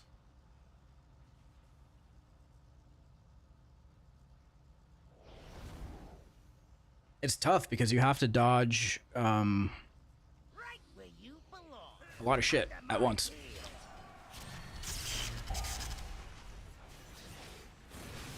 Don't move.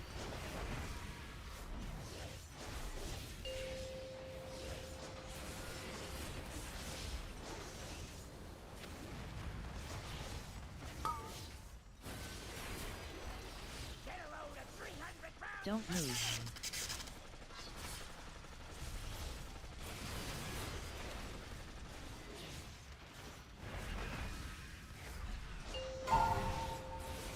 Don't move.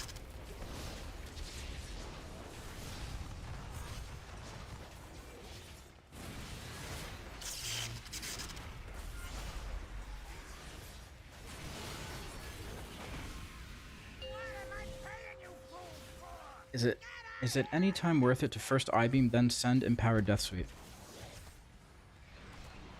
I guess that's kind of like how you do it in raid, right? You're I-beaming, essence breaking. Don't move. And then death sweep.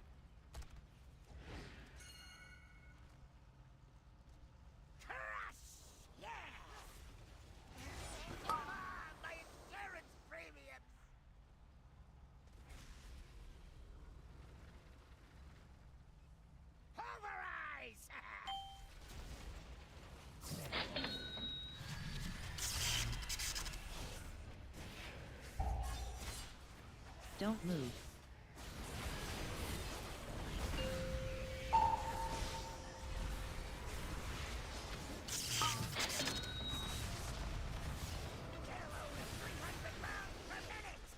Don't move. Don't move.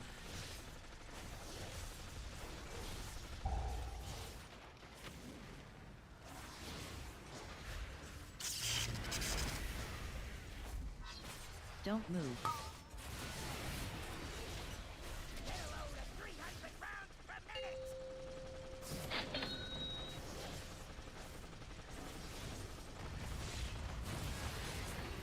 Don't move.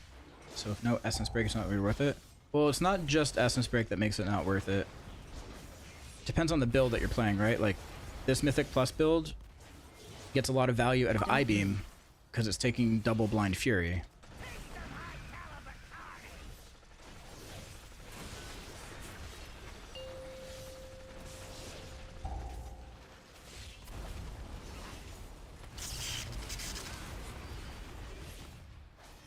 I might not be fully understanding what you're asking, though. Are you talking about your Reaver's Glaive combo, or are you talking about what you're buffing with Thrill of the Fight?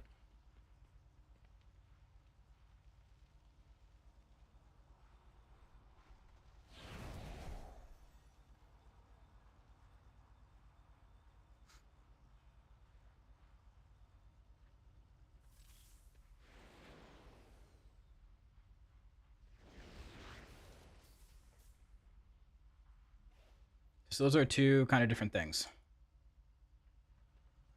The combo. Okay, so you're asking if you always go Chaos Strike into Blade Dance, or do you ever go Blade Dance into Chaos Strike? Is that what you mean?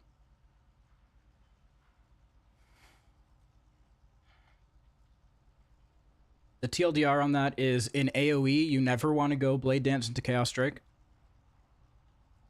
In single target, you can. But in AoE, never.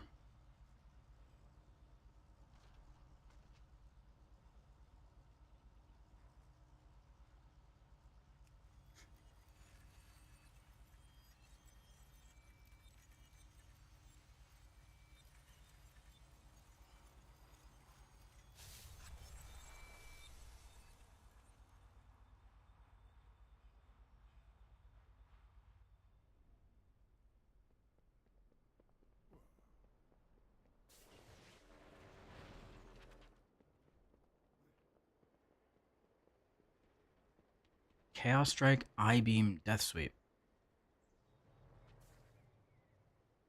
Well, in AoE, so there's, like I said, there's two parts of it, right? There's your Reaver's Glaive combo, and then there's the damage buff you get after finishing your combo. So if you're in AoE, you're completing your combo, Chaos Strike into Blade Dance, and then you get a, what is it, a 15% increased damage buff for 20 seconds. Sorry, for 10 seconds. And attack speed by 15% for 20 seconds. So you want to use that to buff a big AoE ability, right? So you would put your I-Beam there after you get that damage buff. This is an AoE, right? Because I-Beam does a lot of AoE damage. It's your highest damage thing.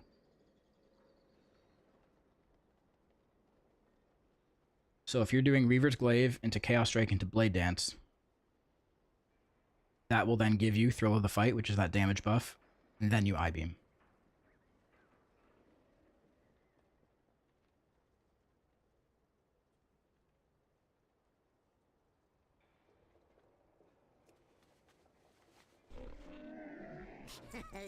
Many deals for a friend of the Grummels, like you.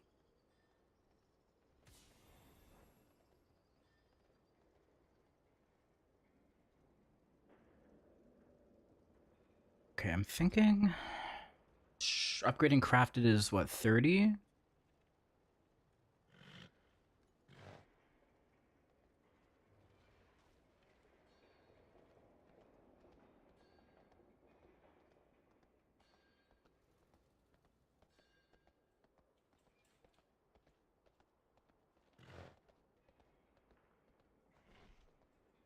$30 and no Valor Stones, so I should get...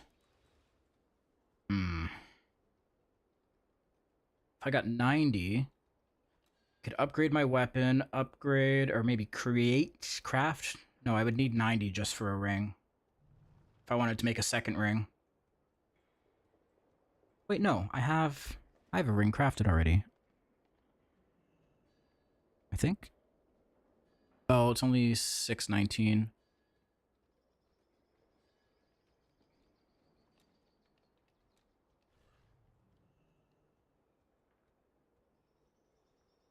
Each replaces Cersei's.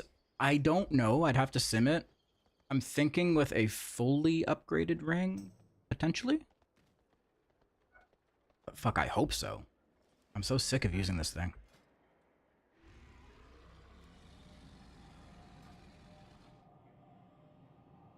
Yeah.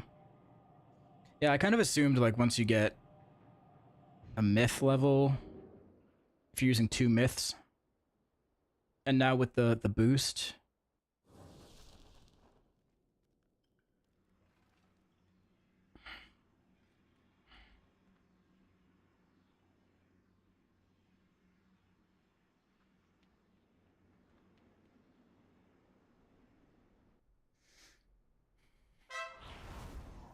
yeah, I want to do that ASAP.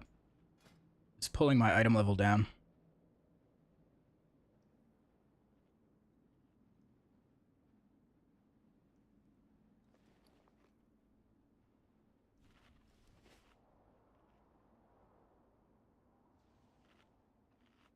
Big Willie. What's up, Willie?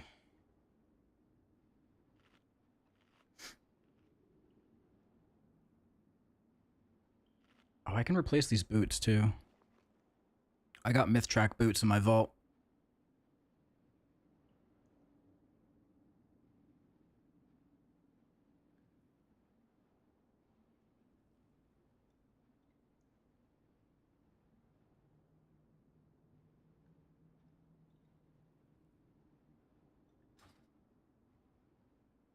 Isn't Jaster's good? It is, yes. But I would need a myth one. We're working on killing Galliwix now. So if we can get him killed this week, then I'll spend my first dinar on the ring. That would definitely replace it.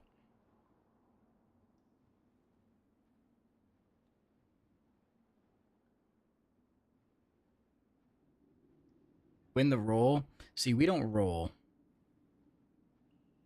We do loot council. So it goes to whoever it's the biggest upgrade for.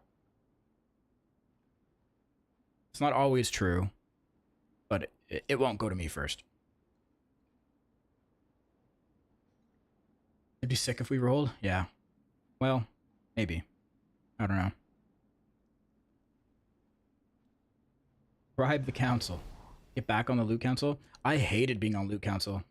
Dude, using RC loot council for loot council is such a pain in the ass.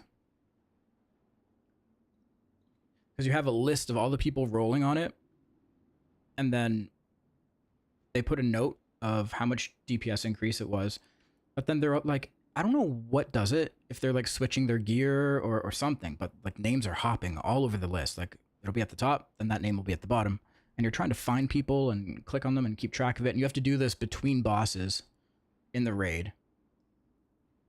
You're trying to like kill trash too. I hated it.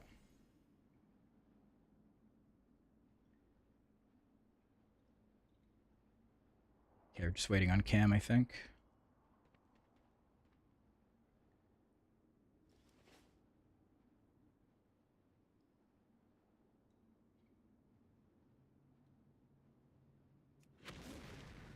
You start building up some cycle stacks.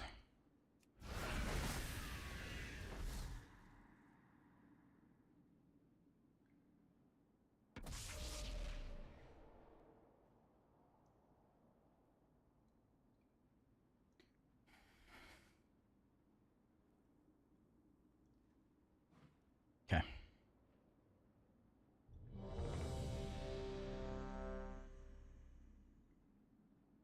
GDKP in retail. I mean, I don't really ever miss raid. Unless I'm going on vacation.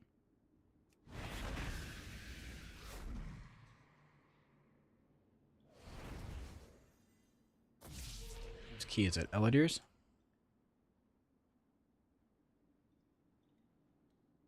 I think it's still a 13. That's okay.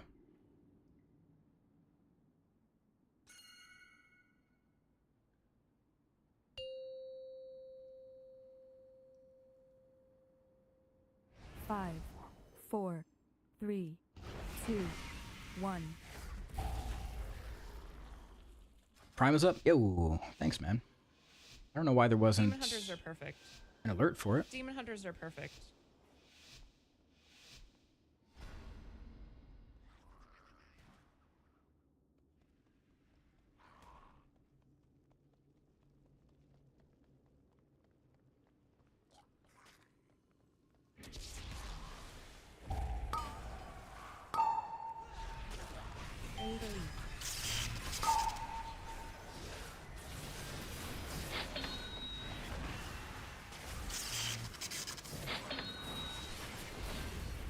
Don't move. Don't move. Don't move.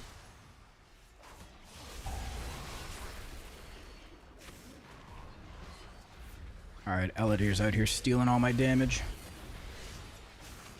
Don't move. Okay, dude. Don't move.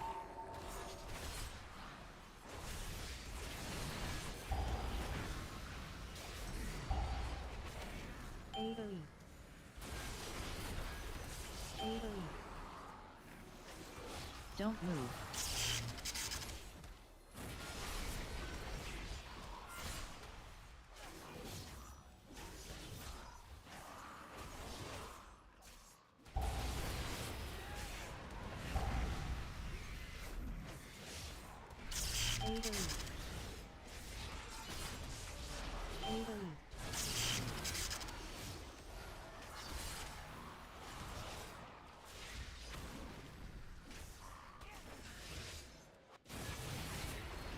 Took me a while to find a DH streamer since I got back to about 2 weeks ago.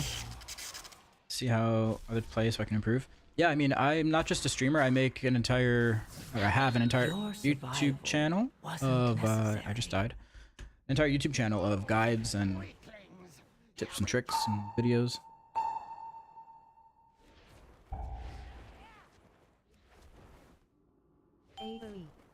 clearly I'm the one you want to learn from, right? You can see how amazing my performance is in this key.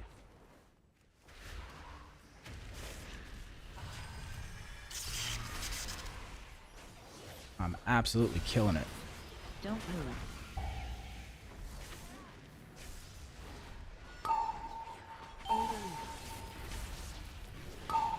Don't move.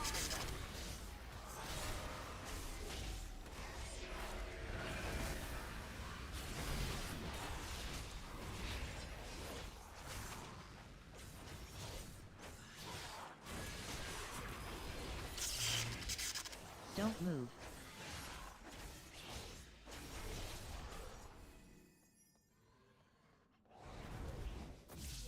His guide on how to floor tank opened my eyes.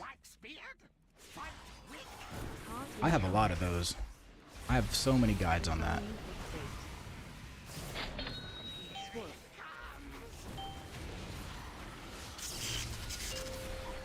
Don't move.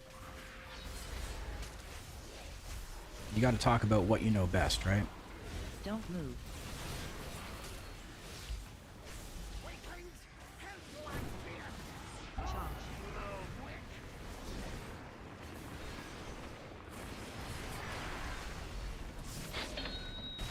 Incoming. Don't move. Assigning Don't fixate. move.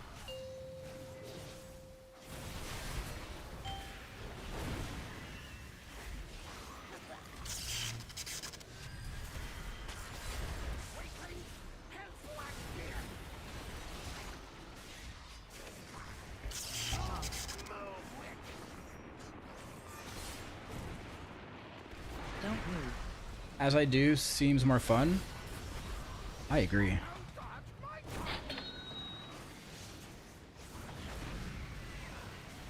Sometimes I do cool things. Don't move. But my chat never clips the cool things, okay? They only clip me making a fool of myself.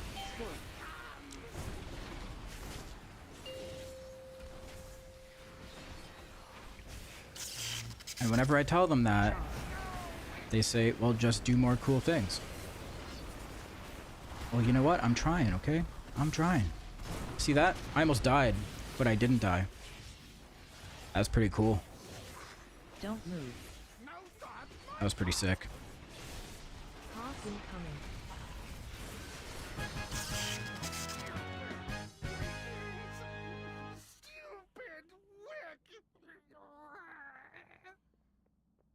I know this place. All wax spirits. How rare is this? Sometimes cool things. I mean, you know, not that rare. I don't point it out because I'm humble. Quick, quick, faster, faster. I'll catch up.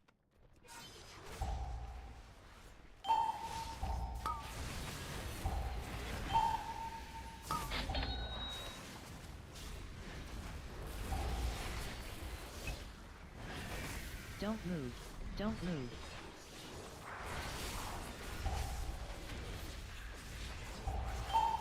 Didn't die. That was pretty cool. I know, right? So I'm glad somebody notices.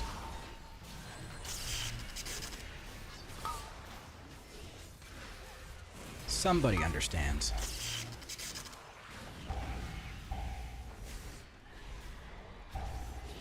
Don't move.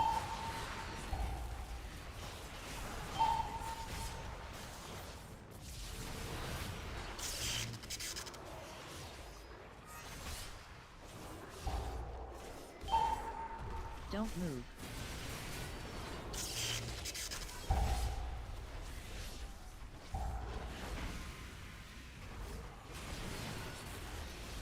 Blaming chat, typical streamer. I mean, who else am I gonna blame? I can't blame Cam anymore.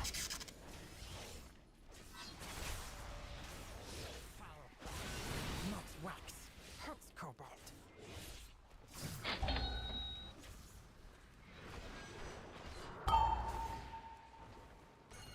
Don't move.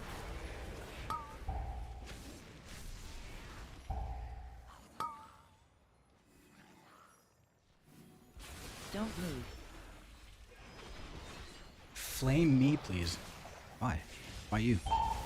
Fuck.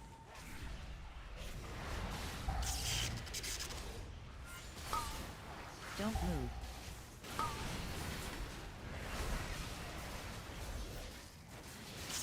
What did I do? Nothing. I said I can't blame you.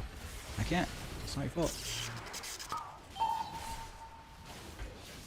Seems like a regular chatter thing to say. True. No, that's a jokey thing to say. Don't move.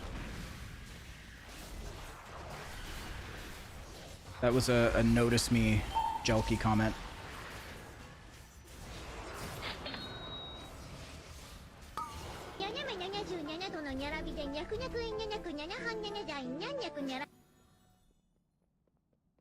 Am I enjoying Havoc? I am enjoying Havoc. I've played it for like 5 years. So I kind of have to enjoy it at this point.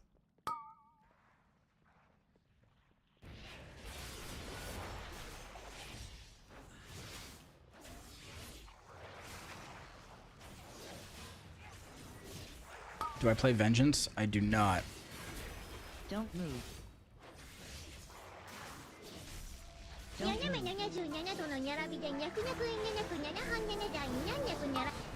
Where did these guys come from? 8 candles.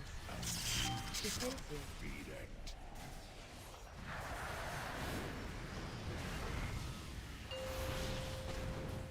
Oops. Oh man.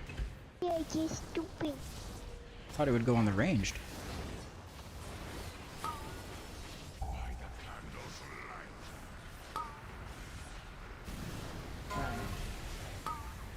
Okay, we are not stacking up for these.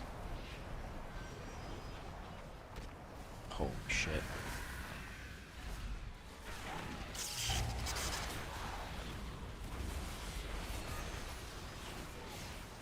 Don't move.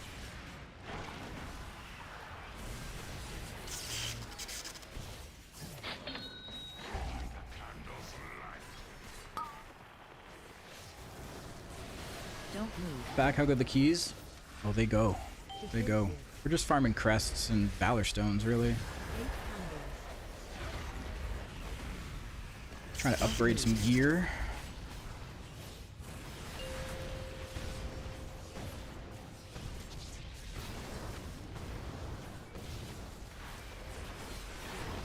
Oh, Cam, did you pick up the Dinar quest before we did these dungeons?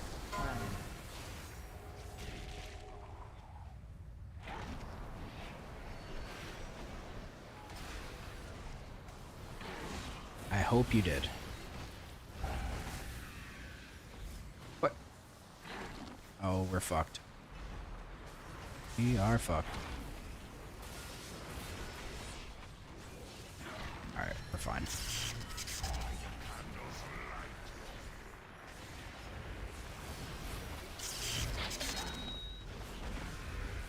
Defensive.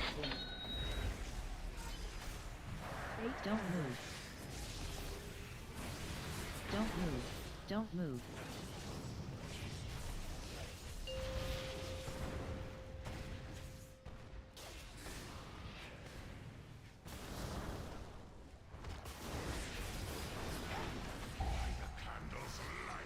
Yeah, the Dinar quest wants you to kill raid bosses or do Mythic Plus. Don't move. You need to do 4 dungeons.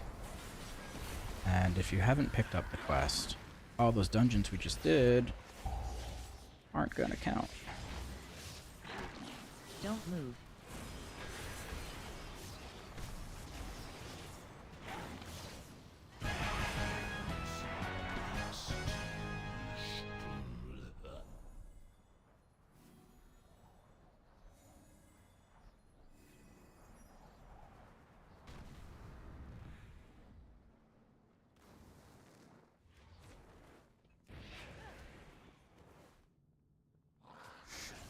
LFR? Ugh.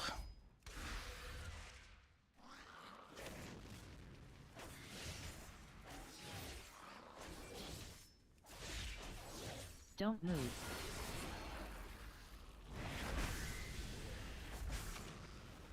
Need tons of dungeons, so doing dungeons does double work. Yeah, that's kind of what I was alluding to, right? Like, we're already doing dungeons. We've probably done 4 with Cam in the group, so she would have had it done already. Court of Candle King. Teach him a lesson.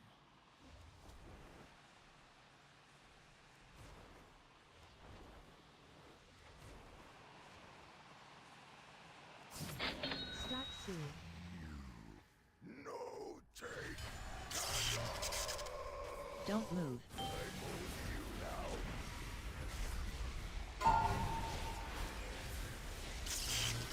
Run.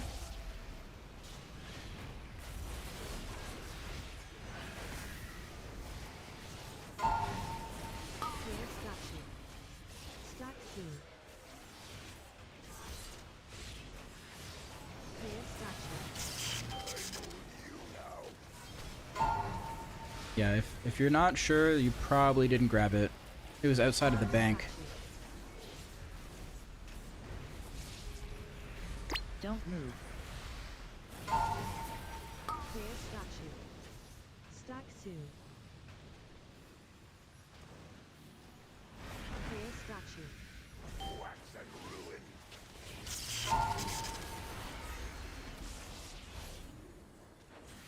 Run.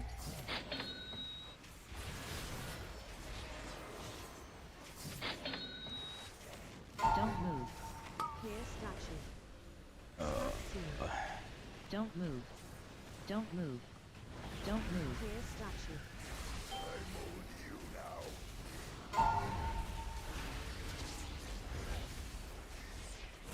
Run.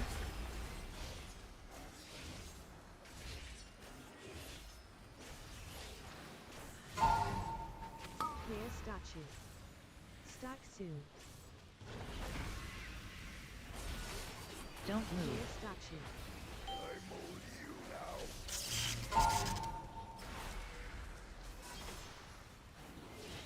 Run.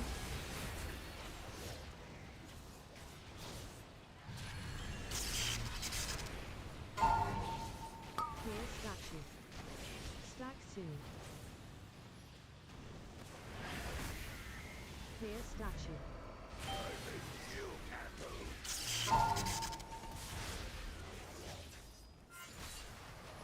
Run. Statue.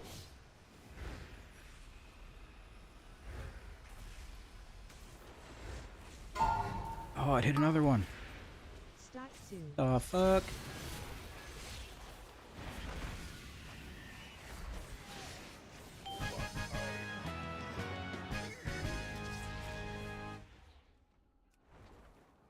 No more Candle King.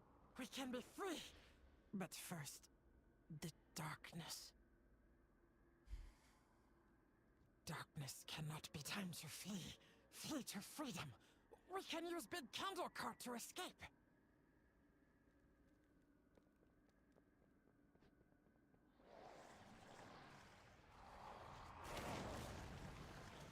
All right. Is he doing it in one pull? Don't move. He claimed he could do it. Let's see.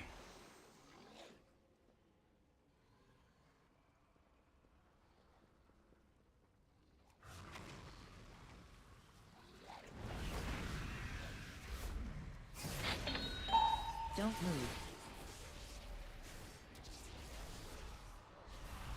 Don't move.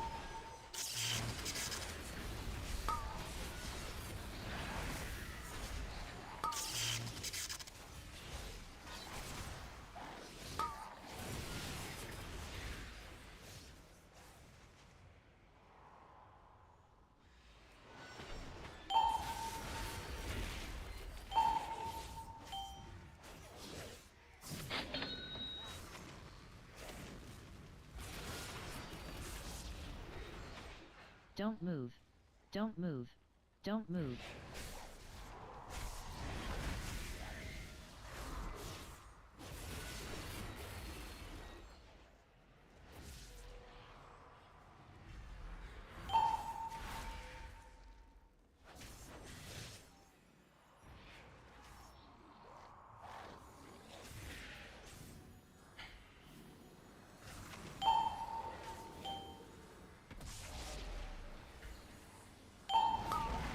Don't move.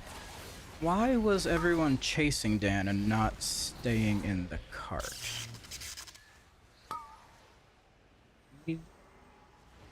I'm confused.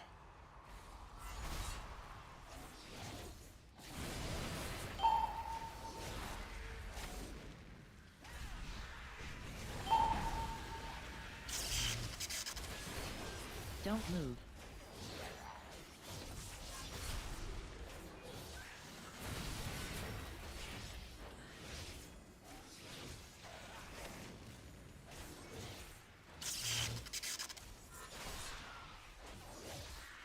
Don't move.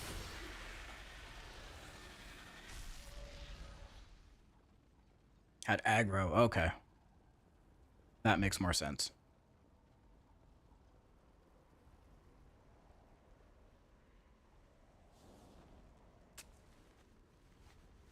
Quick, grab some damage for me. No escape.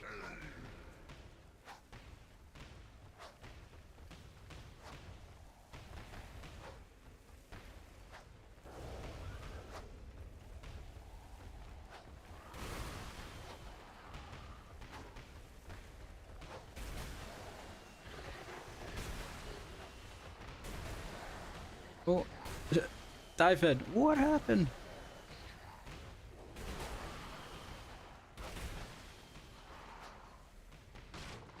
Did you make the same mistake I did, where you accidentally click on the exit vehicle button? Oh, my head. That's happened to me more than once, actually.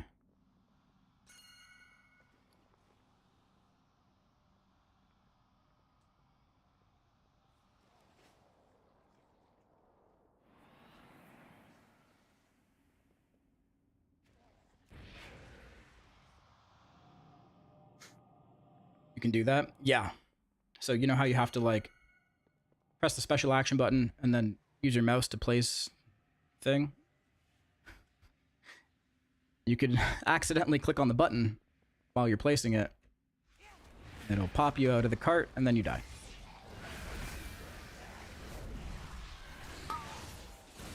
Don't move. It is bound to a key, but you still have to place it.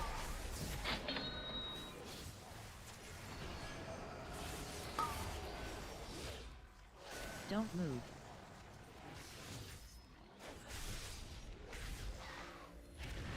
Don't move.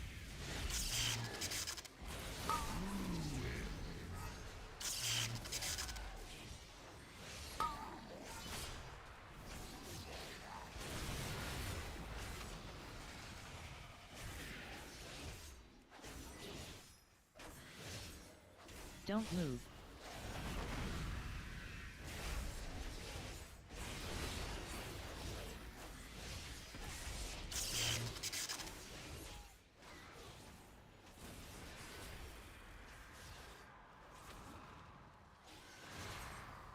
Darkness descends.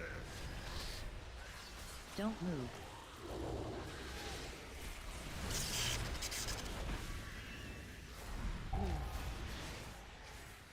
Melding.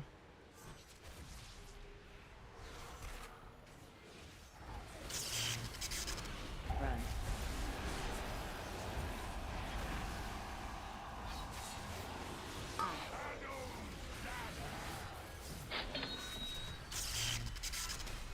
Defensive. Don't move.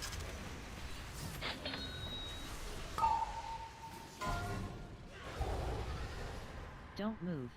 Don't move.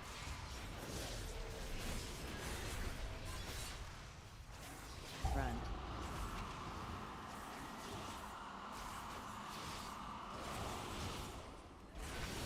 Don't move.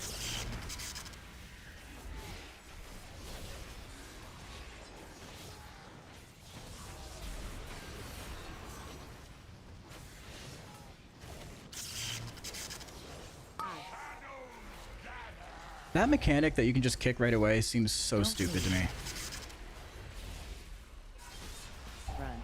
Like, everyone just kicks it right away. So what's the point of the mechanic? Why do we have it?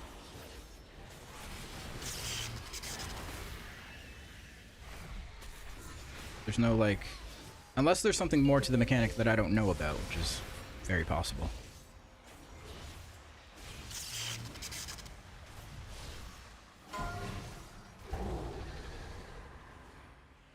Don't move. Front.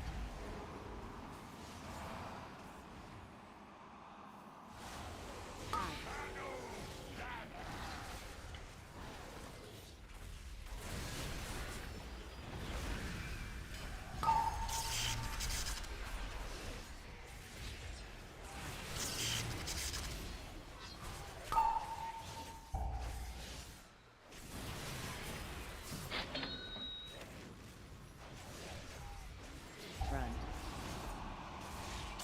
Don't move. Don't move.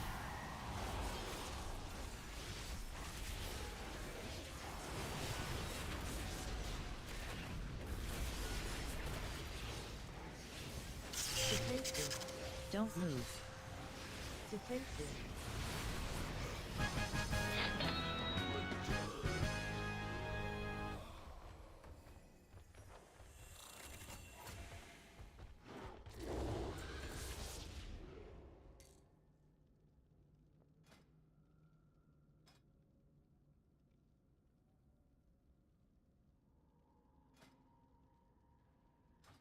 $40 crests. Hmm.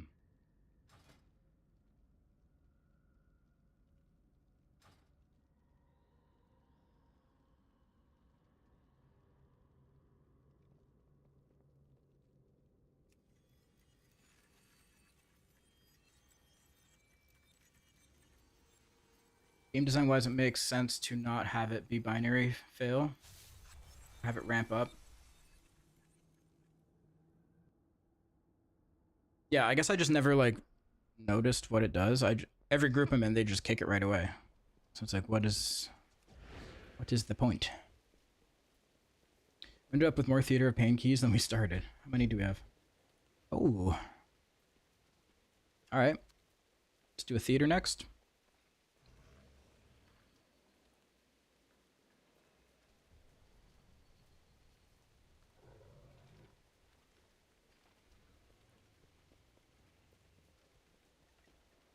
Yeah, I'll drop mine to 12. Actually, I'll keep my floodgate. But I will drop it to 12. Wrong vendor.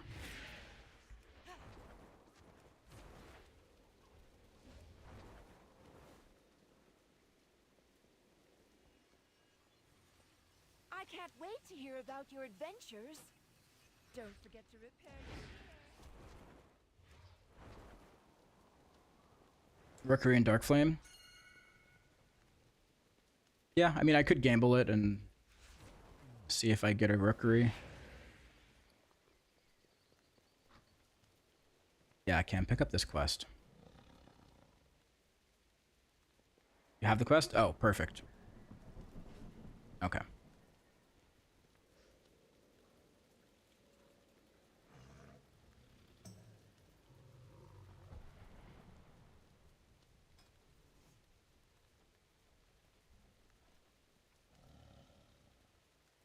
Alright, so we need 1 DPS. Ask my guild.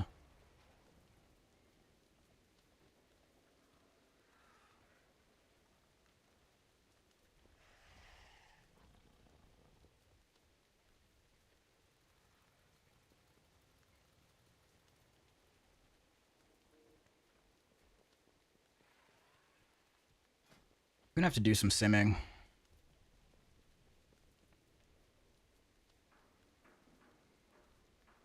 My score is lower than all of you, so we're getting more Valor Stones because I'm earning a score.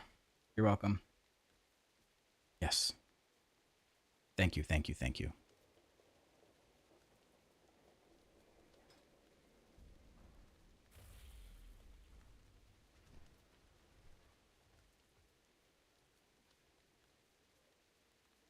Flood is incredibly fast done properly. I could see that.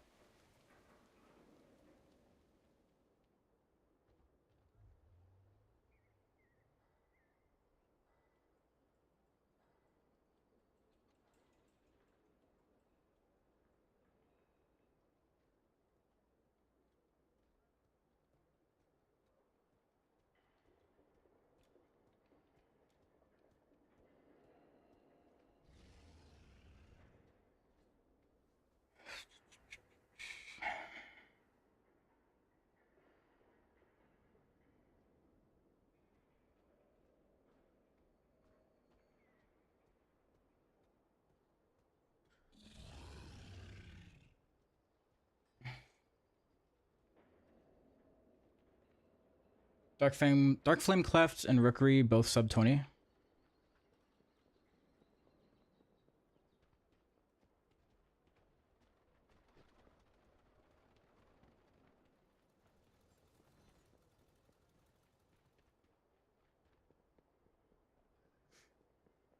I like Theater of Pain.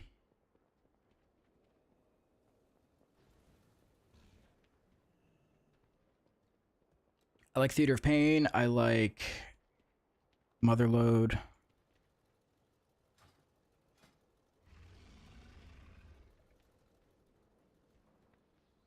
Kind of like Workshop.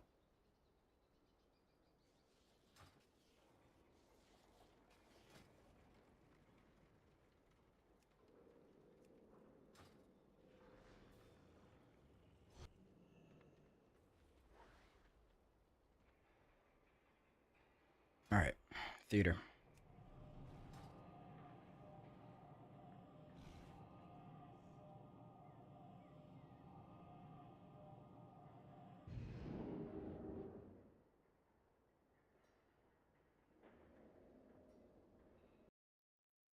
Top's too much traveling without interaction as well. It's 5 boss dungeon.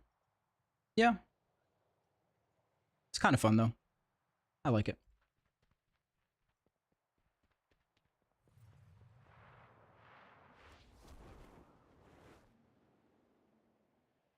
I like it because there's still, like, there's fun bosses, but there's still big trash pulls too.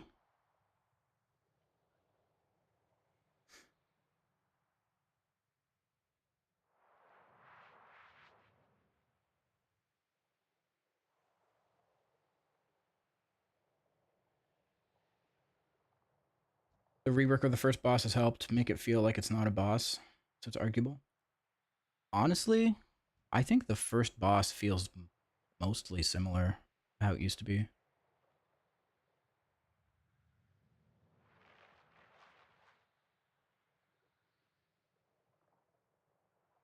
Skip both minis, pull bigger platforms? Sure. Sure.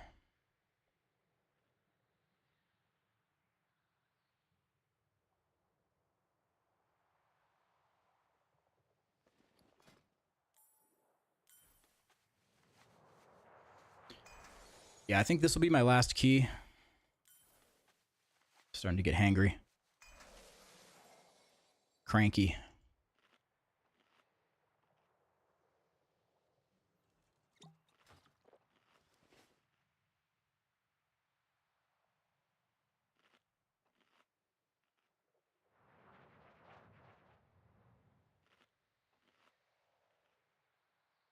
You've noticed? What do you mean?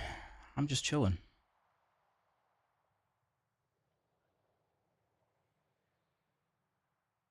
Jed, can DH jump out of Mugsy prison? Yes.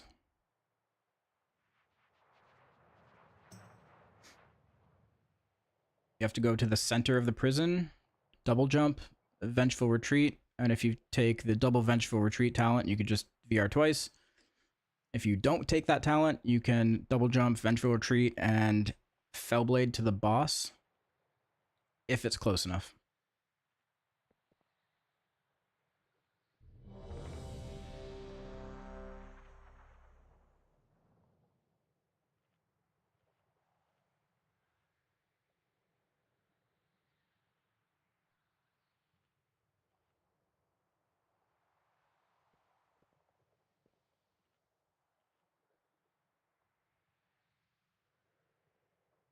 Okay. Here we go. Frogging Mugsy, no, I could not jump out. It takes a few tries. 5, 4, 3, 2, 1. You have to make sure you're towards the center of the prison, though, because if you're too far towards an edge, your Vengeful Retreat will just knock you into the wall, and you won't go over it. You need to give yourself some clearance. Welcome, one and all, to the Theater of Pain! It seems these upstarts think they can compete with the best combatants in all of Warcraft! I'll believe Run. it when I see it! Don't move. This should prove Defensive. entertaining!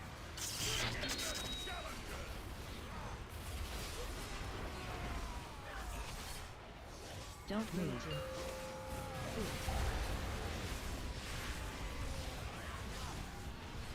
Don't move. Don't move.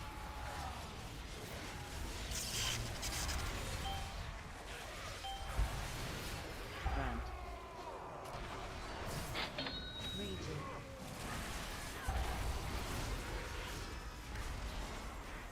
Don't move. Don't move. Run. Defensive.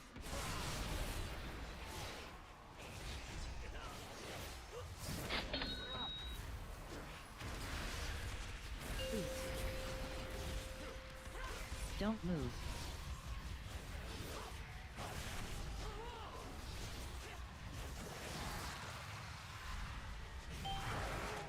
Don't move. Run.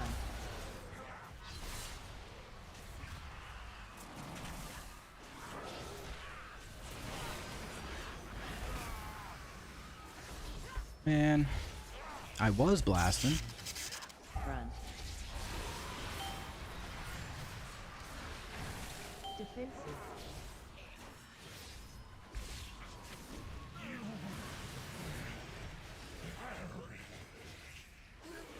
Heat. Don't move.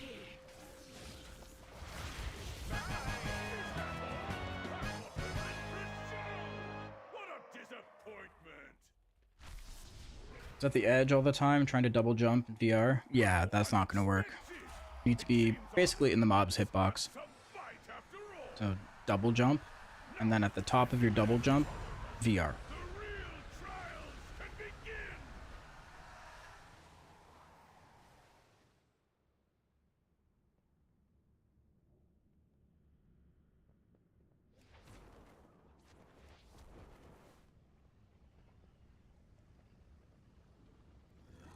Look what we have here. Fresh meat.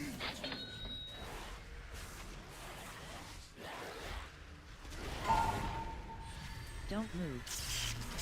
Don't move. Don't move.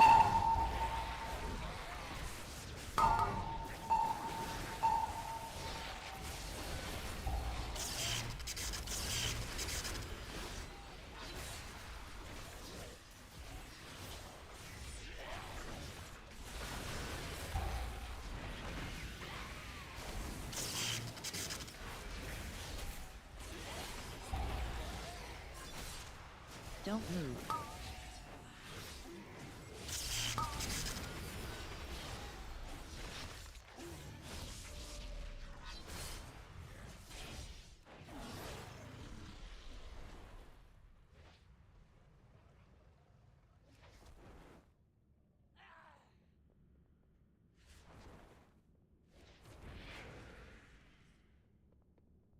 New challenges.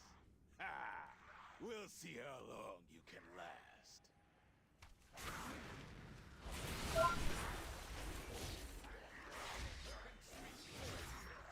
Don't move. Where did I get my dinar? I haven't spent mine yet, because we're working on killing mythic Gallywix. So I want to see if we can kill him this week, and then I'll spend my dinar on the ring. Don't move.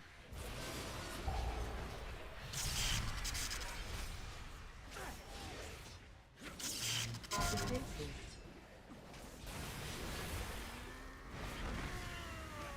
Don't move.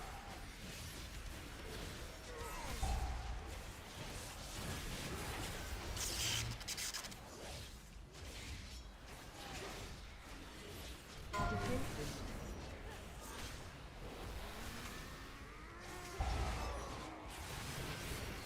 And I couldn't buy the Mugsy weapon because Don't move. I was not in for our first kill.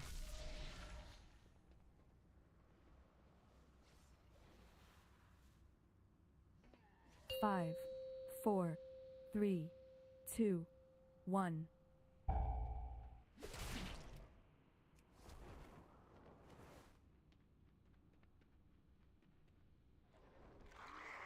Will y'all do sales? Sell mythic for the mount? Probably. I think because it's going to be so easy after we get all this new power, we'll probably be doing sales.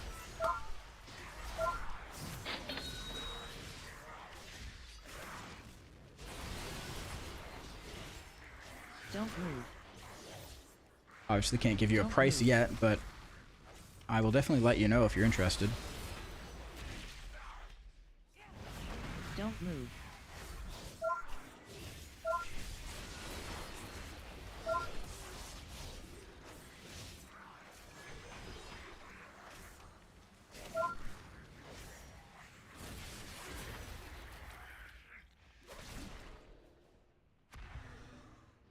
Don't move. Wear your skull as a trophy.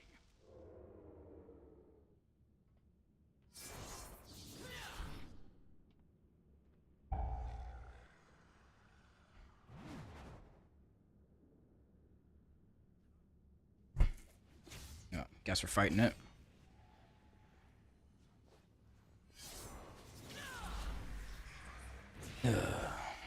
Okay. It's fine.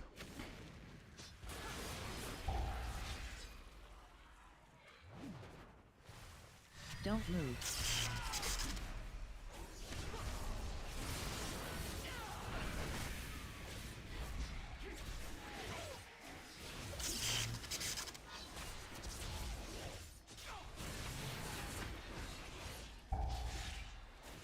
Demon hunters are perfect. Demon hunters are perfect. Don't move.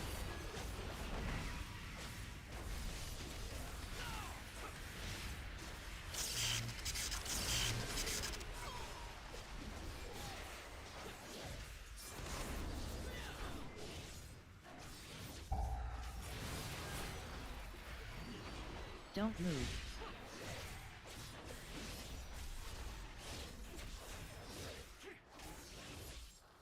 I think I'm watching my team fall apart in real time. I have a guildie who really wants that mount. Ah, okay.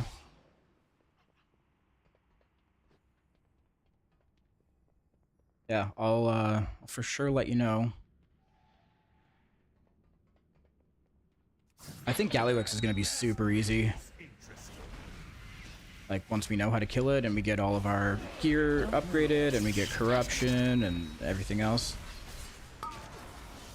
It's going to be super easy. Don't move. Run. Run. Don't move. Don't move.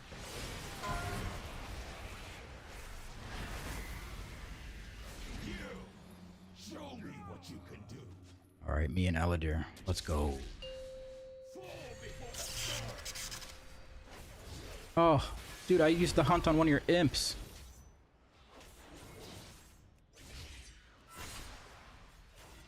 Are you kidding me?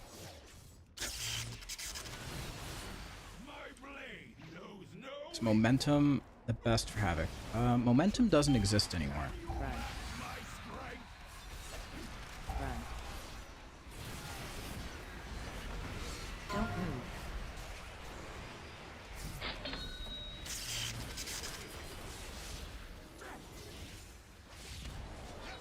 Don't move.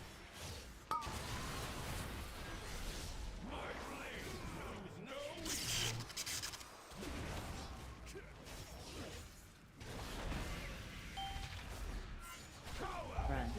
Don't move.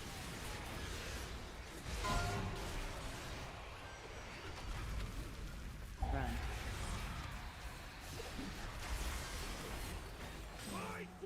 Don't move. Okay, I'm gonna pre-target Aladir this time.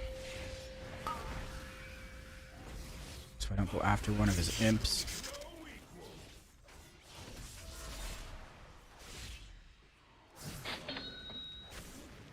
Oh, I can build up a big rage fire on his imps, though. Don't move.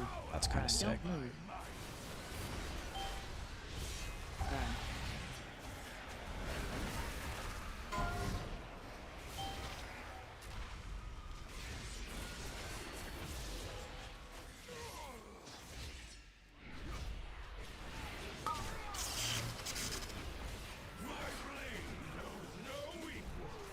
Fuck's going on up here?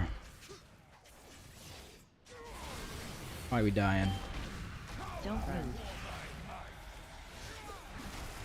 Run.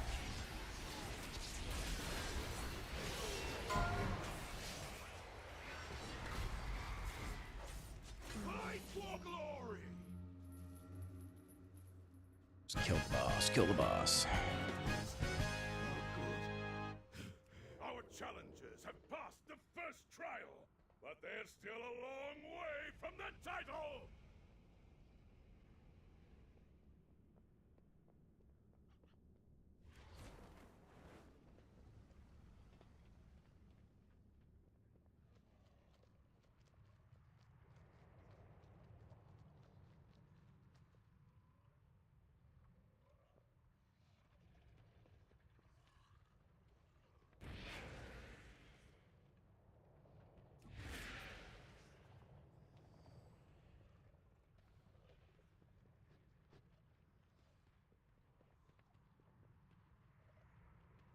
Okay, focus target. Target the butcher.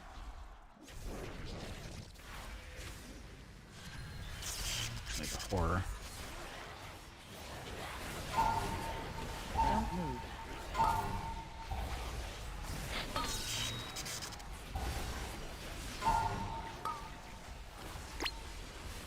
Don't move. Don't move. Run.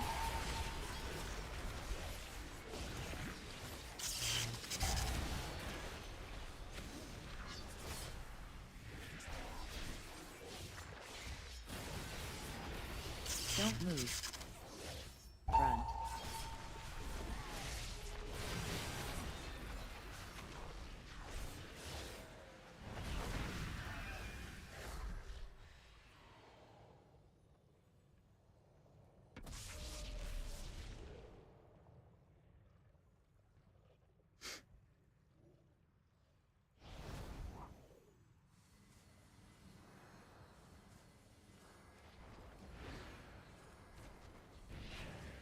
Into the boss.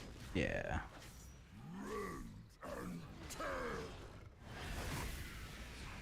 Don't move.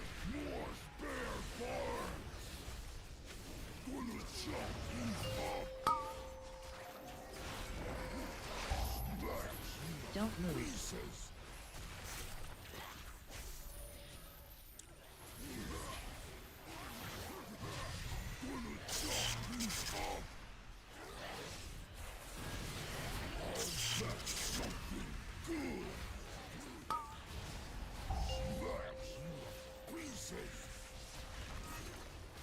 Oh, I went the wrong way.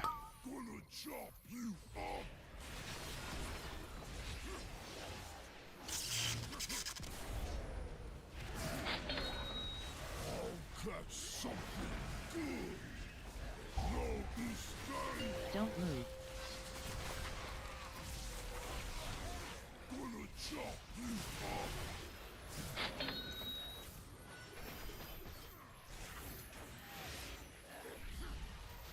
Don't move.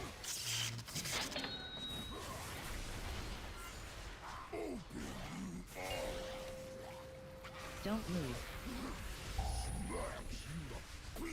Don't move. Don't move.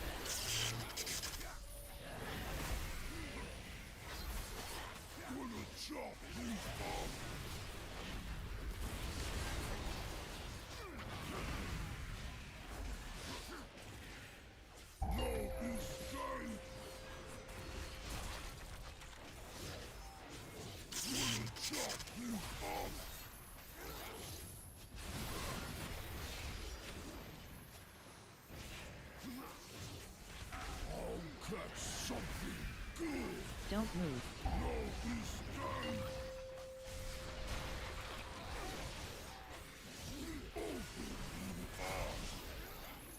No. Just another walking.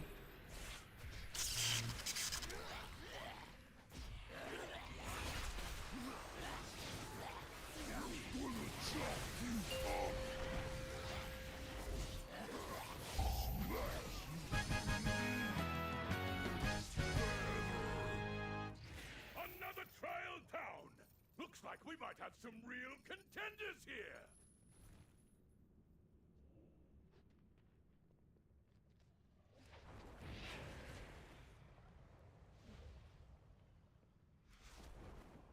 Oh, we still have another wing. I forgot we didn't do this yet. I was like, oh, we're almost done. Lives are so fleeting, so fragile.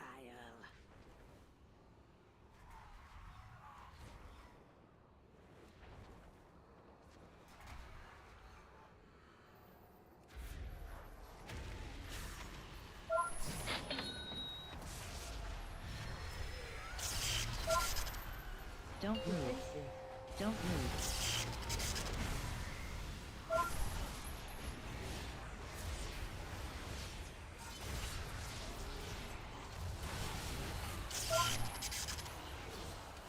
How's your day going? Oh, pretty good. Pretty good. I'm getting hungry.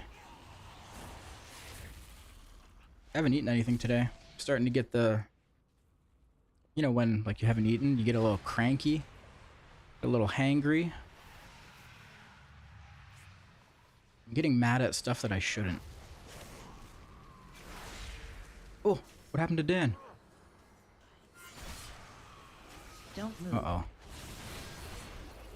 Don't move.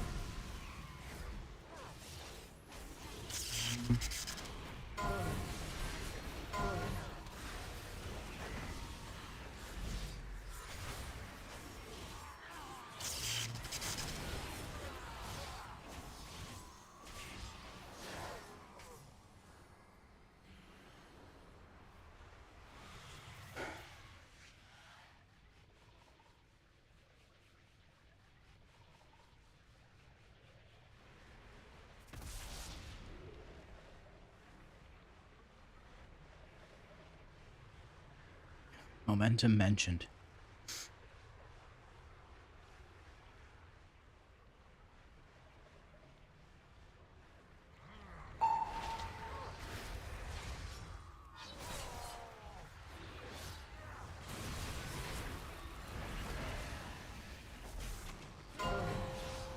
Defensive.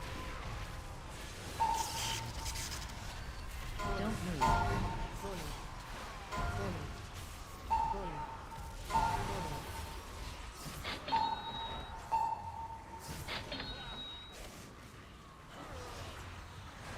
Don't move. Don't move. Don't move. Inertia? More like it hurts ya just thinking about it. Huh. Huh.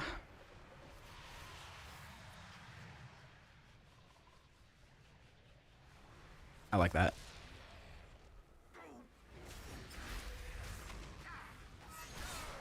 I like it because it's true and real. Don't move.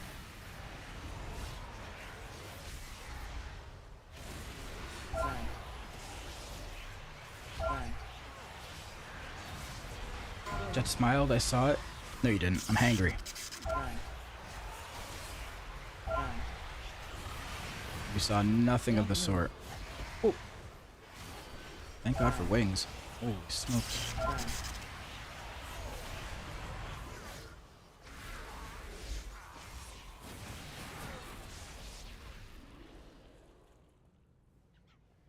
Don't project on the man. Yeah.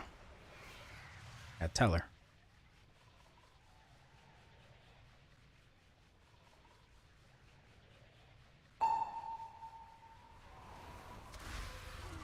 Run.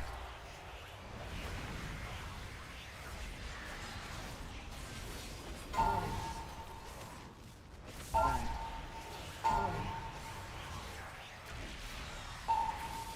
Don't move.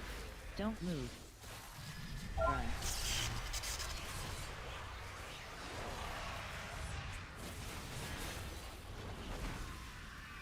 Run.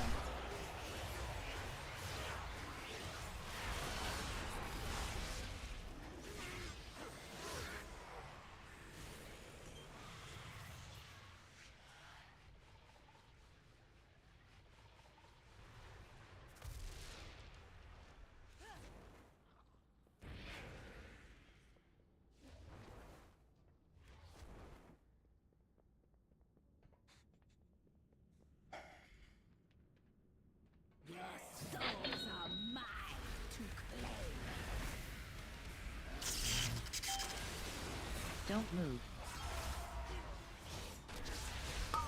Alright, I will not die on this boss. Don't move. Run.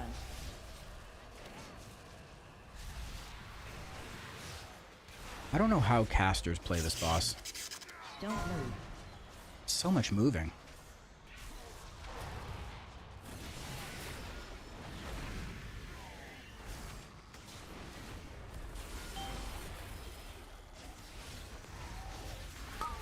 Don't move. Run. Oh.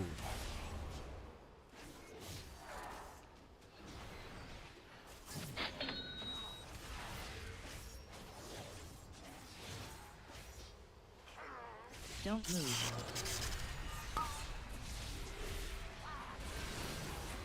Run.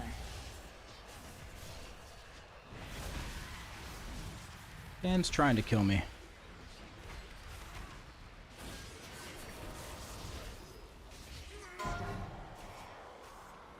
Don't move.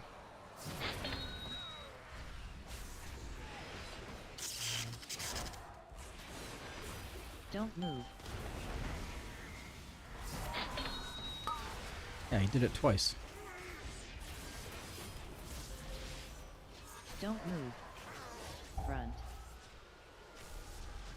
Oh my god, he did it again.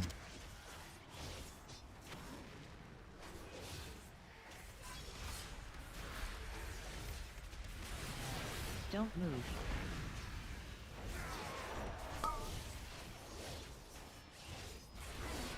Run.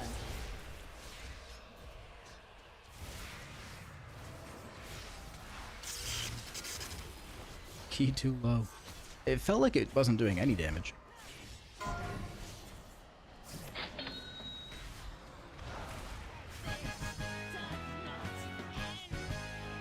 Don't move. Incredible!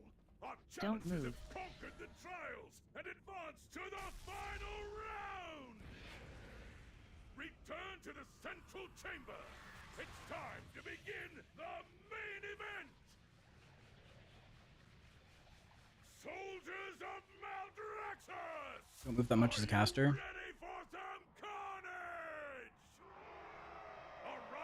Yeah, I guess there would be more movement the closer to the boss you are. Reigning champion, the theater of pain is ever known!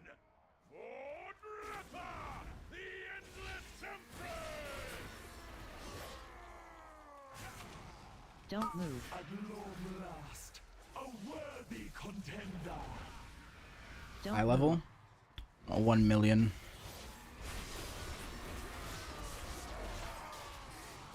$1 million eye level.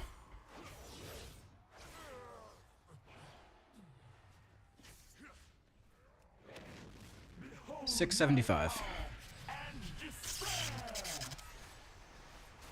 Don't move.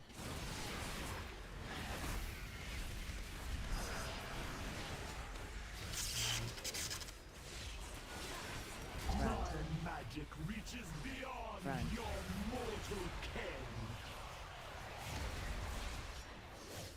Death itself demands your souls.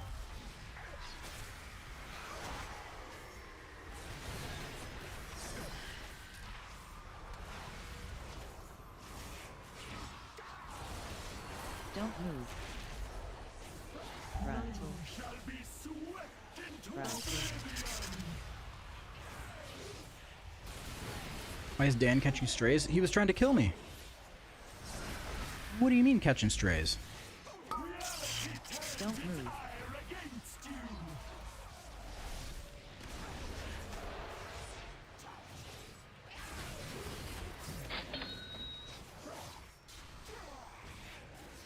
Accept your defeat. Don't move. Magic reaches beyond Run. your mortal. Your wanton slaughter will be returned tenfold.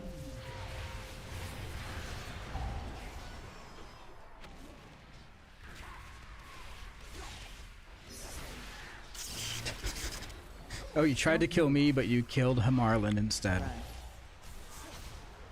Rest in peace, Hamarlin. Run. Don't move. Your survival wasn't necessary. Okay, well. Reality turns its ire against you.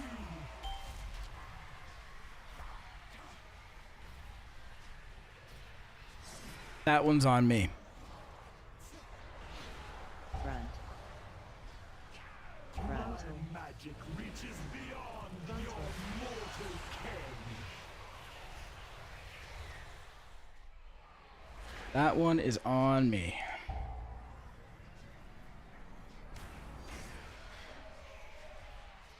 Death itself demands your songs. You guys got this. Keep up the great work. Oh, Hamarlin's dead again. Front. Shall be swept into Front.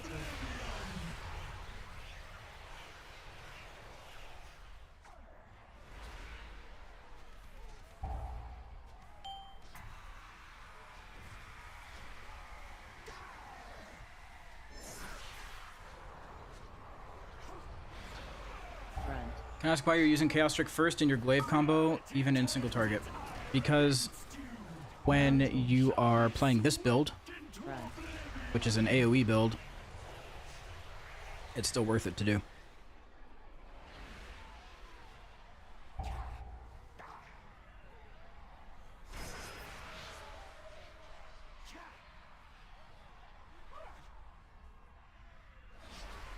Front. If I was playing a single target build with Essence Break, then I could go Blade Dance into Chaos Strike, but it still doesn't make that much of a difference. Going Chaos Strike into Blade Dance is just so good that it's close either way, whichever one you use, in single target. In AoE, it's always better to end with Blade Dance.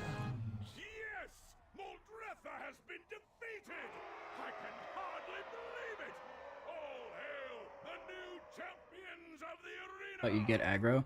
No, see, I kind of checked out of this key probably after the first boss. So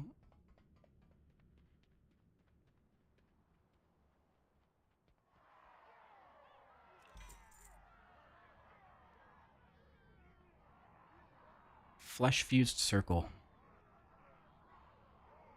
Got myself a flashlight. Let's go. Crit Mastery, my favorite.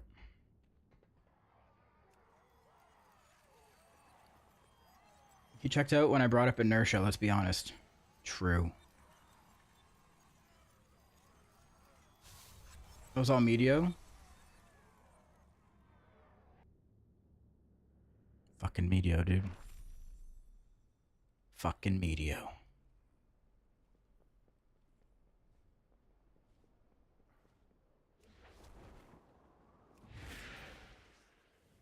Is there a target count where Fel is preferred over Eldrazi? No, not really. I would say the more targets there are, the more you would want to play Eldrazi.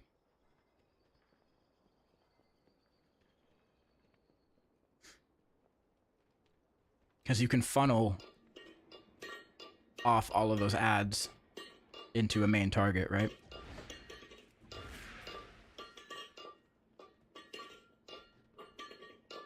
Just for content. Yeah, just for the content.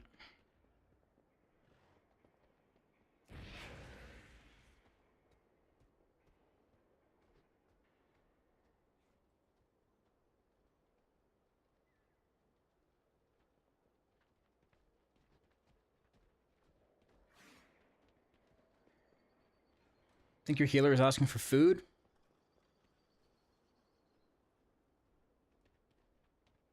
Oh, I need to eat. Yeah.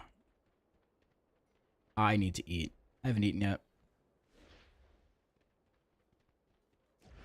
Yeah. Okay. I'm gonna go eat.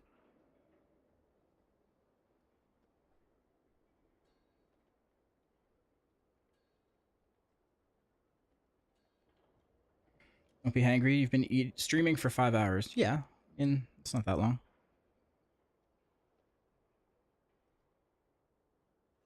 I had a tiny can of Coke, a tiny can of Sprite, and 2 pieces of gum. I don't actually know how heavy my balls are. And a little bit of water. Gum is not food. What if you swallow it?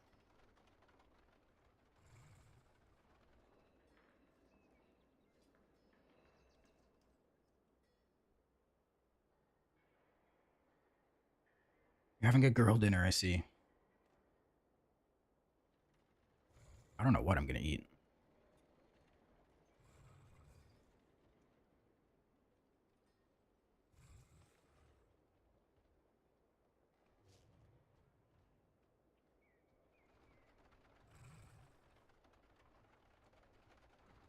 Jedith M. Judders, go eat.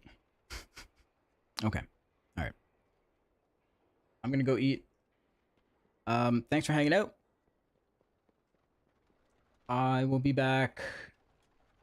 Oh yeah, today's Thursday, so we'll be back tomorrow night. Back tomorrow night for stream together.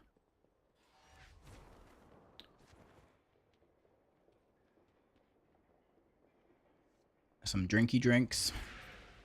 Some silly keys. Yeah. The usual Friday night keys.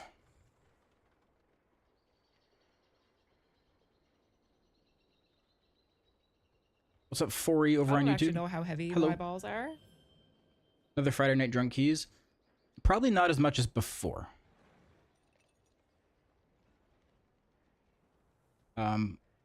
Not as much as we did last week or 2 weeks ago with touchpad.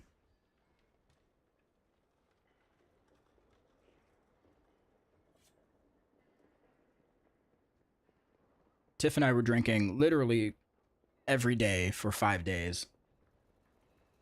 6 days. So I know I'm probably going to take it a little easier.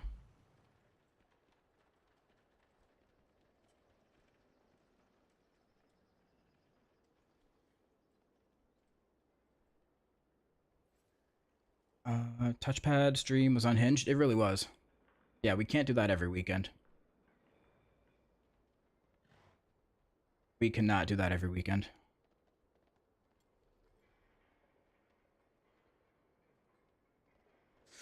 All right. I'm going to go. Thanks for watching. I will see y'all tomorrow night. Peace.